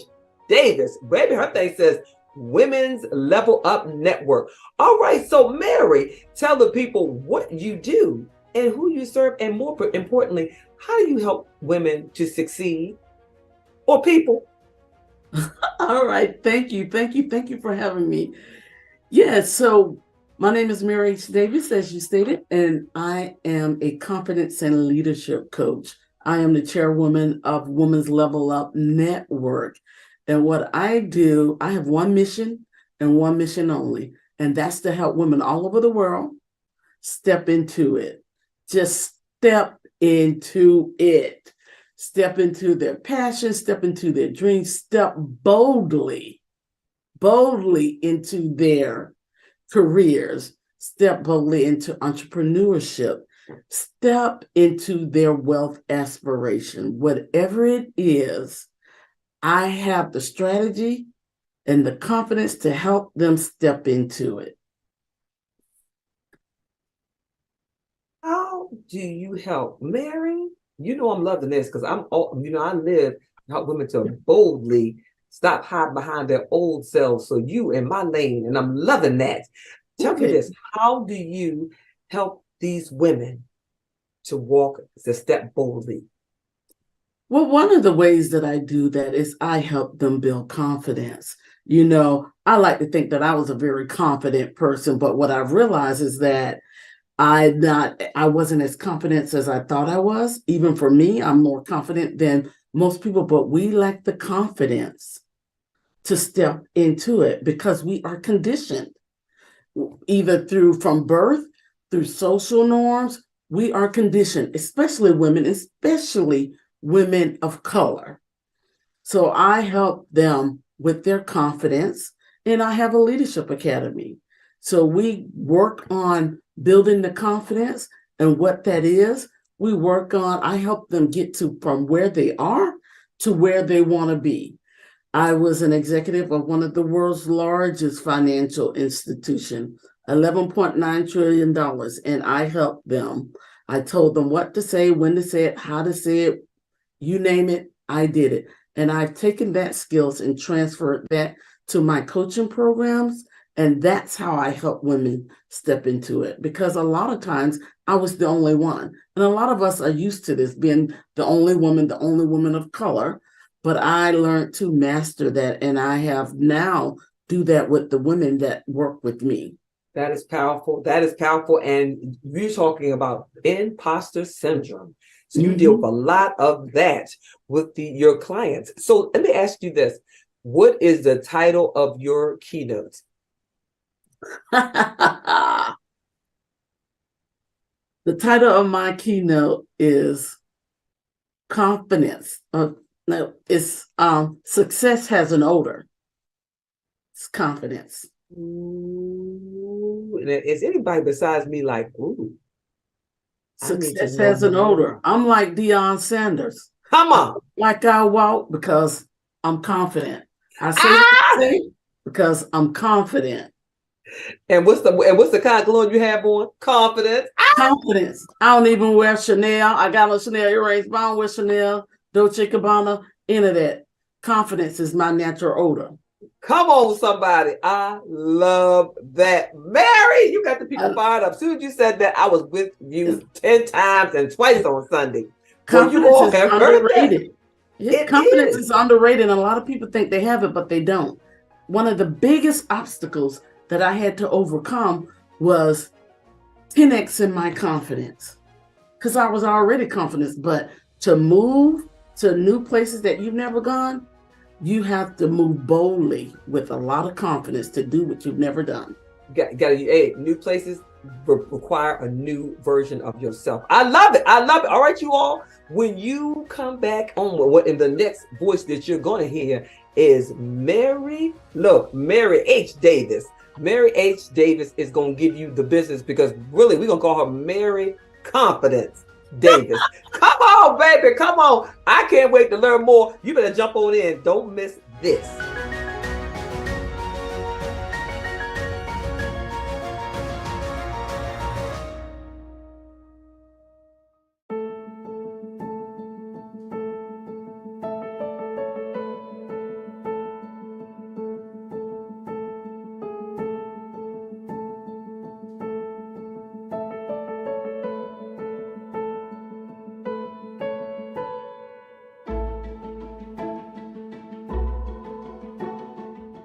Hey. Welcome to the confidence room, where confidence is built and it happens. Whoa, y'all smell that? We got smell-o-vision up in here. You can smell it through the stream. Wait a minute. What is that smell?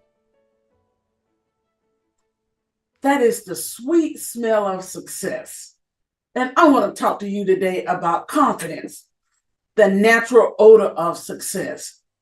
Every time I think about my dreams and I'm working on my aspirations, every time I feel stuck, I do that self-talk to myself and think about what I learned from my college professor during my freshman year. It was a quote by William H. Johnson. If it is to be, it's up to me. If it is to be, it's up to me. Put it in the chat. Me. If it is to be, it's up to me. I see you. Me, me, me, me. This quote and this self-talk gives me confidence to move forward. That's why I always say and chant that quote when I get stuck. I am Mary H. Davis, retired executive from one of the world's largest financial institutions, confidence and leadership coach, chairwoman of Women's Level Up Network, and founder of Mary H. Davis Coaching and Own the Leader Within Academy. Excuse me. My mission, and I'm here today, is one mission and one mission only. I empower women to break out and step into it. That's right. Step into it. Step into your dreams. Step into their passions. Step boldly into their careers. Step into entrepreneurship. Step into their wealth aspirations. Whatever that is, I help them, empower them to step into it.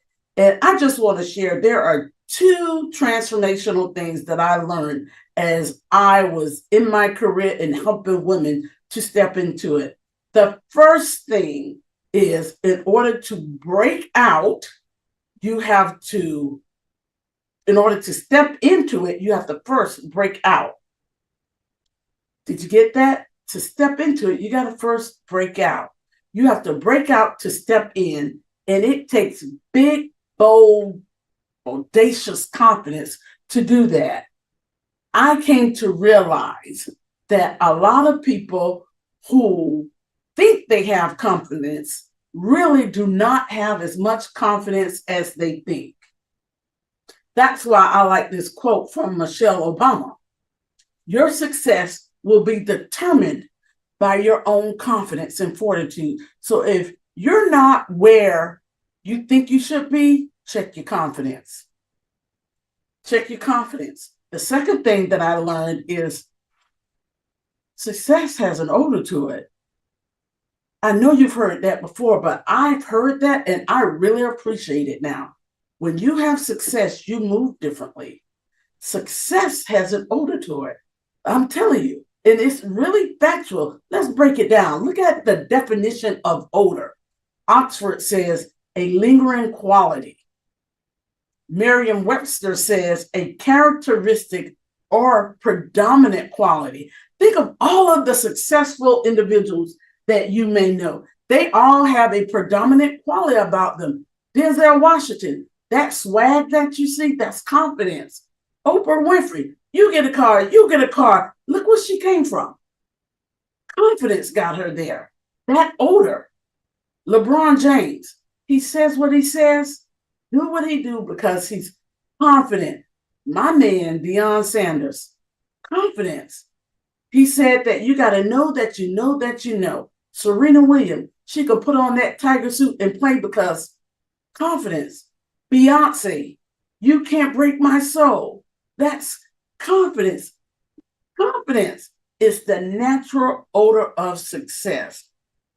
Rosalind Carter, former First Lady, said, you have to have confidence in your ability and then the toughness to follow through. It's true what Deion said. Prime Time said it best.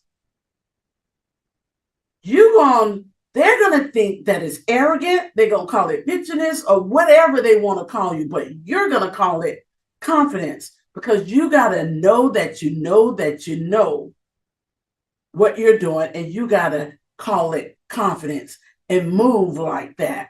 Here are a couple of other things that I learned. When you're walking in confidence, and I learned that I did all of the things that everybody told me to do. All of the things. You know the things. And I still felt stuck. I did all of the things that they told me to do. I went to college. Got a BS degree, master's degree, leadership, you name it. I got several certifications. I got the good job. Been there 30 plus years or whatever. I did all of the things that they told me to do. I worked hard, went in every day.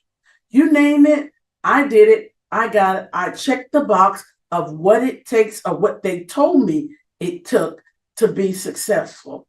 But yet and still, after getting the degrees, the certification, the job, and working hard, I made some success, made well over 6 figures, multiple 6 figures. My bonuses were 6 figures, but I still felt like there has got to be more and not fulfilled. And what I learned was that there was so much that they did not tell me as I was navigating my career. I realized that there was more to it that I needed and that they didn't share with me. They didn't tell me about the excessive work hours, the pay inequities, and the diversity challenge. I worked 70, 80 hours per week. And one of the things that I realized is that I outperformed my peers 3 to 4 times. I was outperforming them, but yet they made more than me. And how do I know this? Because I had a gentleman pull me aside, white gentleman at that, was the best boss I ever had. He said, I can understand how you got here. I'm going to help you this one time. And from here on out, you're on your own. I got the biggest bump I ever got. Forget about 6 figures. Let's talk about multiple 6 figures. I'm like, you don't have to tell me twice. I got it from there.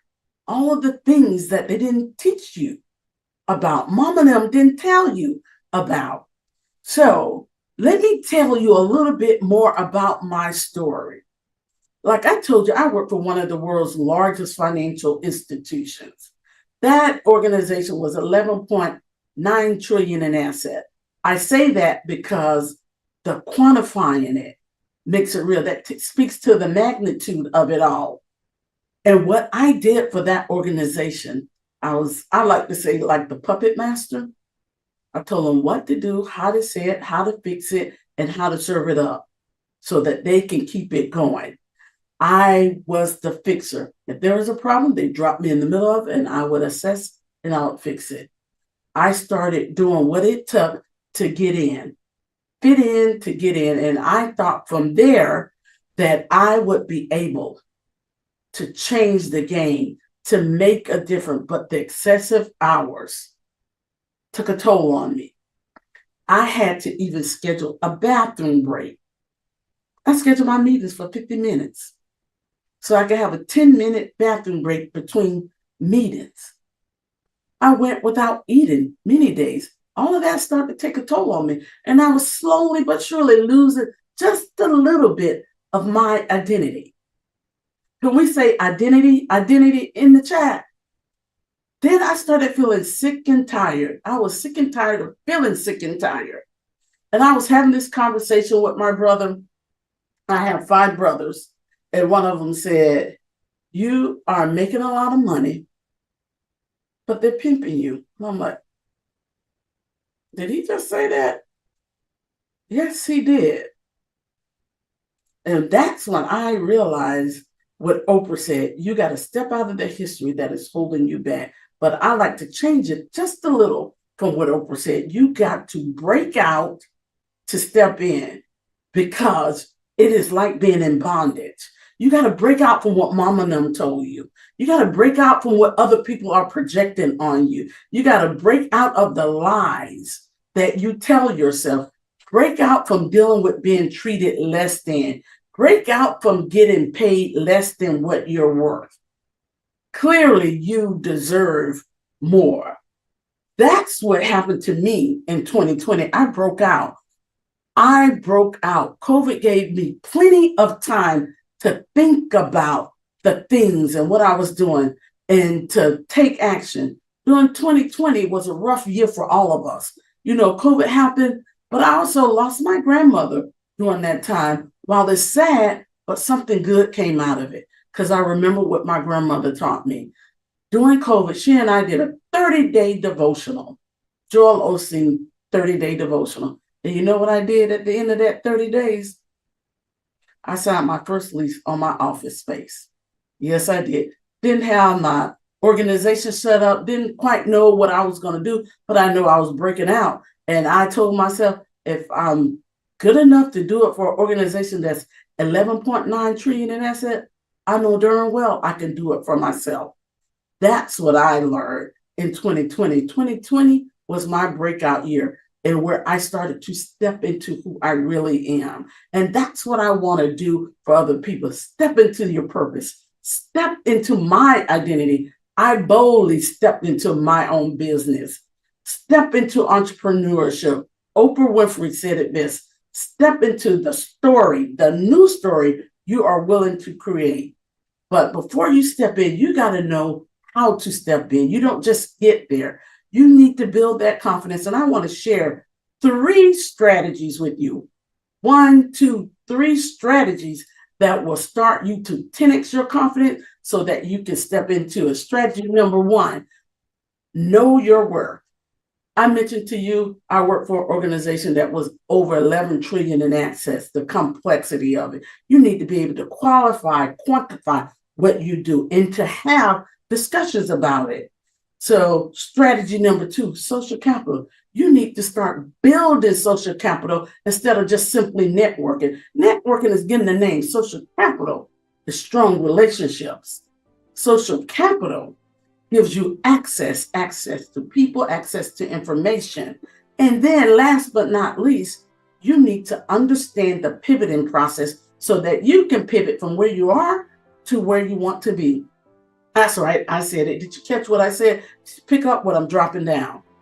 Pivot is a process, not an event. And you need to understand how to navigate through that process to build the confidence that you need, to have the swagger that you need, because confidence is the odor of success. And what I want to share with you is a free gift so that you can start building the confidence that you need. Go to freegiftmaryhdavis.com and get your free gift to start building your confidence instantly.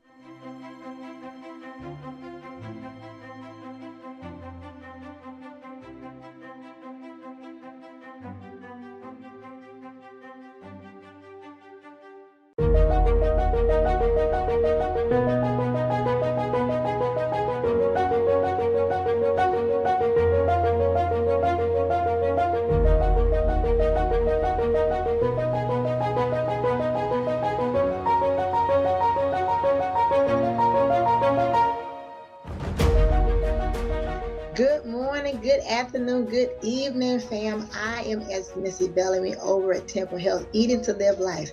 And I'm here to connect with you again from the other year to this year about how to eat to live life and how the foods that we eat combat everything that is detrimental to our life. But first, we have to start with what we eat.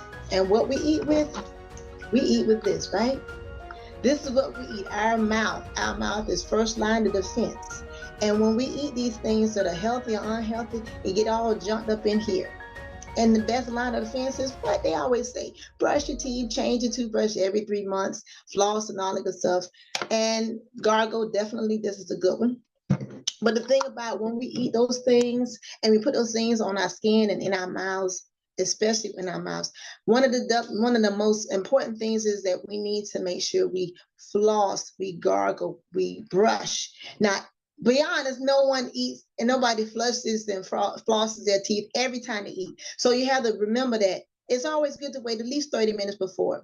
And the reason why I'm saying that how important it is because the things we put in our mouth like gargle has a lot of things that are in there. And a lot of times we don't take the time to look at the ingredients. Now, this is a healthy type of mouthwash. It costs about $9 in any health food store. And so when you look for this symbol right here that has the butterfly non-GMO, that's what you want to count on.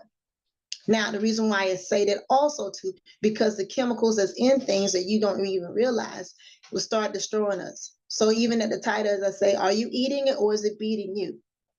Now, when you start looking at some of the labels and some of the things you're eating, even some of the things that you're in the cabinet, you want to always look for this here. This is the nutritional facts, and it tells you everything's in here. The sodium, the salt, the sugars, and all the things. And when you get down here, it tells you all the other things that's mixed in there. And the things that we don't even look for is that this thing right here at the bottom where it says contains a biochemical engineering ingredient. And that's what makes us sick.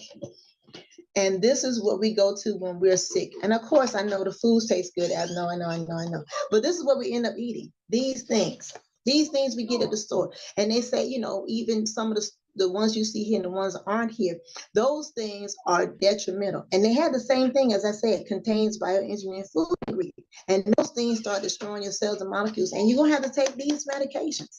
This you're going to have to start taking. But guess what? God already have a better medication for us besides laughter and sleep and all the great things that God has given us. These things are also healthy. These are medicines. Believe it or not, the flavonoids, the vitamin C, the vitamin A in these things, they are so healthy. And when we put it in our everyday diet, it's such a huge impact. And it will keep from having to go to the doctor, keep from having to be an ER junkie like this one here, this one. Yes, I was an ER junkie and I was a surgical technologist. And even though I had the knowledge, I still didn't apply it. And I still kept going to the ER. So you can change this for a Fitbit and then just keep growing and growing and learning more and more. And I will teach you that on the next segment. But when you begin to eat those things, you'll begin to eat these kind of things. These are earthen foods. So sometimes if you can't get the fresh ones, you can get the canned ones, but you still got to look at this sodium, because sodium, to be honest, when it comes to the amount, 2,300 milligrams is how much is really for all adults. But we go over it a lot of times with this breakfast, lunch, and dinner and in between. And that's where we get messed up at. And then you're going to have to go to this again. I'm telling you, fam, you're going to get this when I teach you. When I teach you, you have to go back to the Miralax and all the other Pepsid ACs and ADs and all those things that help combat the stomach. But the stomach is so important to make sure we take care of. All the cultures in there and the things that we need to do to make sure it's on point. That's what we need to work on. And I know we in a hurry and the drive-through is easy and fast. And, I get it. You don't have time, but you have to make time or you're going to run out of time. And we don't want to run out of time. God has many, many things for you to do. Lots of work for you to do. He has stored things and stirred great things in you, the talents, the gifts, the shares, all those things in there that are in you. But it's hard to do it if you're constantly in the ER, at the doctor's office, at the clinic, at the therapist. These are all mine. It's 50 of them plus. And after I went through some trials and tribulations and hearing the voice of God, I learned that his medicine is best, because the Bible says the earth is the Lord's and the fullness thereof. So these things grow out of God's garden. Eat them in their natural state. And I know even some people, they have the fruits and vegetables and they slice them and dice them. But then when they do their salads and they do other things, which is good to eat, but it's what you put in the salads, what you put in the vegetables when you stew in them. So using meat products, pork and, different things like that, I like those type of things, but it's not healthy. And when we get to a mindset that we are learning how to come to eat, to live life in a combative state, fight to eat, to live life, you'll be on Skate Street. And that pleases the Lord. And you can do all those great things that he's stirring up in you. All those great things. Because the doctor's going to be checking your heart. You're going to be checking your stomach. You're going to be checking all these different things. And you'll have less and less visits when you eat to live life. God says, you are the apple of his eye. It says it in Psalms. You are the apple of his eye. And he wants you to shine, Jewel. He wants you to do that. But in order to do that, we have to eat to live life. And I know people say, oh, that's rabbit food. Oh, that's nasty, nasty, nasty. Who said medicine's supposed to taste good?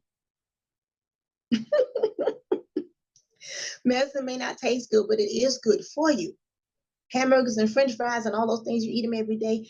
All that stuff builds up into your intestines. And that's what we're going to talk about on the other projects. So make sure you stay tuned. Okay, it's very important. You can see the continuation. Make sure you bring your notebook, and it's very important to stay on task and stay on course, because I'll help you guide you through the 50-day, the 100-day, 150-day course, so that you can be on the winning side. And that's what God wants, us to be on the winning side, his winning side, so that you can minimize all these visits. Don't be an ER queen, ER king like I was. We want to make sure we eat to live life, because he is our king and we want to serve him wholeheartedly. So I want you to also check this out. Now, we all go to the gas station, right? Okay. All right. So whether you drive a van, if you drive a low rider, or you drive a fast car, we know what kind of gas you need, right? So if you driving this and you put that 93 and you're supposed to put 87, guess where you're gonna end up at? You're gonna end up going to the shop. This shop is gonna have to take care of the engine. It's gonna break everything down, build it back up, and they say, oh, it's about 200, or not 200, it might be 1,500. It might be, it's way out your budget. Now you got to decide how much that's going to cost. Do I have enough money? And if you don't have a budget, well, you're going to have to dig in and find somebody to give you some money. Now you got to prepare. Now you're out of a vehicle. You have to borrow and beg for somebody to come get you, or the Uber, whatever you want to call it. And so with all that, it causes all that stress in the family. Somebody got to get another job. Somebody got to cut back on some things. So now you're obligated to do some things that are a little bit out of sequence that you weren't used to. What if we eat to live life? And even if it's too much for the groceries, then you can get your own seeds and put it in your own garden. You can have it right in your window. You can have it outside. You can have it in your garage, wherever you want to put your garden. That's what you can have. And those things will help build up your life, build up, and then extend your family so that God can breathe on your generation and not blow on it.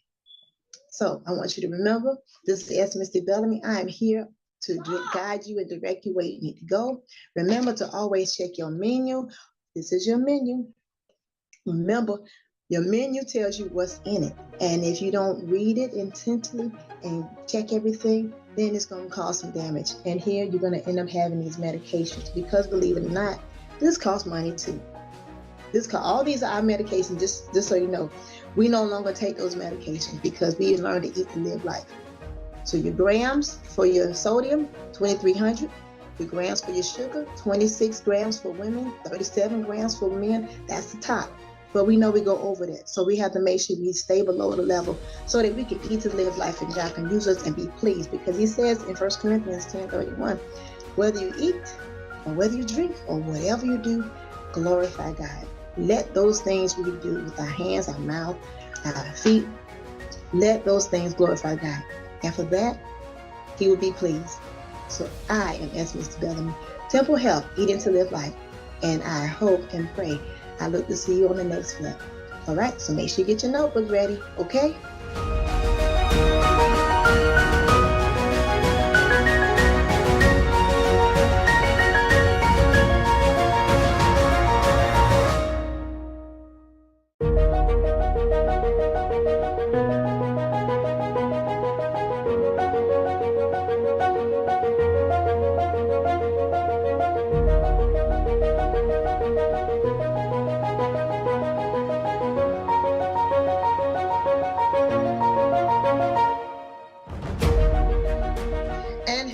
Again, family, this is Mrs. Bellamy here to talk about and encourage you to eat to live life. Now, before we get started, be sure to get your notebook, okay? Because it's going to be real full, and I want you to miss a step, okay? So go ahead and give your notebook and your pen, your pencil, put everything on silent so that you can really concentrate and hear all the things I want to share. All right? All right.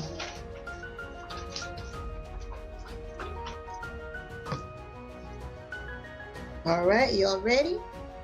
Okay, very well. So we're gonna start with first things first. Eating to live life, as you can see these behind me, huge combative to operate in your body.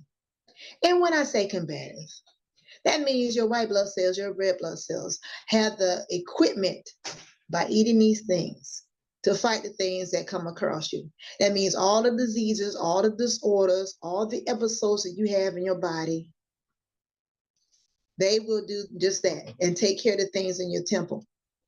And I think it's important that we learn more about these. The green broccoli and the kale and the Brussels sprouts, those things have huge vitamins. They are like 1,000 milligrams of vitamins, yes. And when you boil them and steam them, however you want to do it, you want to eat them as they are. Just a little seasoning. You don't need a lot, because they have their own flavor. And those things will help combat a lot of the things you have. And you can even revert, undo the diseases that you have. And you can stop taking these medications, because every time you go to the doctor and they reevaluate you, this is what they're going to give you. Or take 2 of these. The milligrams of this, milligrams of that. They're going to give this to you. Or you're going to end up having these here, like Miss Missy, having a bunch of these. Because we don't eat to live life. And it's just not just the eating part, fam. It's a whole total package. Your emotional, your social, your psychological, your mental, your dental. Your dental, very, very important. As I shared with you all earlier, the dental, the mental, the psychological, the mental, the behavior, the emotional, all those things cause weight on your body, weight on your cells, your molecules, your vessels, your veins. Your organs are fighting like crazy when we go overboard. So even as I said earlier, with the sugar that we eat, the sugar that we eat should be natural. So you have natural sugars in fruits and vegetables. Yes, even sweet potatoes got their own sweets. You have to pour a whole bunch of, pour all that stuff in there. You just shrinking everything. And when I say shrink, that means your brain. Your brain shrinks more and more. It's a slow process. And that's what causes a lot of the time dementia, Parkinson's, Alzheimer's, all those mental debilitating disorders. And when you do that, your cupcakes and your muffins and all the sugar stuff, when it's the holiday, then so we really go overboard. And that has a tendency to just shrink your brain a little bit slowly. And your brain won't operate the right way. And all the cells and all the chemicals, the norepinephrine, the dopamine, the serotonin, all those things are getting all confused and they won't operate like they should. And so by doing those things that are detrimental, then you cause those medications to increase. If they don't give you more medication, they'll give you an increase of the same medication or introduce you to some different things that your body don't need to have. Because when you look at the side effects of those things, it has 15 to 20. You take it for one thing, but it has 15 other side effects: dry mouth, nausea, vomiting, not drive when you having this medication, and a host of other things that continue. So you're doing these medications for years and years and years, it tears down your body. But when you begin to eat the foods that God gives us, that grows from the earth, those help combat your body and fight off those things, those infections, the viruses, the coronavirus, the flu, the cold, and all the other ones. But you also can impact the rest of your body by doing these too as well. I have the vitamins. The vitamin C, the highest you can do is a vitamin C really is 2,000 milligrams. And then you got your zinc, you got your vitamin E3, you got your vitamin A, your elderberry, all oregano. Taking these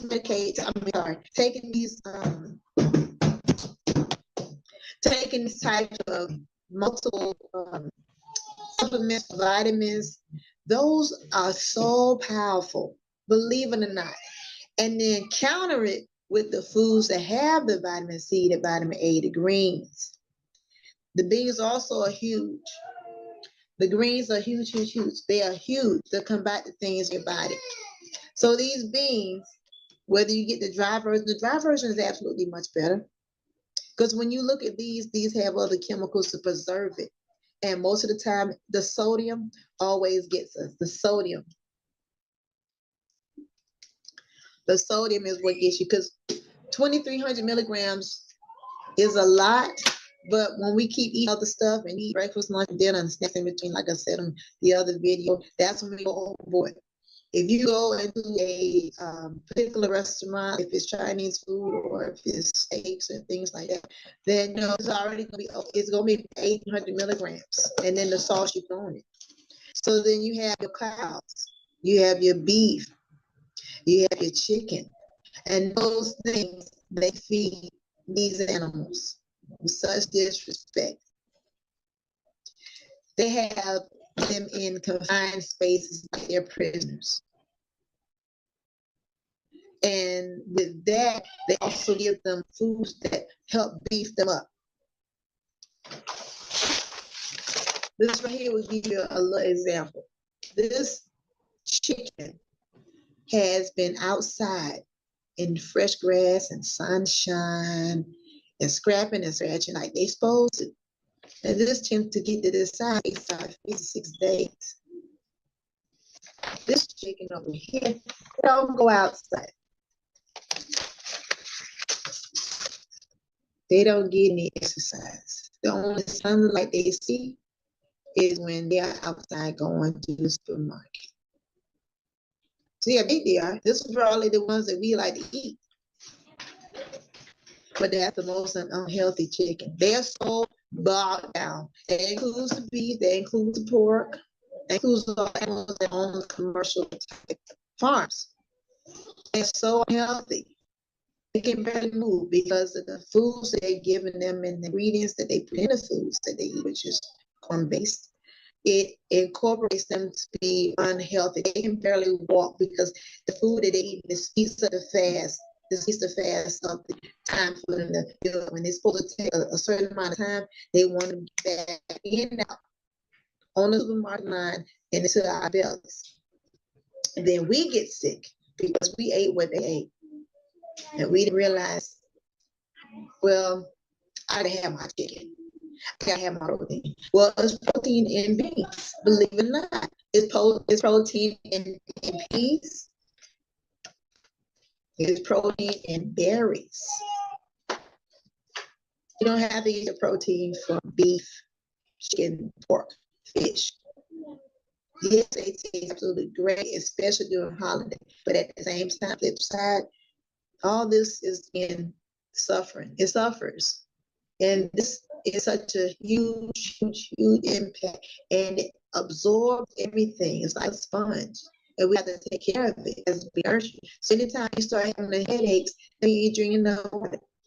You have to drink enough water. And when I say enough, half your body weight is how much you're supposed to drink. If you want to spruce it up a little bit, slice up some cucumbers, or slice up some kiwi, slice up some celery, and that'll help boost up your water intake and fill those vessels like they're supposed to. Because you want to have a healthy body. Nobody want to be bound. No one wants to be bound. You're a prisoner of your own foods. The foods kept keeping you bound because the foods the way they taste. Yes, they taste great. Almost fought somebody with a piece of cake. Almost fought somebody with a piece of cake. And it dawned on me 2 years later. I shouldn't have had that mindset. You know, I had last piece and they saw it and they was going to eat it. Actually, they did eat it. And when I found out, I was about to fight this person. Roll my sleeves up. You ate my piece of cake. Now, girl, what's going on with that? Food has power over you, and it's not supposed to be that way. Medicine has power over you, but don't have to eat that way. The foods we are to eat that has power over because God is all powerful. He has the ability to reverse things. Yes, we want to continue to pray and praise God because He is the ultimate one who gives us power over the enemy, power over things that have tried to take over us. But if we don't come back to things that are trying to take us out with the food He's given us, this is going to be a long uphill battle. Long. So even not just the foods, even some of the things we put on our arms. When you look at your ingredients of and I know sometimes we kind of cut off funds, we got to get some deals so we're not having everybody run away from us like we a skunk. We have to eat the right things as well as put the right things on our skin. When you look carefully at your ingredients of your deodorant, whether it's the solid or the spray or the one you dip your finger in and put on your finger under your arm, has aluminum. Look at it. There's aluminum. And I know people say, well, that's a lot of money. That's a lot of money to spend on all these, biodegradable and organic stuff. And how much is it gonna cost? How much is it gonna cost for you to have all these things that the doctor's gonna give you? It's gonna cost some money. It's gonna cost some money. It's gonna cost you so much. Your insurance is gonna be so much. You got the rest.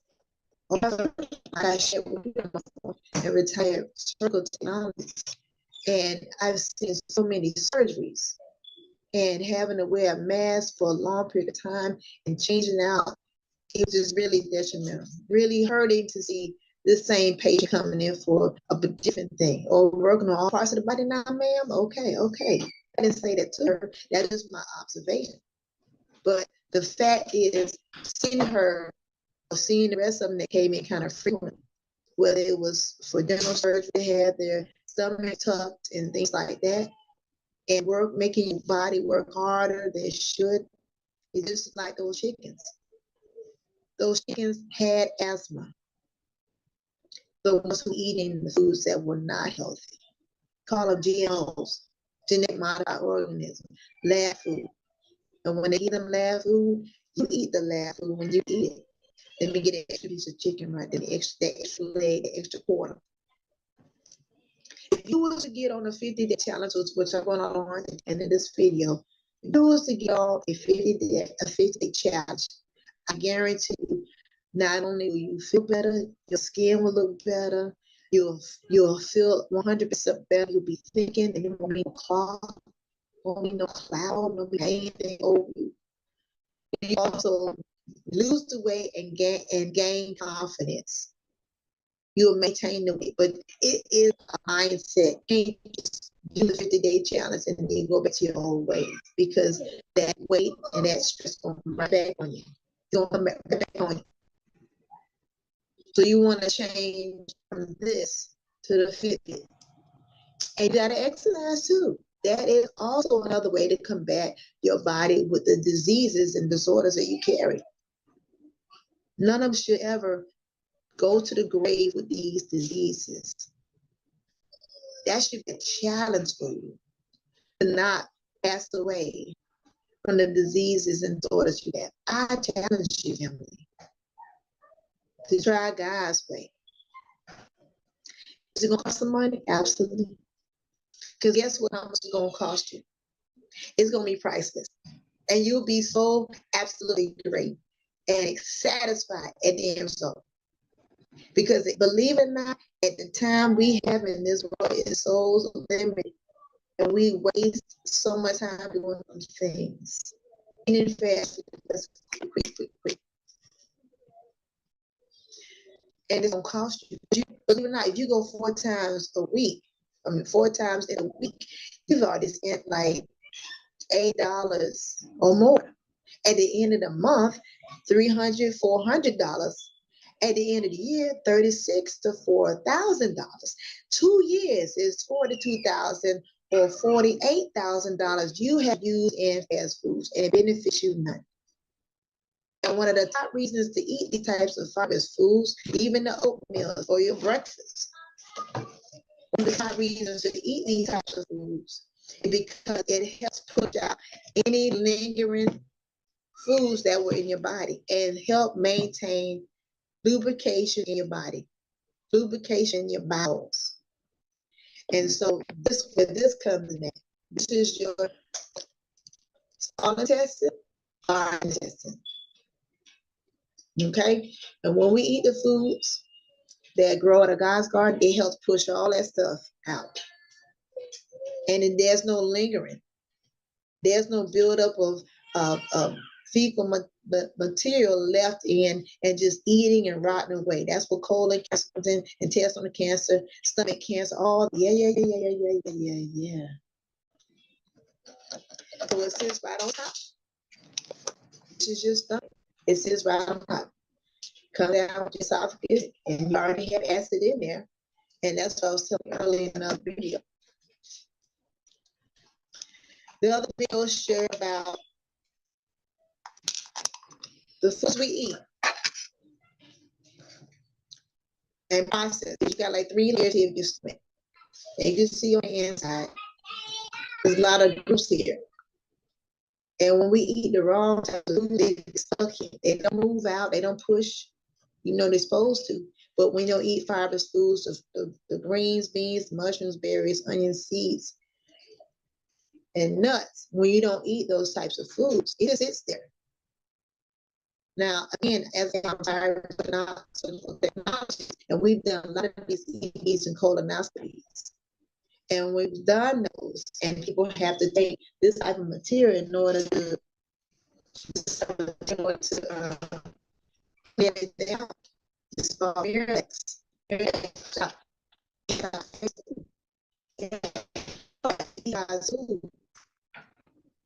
The right way.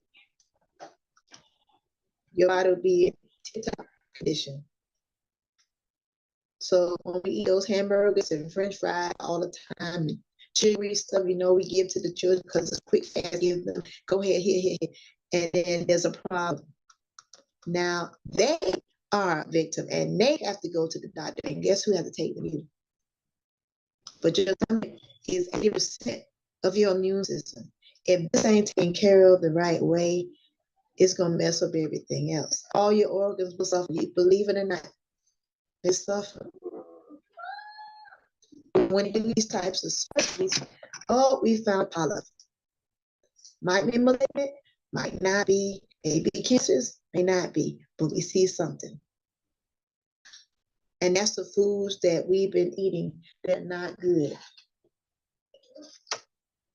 Yes, these cereals are good, but again, you have to learn, as I said, looking at this here.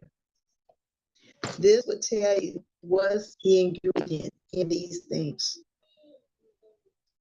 Your sodium, your sugars, salts, cholesterol. When you get to the end, because all the cereals have them, it says contain bioengineered chemical ingredient. And why didn't you put that in B? We trying to be healthy, we see a healthy cereal, and you pay attention to that. I don't know how many times I've been back to the store, like, I need to take this back because I cannot eat this. It has an ingredient. Because again, if I'm gonna go back to those medications, I might have to end up getting. And we want to eat to live life. We want to have emotional, stable, everything kind of calm down. Because all that thing overworks the entire body. Every time you start stressing, it affects everything here. Nobody wants to be kidney dialysis. Nobody wants that. You have to get a lung transplant. These are important. Nobody wants to have bad cancer. Nobody wants that. The skin, you get the problem stuff on your skin, and you still have to be careful what that is. And even more so, your liver vital. You don't mess with this. This does so much for the body and pulls a lot of the waste and trash out along the pancreas, kidneys, the stomach, as well as, all those things in this class. All those things are trash compactors and remove all that trash that is left in the body. But when you begin to really have a mindset, I'm going to do this for the Lord because He's given me another chance. This is not our temple. He's given this on loan. When someone gives you something to hold on, listen, can you hold this for a minute? Or can you hold this until I get back? We want to take care of whatever that is that they have been encouraged us to take care of. They have entrusted us to take care of this. So God is entrusting you to take care of this temple. So that's why the temple steward comes in play. You want a temple for God. And He wants you to be the best temple steward ever. And He does not want us to have these episodes going back into the ER, urgent care, doctor's care. Now, I will tell you a little story about Miss Missy. I was always in the ER. I got these 50 a year. 50 a year, I would get these. They would see me clockwork. I want my room. I want my warm blanket, and where's my toy dog and my popsicle? Okay, let's just go ahead and get that ready because you know what I'm looking for. And when I was going to get these mental breaks that was struggling to have so much stuff going on in the house, and so much stuff going on at work. There's a lot to juggle. I would have found comfort in the ER. And when I drive out now, I disgusted that I was comfortable with that. And that's how I feel when I look at food that's unhealthy. I get disgusted because those foods do not bring any kind of happiness, any type of glory to this temple. And what we have learned as my whole family, we learn to be combative eaters. We eat to live life. The foods we eat combat the things in our body, help keep the things refreshed and fine. And when you learn to do it mentally, then everything else is a smooth transition. Nobody wants to keep taking your child or your children to allergy or to the derm doctor or to this doctor and that doctor, all these different doctors. The copay, again, as I said earlier in the other video, all those things add up. That's a lot of money. Copays are getting high. We gotta keep putting out. Where we gonna get the money at? If you don't have the money now, you have to, pay a little here, pay a little there, because of those things. Somebody got to get another job. Somebody gonna have to do something to bring in some extra income, because now the child and the mama or the child or the children and the whole family have this disease disorder, or they always say, we do history check. Let's do a history check. And the history is like, well, because your mom and daddy or your grandma and granddaddy had it, you probably would have it. No, I don't receive that. My God has entrusted me to take care of this temple, and that's what I'm going to do.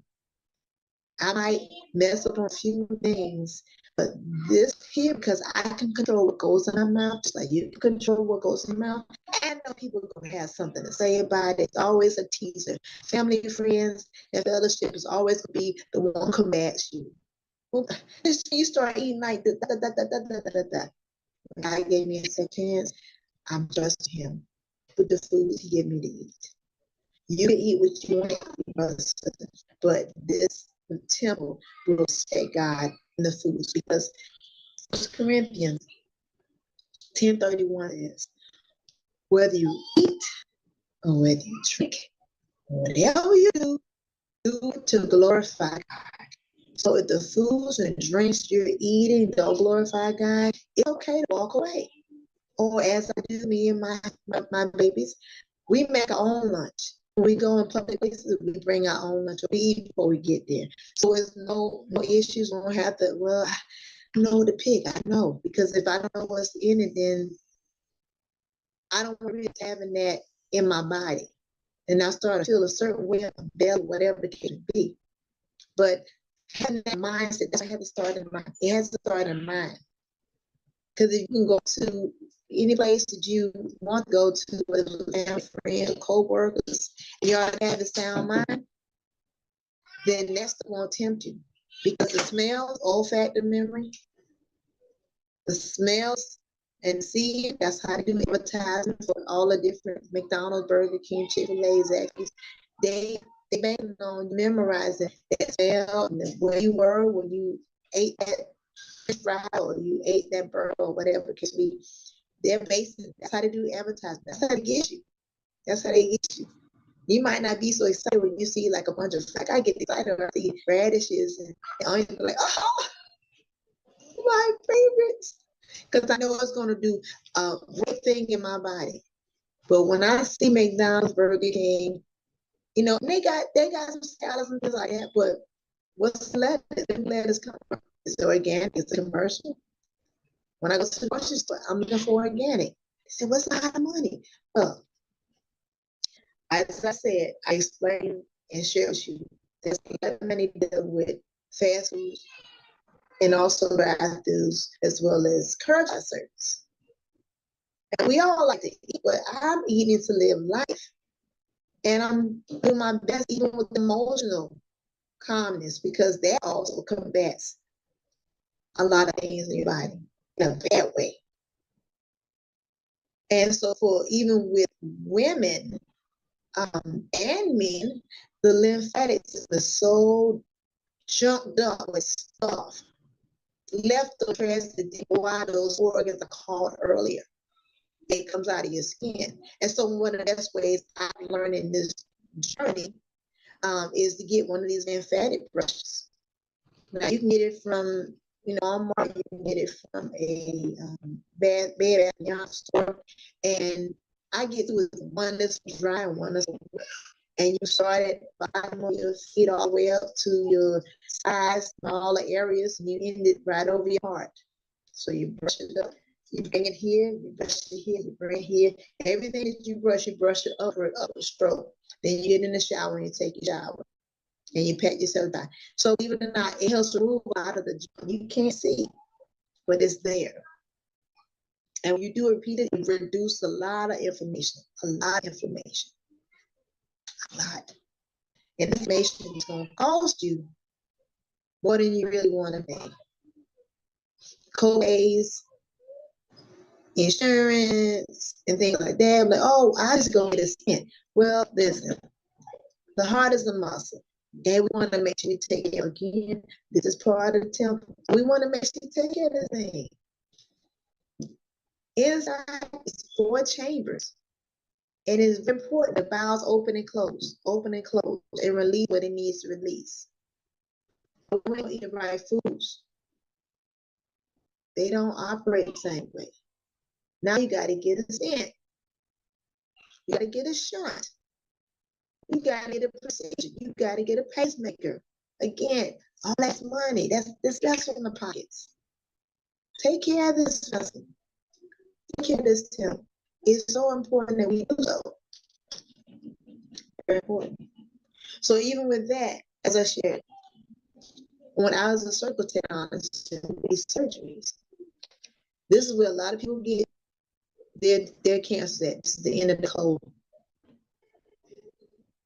colon, because it's left trash in the intestines, in the large intestines.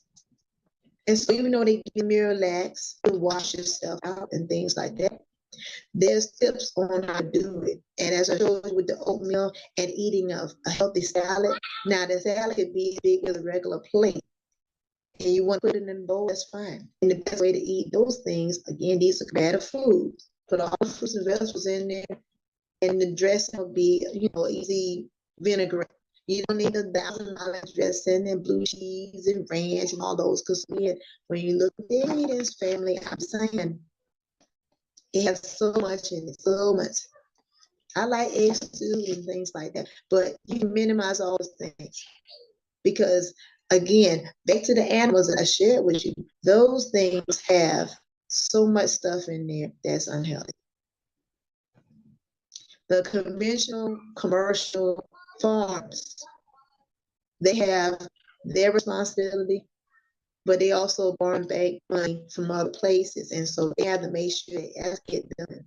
And then you have the organic farms, and they have their things they're feeding their animals. They bring grass and having the water and they get the sunshine. So just like this Fitbit is supposed to be for when you go outside and you do your walks. You're doing your walks, you're drinking your water. That's what the animals on the organic farm do. But the ones that the conventional, they don't see the sunlight. They don't eat any grass at all. They eat the corn products. Just like we eat corn products. The ingredients, sometimes, and when you look carefully, it has this in it. Ground up from different companies, but the chemical in is called glyphosate. Glyphosate. And that's what they put in cereals and dry products. You wouldn't think that, look, okay, it's a healthy food. Again, I'm gonna keep on it. This is so important that we get this. Look at your ingredients, what's in it. It takes much time, it's messy. You had nothing but time. You don't waste it on getting in a hurry of getting something quick. The children need something, they give them some sugary food. No, because that's gonna cause their brain, that's gonna cause their body Its stomach is going to get aggravated because the stomach is not meant to have those sugary foods. If you go back in the Bible days, the food they ate was from the earth. And as time went on, you're going to add things, and hey, we can eat this. But the things were from the earth. As time went on, they start stripping the medicinal part of it and then break it off. That's where the medicines take the name on it. That's where they came from. They come from the earth, but they stripped away the medicine part of it, the medicinal part of it, and added other stuff in it. That's why it has so many side effects. If you eat the actual vegetable or fruit or the herb that it came from without stripping, then it would have the same side effect. But yes, you look at your ingredients on your vitamins, on your medicine, that's your name on it. Yeah, it does a part of, if it's, drying up your mucus. What's the side effect? You feel like you're in a Sahara desert, you feel so dry. It does part, but it also leaves residue. But when you eat God's garden food, there's no type of residue like that. I mean, you eat onion, eat too many things or something is not good. So you have to have balance. But if you have a medication as your name on it, comes from the earth. It gets stripped away like a banana and give you what you want to have. It does the job, but at the same time, not good. Yes, I know. Listen, I used to be on a lot of medication. That's why I was always in the ER. I'm ready for my fix. Need my fix. And when I went to the ER last time, our doctor said, after I shared all the things that was on my heart and things, he said, we're not going to treat you. What kind of ER is this? I'm ER queen, don't you know that? It must have meeting email or something. I don't know. But I'm like, I'm supposed to get my fix, my program, my this, that, other, my warm blanket, my room with lights off. I got 4 hours of sleep. But what you need to do is go outside and get some fresh air and walk for 10 minutes.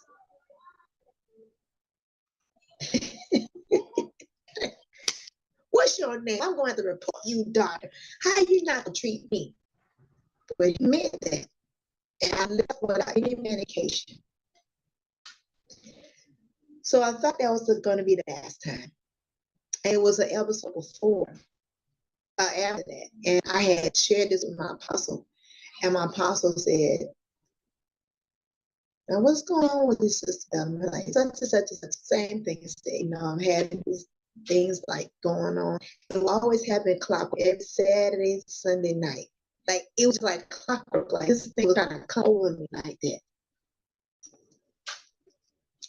And what I was having was a panic attack. I was having anxiety attacks. I couldn't identify what it was. I just know I was having it like, all right, time to check in, it's time to go. All right, I'm about to go. Go ahead at the intercessors know I'm about to clockwork. And when I said to my apostle, and he shared me, like, that's an expensive break. Oh my goodness. At that moment was a second encounter of going to the ER was a fix. Like you have the drug addicts that have a fix. You have people who eat for their fix. Mine were ER visits.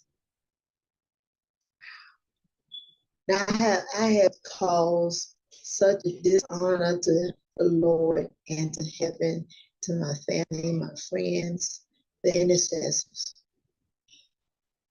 because I thought that was what was okay. But God has given us these temples as temporary. We have to be the best stewards because there's so much He has for you. And it's hard for them to release it because you won't trust Him in the areas that are dark. I get people enjoy eating, but eating is not entertainment. It's for repairing.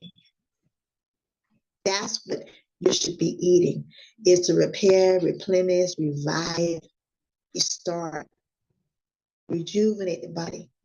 These foods have a lot of power in them. And that's what we're supposed to be eating to rejuvenate our bodies. You don't want to be victims. You want to be victims. We want to be victims in Christ Jesus. There's many things in kingdom that is for you to do, but it's hard to do if we are always in prison. Food is for repairing, combating. It's not to be used for entertainment. I get it, it's good. Sister so-and-so makes the best, sister so-and-so, all the good stuff. But to really be honest, those foods are detrimental to our life. That's what we have to learn to eat to live life. Emotional and social and mental and dental all have to be regulated.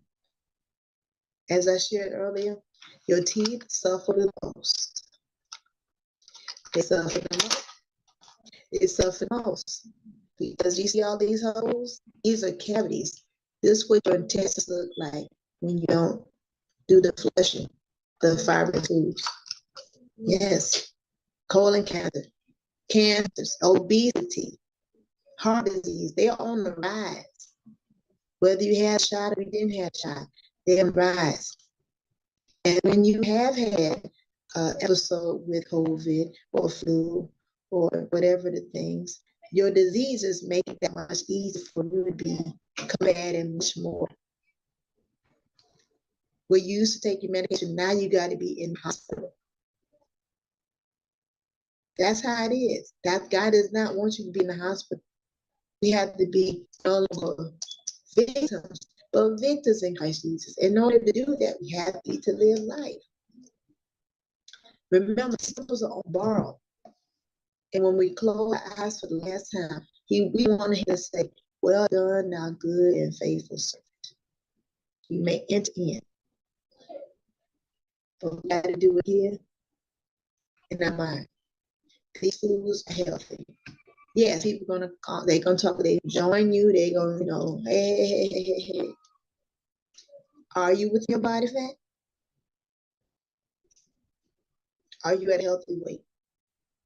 Before you start picking and poking fingers, be careful.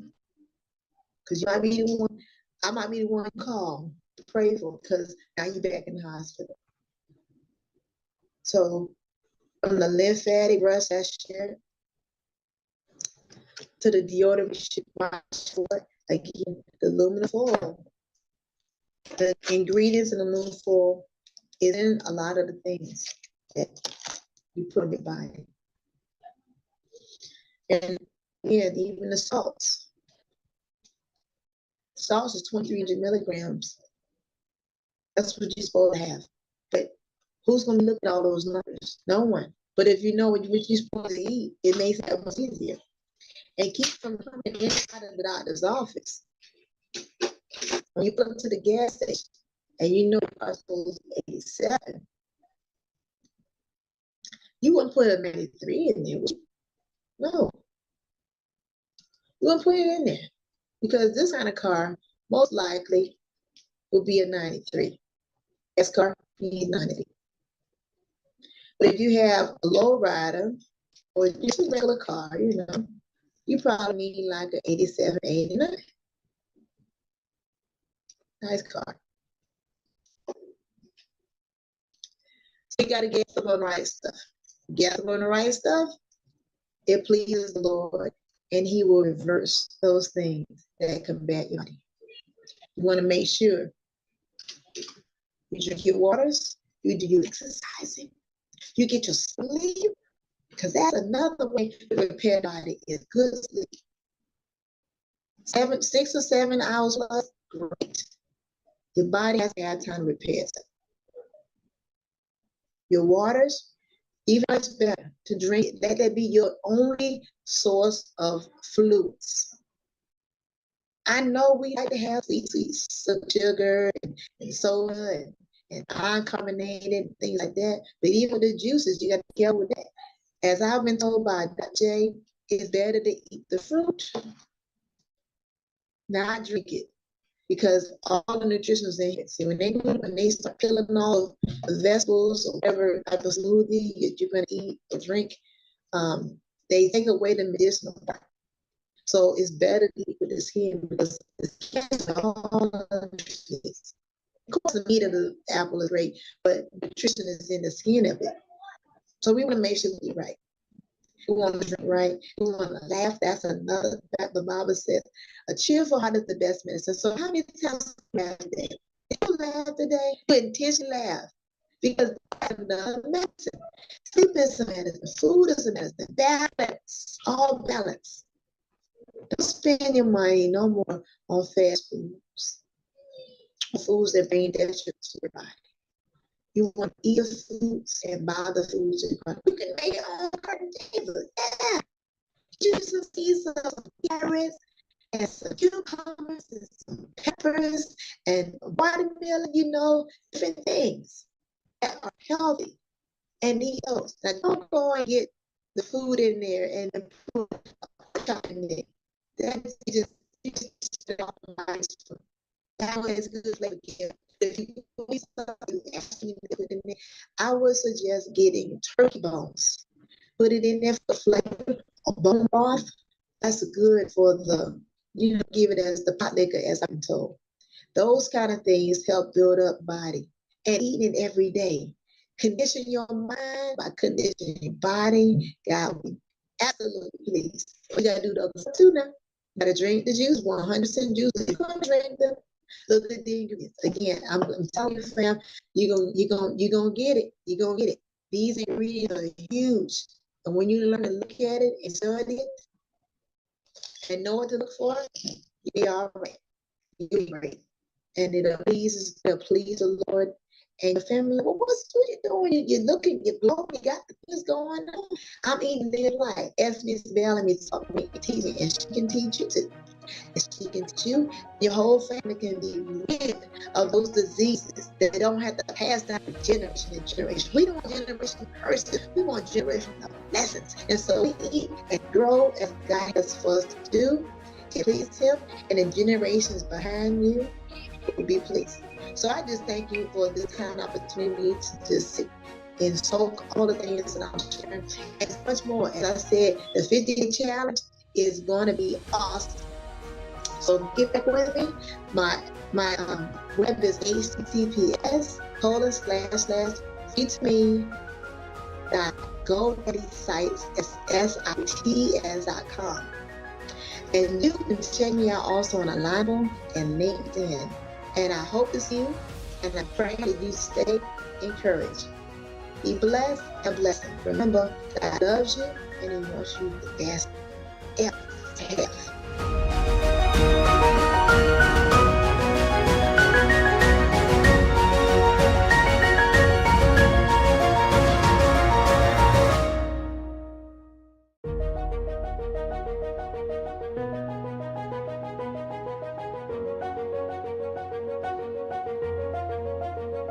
Hi, I am B. Jackal Jeter, and I am here with Tarsha Calhoun, who is a part of SuccessFest.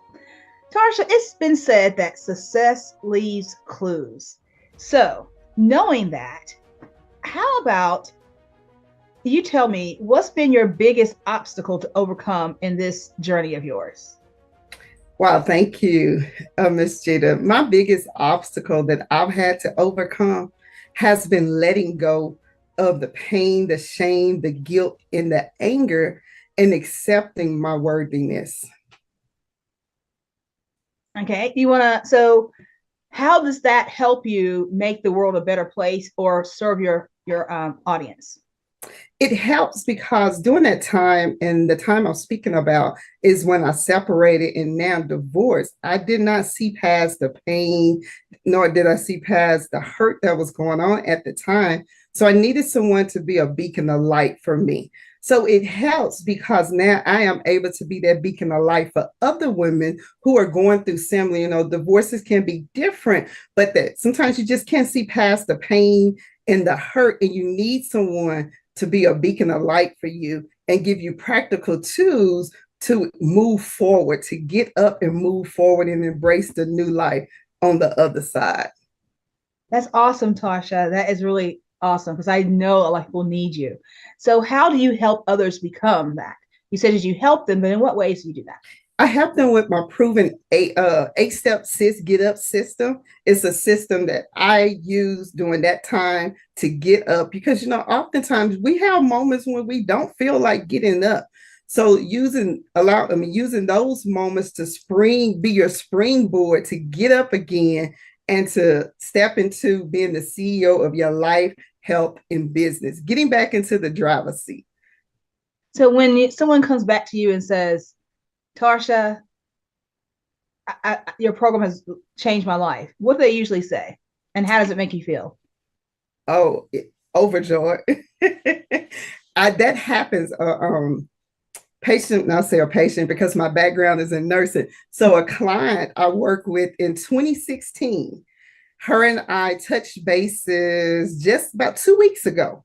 So her and I worked together in 2016, and it just did my soul all the good. I was overjoyed to hear that some of the same tools and principles, the practical tools and some of the things that we worked on, she is still implementing that into her everyday life. She has went on to lose weight. She is doing good, looking good. And so it just makes me feel great. It really humbles me and let me know that this work is needed and that it's not in vain. That's awesome, Tasha. And it feels good for someone to come back and tell you that so you know that you are continuing to have impact. Yes. So one last question. What is your biggest hope for those that you're called to serve? Now, my biggest hope is that these women will know that they are whole, that they're worthy, that they are healing, that they are one woman, that they are loved, extraordinary, and can co-create the life that they deserve. That is my biggest hope for them, to always know that they are enough and everything that they need is on the inside of them. That's really powerful. I want to thank you, Tasha, for sharing this time with me real quickly. And I wish you all the success in the world. Thank you. Thank you as well.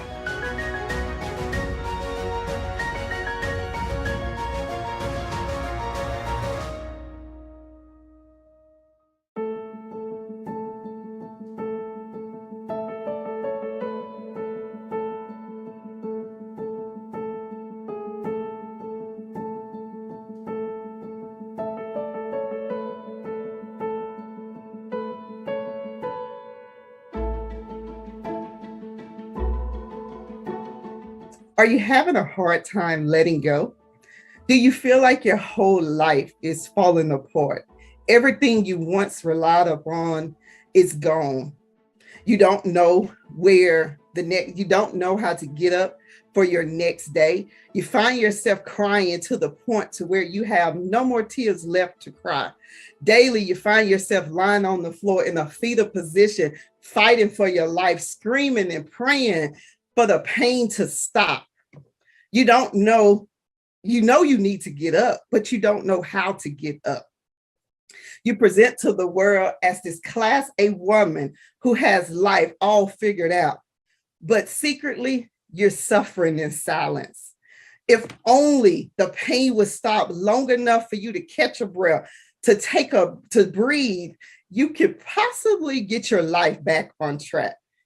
The day you said I do, you never saw this day coming. The day I said I do, sickness for health, riches and poor, never did you think you would be separated or divorced, or at least I know I didn't.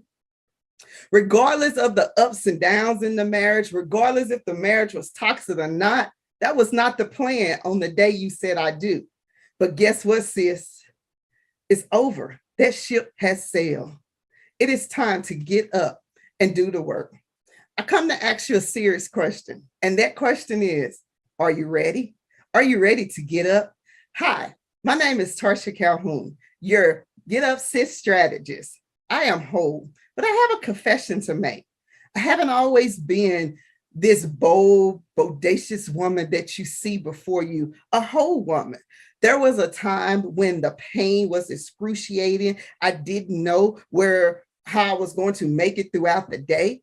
The day that I decided to do something different is the day when I gave God permission to not wake me up the next morning. I had kissed my kids goodnight as I normally do, and the tears started rolling down my face as I was walking to my room. I couldn't keep it all together. And I remember sitting on the side of a king-size bed, and I just wanted the pain to stop. Now, see, I wasn't suicidal by no means, but I said, God, it's okay if you see fit not to wake me up in the morning.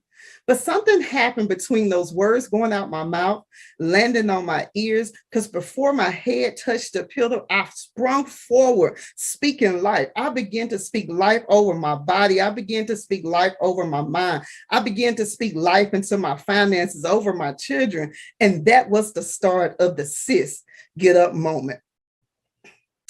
Can you relate? If you can relate, put in the chat. I can relate. I can relate. Sis, get up. Sis, get up. You see, oftentimes the pain can get so bad to where we feel that the only way out is to not get up the next morning or to numb the pain with drugs or sex or alcohol or food. But that's not it. I come to let you know that there is life beyond divorce. You see, divorce is only the end if you choose. It's all about perception. I know for me and many other women, divorce was the beginning of something new. I love the life that I'm creating now. And as a result of being able to be that beacon of light for others, I want to be the beacon of light for you as the coach was for me during my time. You see, when speaking life over me, it woke up my hopes and dreams and the woman I once was, the woman I desired to become so badly. I am her now. Sis, it is time to get up and do the work. Repeat after me. I am whole. I am worthy. I am healing. I am one woman. I am living life consciously. I am extraordinary. Everything I need is inside of me. I am enough. There is no time like now to get up. Now stand up.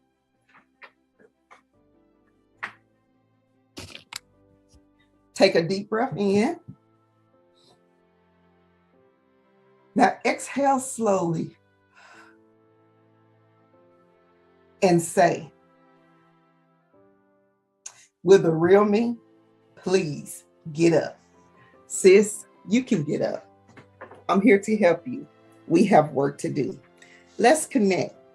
Text the words get up to 214-833-7012. I have a gift for you. And that gift is healing and purpose after divorce. God, thank you.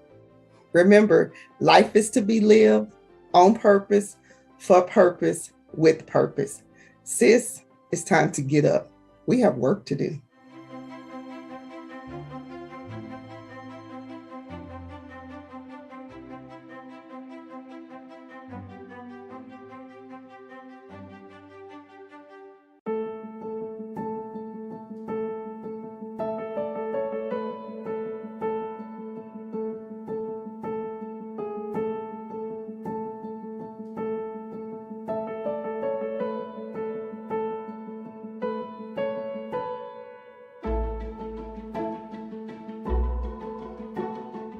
Hi, do you find yourself doing the same routine day after day? Wishing, hoping, and praying for a better life? But you're too busy to create that life you desire to live. Welcome to 3 steps to stop living your life on autopilot. So by the end of this training, by the end of the 3 steps to stop living your life on autopilot training, you will know what it means to live on autopilot. Identify when you're living on autopilot. Know the 3 key steps to stop living on autopilot in order to take control of your life, your health, and business. And also, at the end, I have a gift for you. And I would like to extend the invitation to become a member of the Starting Point Club. So if you're wondering who this training is for, if you're in the right place at the right time, well, guess what? You are in the right place at the right time. If you're a separated or a divorced woman and you feel stuck in your life, you feel like you're just existing, going through the motions to get through another day, you continue to wish and hope and pray for a better life, but you don't know where to start, or you don't think you can have a better life.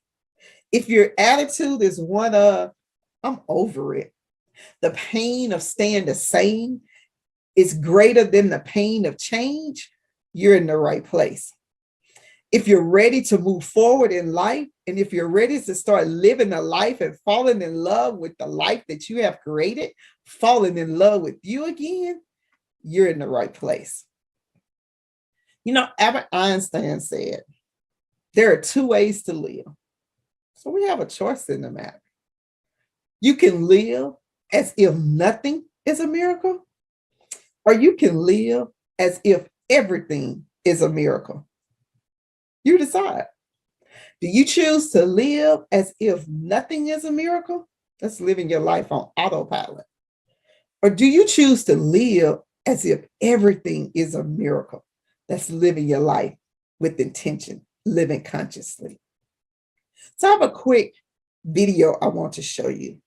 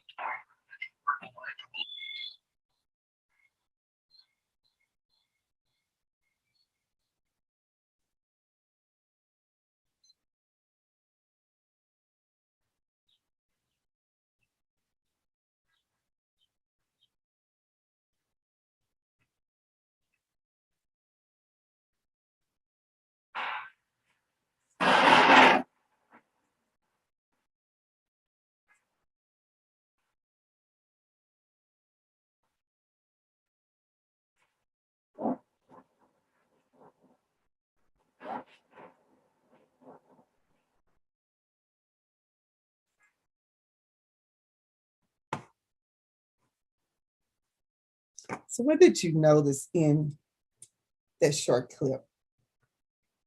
Did you notice how in the beginning, the black creature or the monster was very small in size?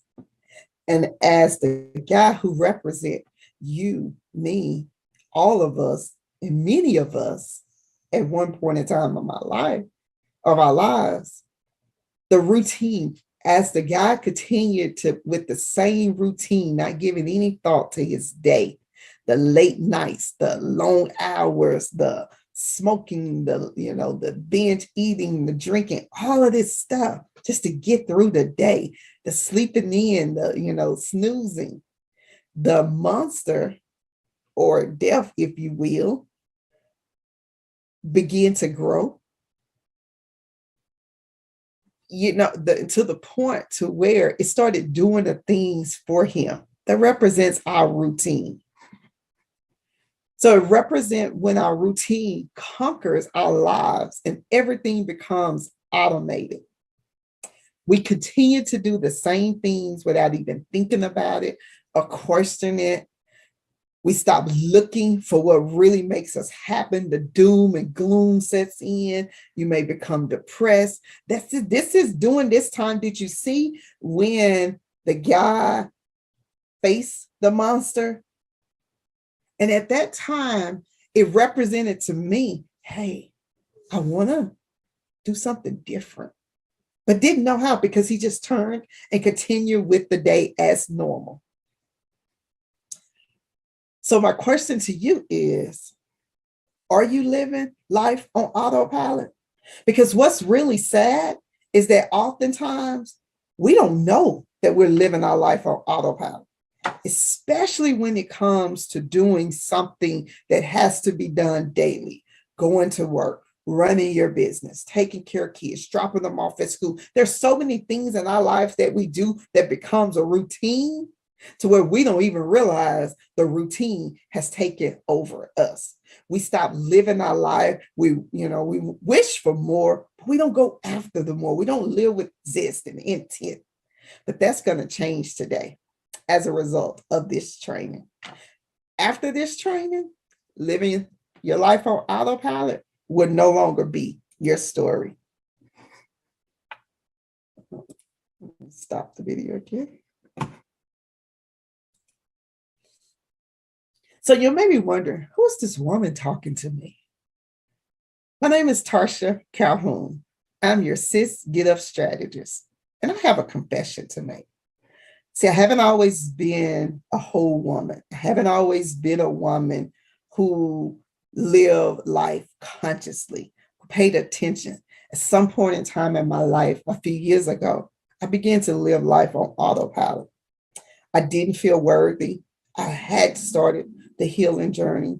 I was showing up in different women's and silos of who I am. In some spaces, I showed up as the nurse. In some spaces, I showed up as a mother. In some spaces, I showed up as a businesswoman, a career woman, just all kind of woman of faith. Everything was in silo. I wasn't living life consciously. As I stated, I was living life on autopilot. I didn't even realize that I was on autopilot. I didn't feel extraordinary. Honestly, I didn't feel good enough. I didn't feel like I was enough, despite the accolades, my degrees, certifications, and all my accomplishments in life. Still didn't feel good enough. Can you relate? Everything that took place that led up to my separation and now divorce caused the fire that once burned inside to burn down. The fire began to starve for oxygen. Every argument, every negative word, every night that I went to bed mad felt like gallons of water being dumped, not really poured, but just dumped onto my fire. To the point I felt like I was drowning with no life jacket, and I swim like a rock. But that was the final straw. This particular bucket of water caught me off guard. I wanted the divorce. I was so mad I made a decision. And at that moment, I thought I had made the right decision because the freedom that came with it. But the next day, it felt like a ton of bricks. I started to question, did I make the right decision?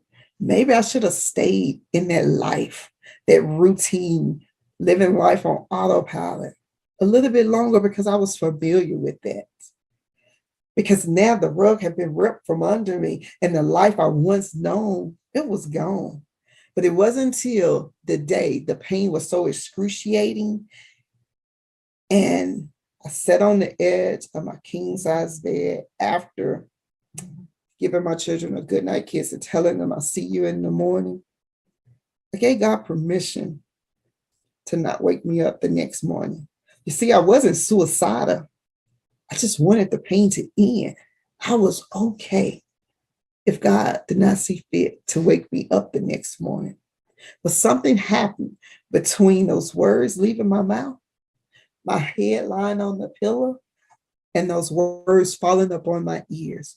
Because before my head could touch the pillow, I sprung forward and I began to speak life over me. I began to speak life over my children. I began to speak life into my finances, to my health, into my mind, over my body. I began to speak so much life to when I realized it, I was standing up. And guess what? That was the start of the Sis Get Up movement. Les Brown said it best. If you can look up, you can get up. The next morning, I woke up full of energy. So I did the first thing that I thought to do, that many of us do, and that is run out for retail therapy. I wanted the outside to look as good as I felt on the inside. But guess what? I funded this retail therapy with my credit card. Although it felt good for the moment, that night, it didn't feel so good because I realized I had added debt. And I was already drowning in debt. So I fell miserably. I'm sorry with these slides here. There we go. I felt miserably. The second thing I tried was journaling. And at the time, I didn't know how to journal. Didn't realize that I was just creating more havoc in my life by attempting to journal my thoughts and my feelings. Felt miserably. The third thing I tried, I hired a coach. This was the best thing.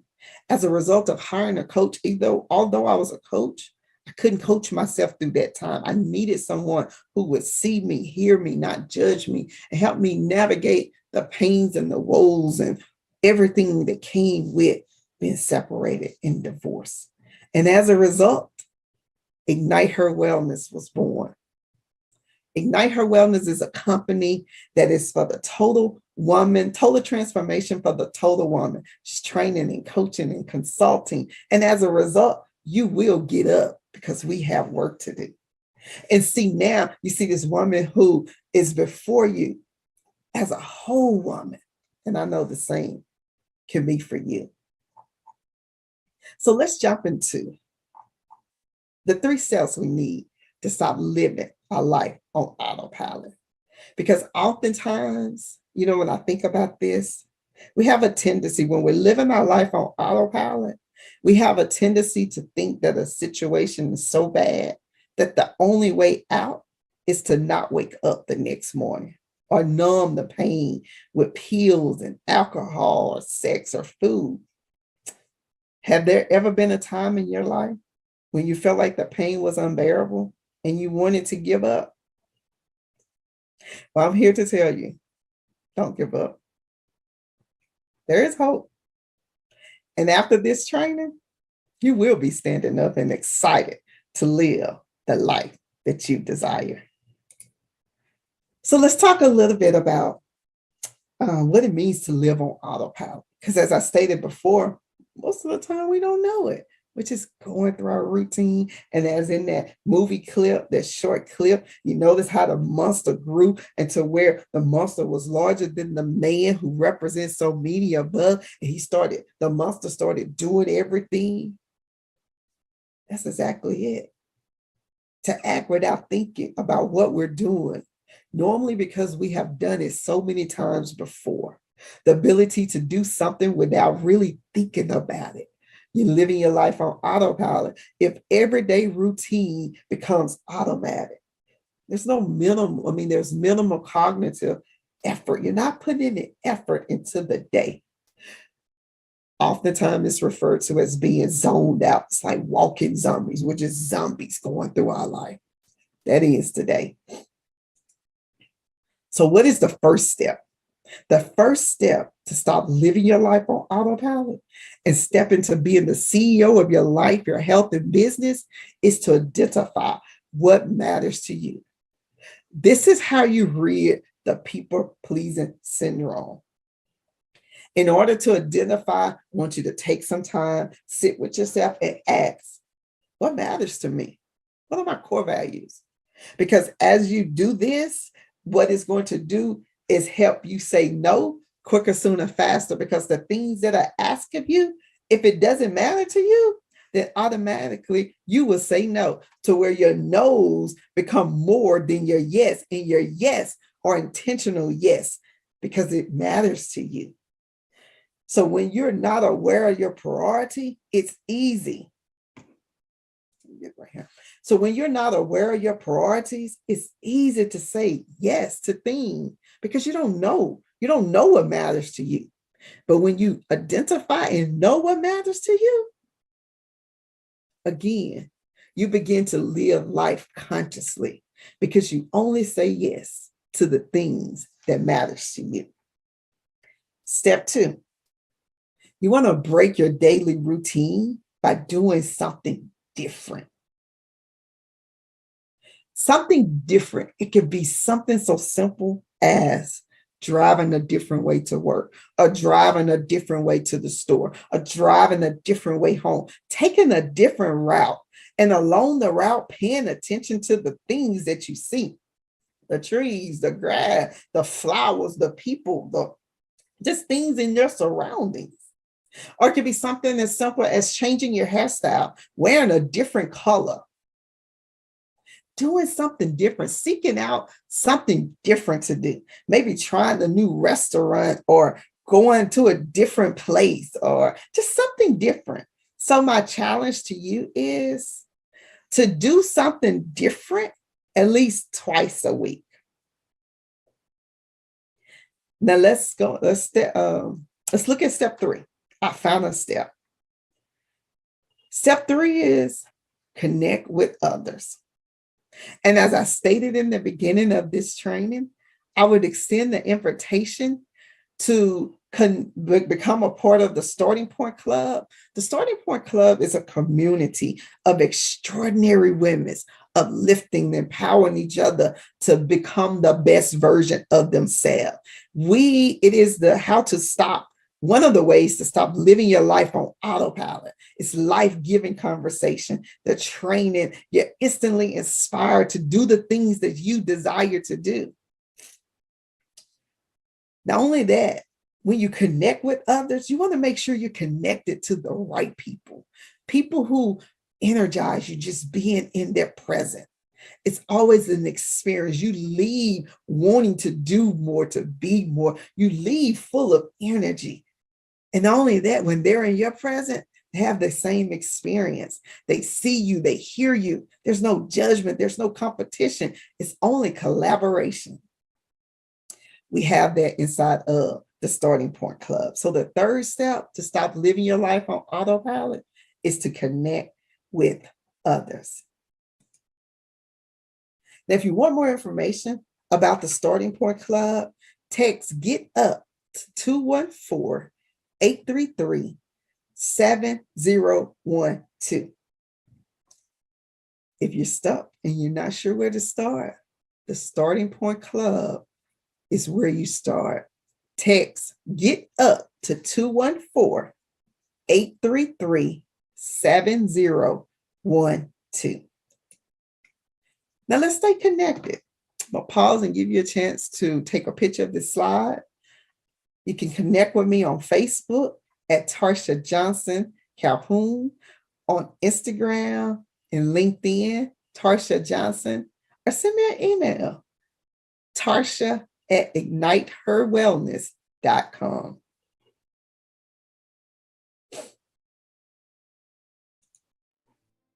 And the last thing, I have a gift for you. I want to thank you for tuning into this training. And as a result, hopefully something has been said, the steps you will put into action to stop living your life on autopilot.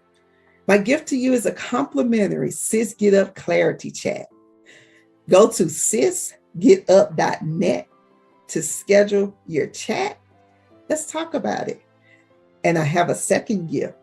At the end of our chat, I will gift you with my Healing and Purpose guide. Healing and Purpose After Divorce guide that gives you step-by-step how to move forward in life. And remember, life is to be lived on purpose, with purpose, for purpose. Sis, it's time to get up. We have work to do.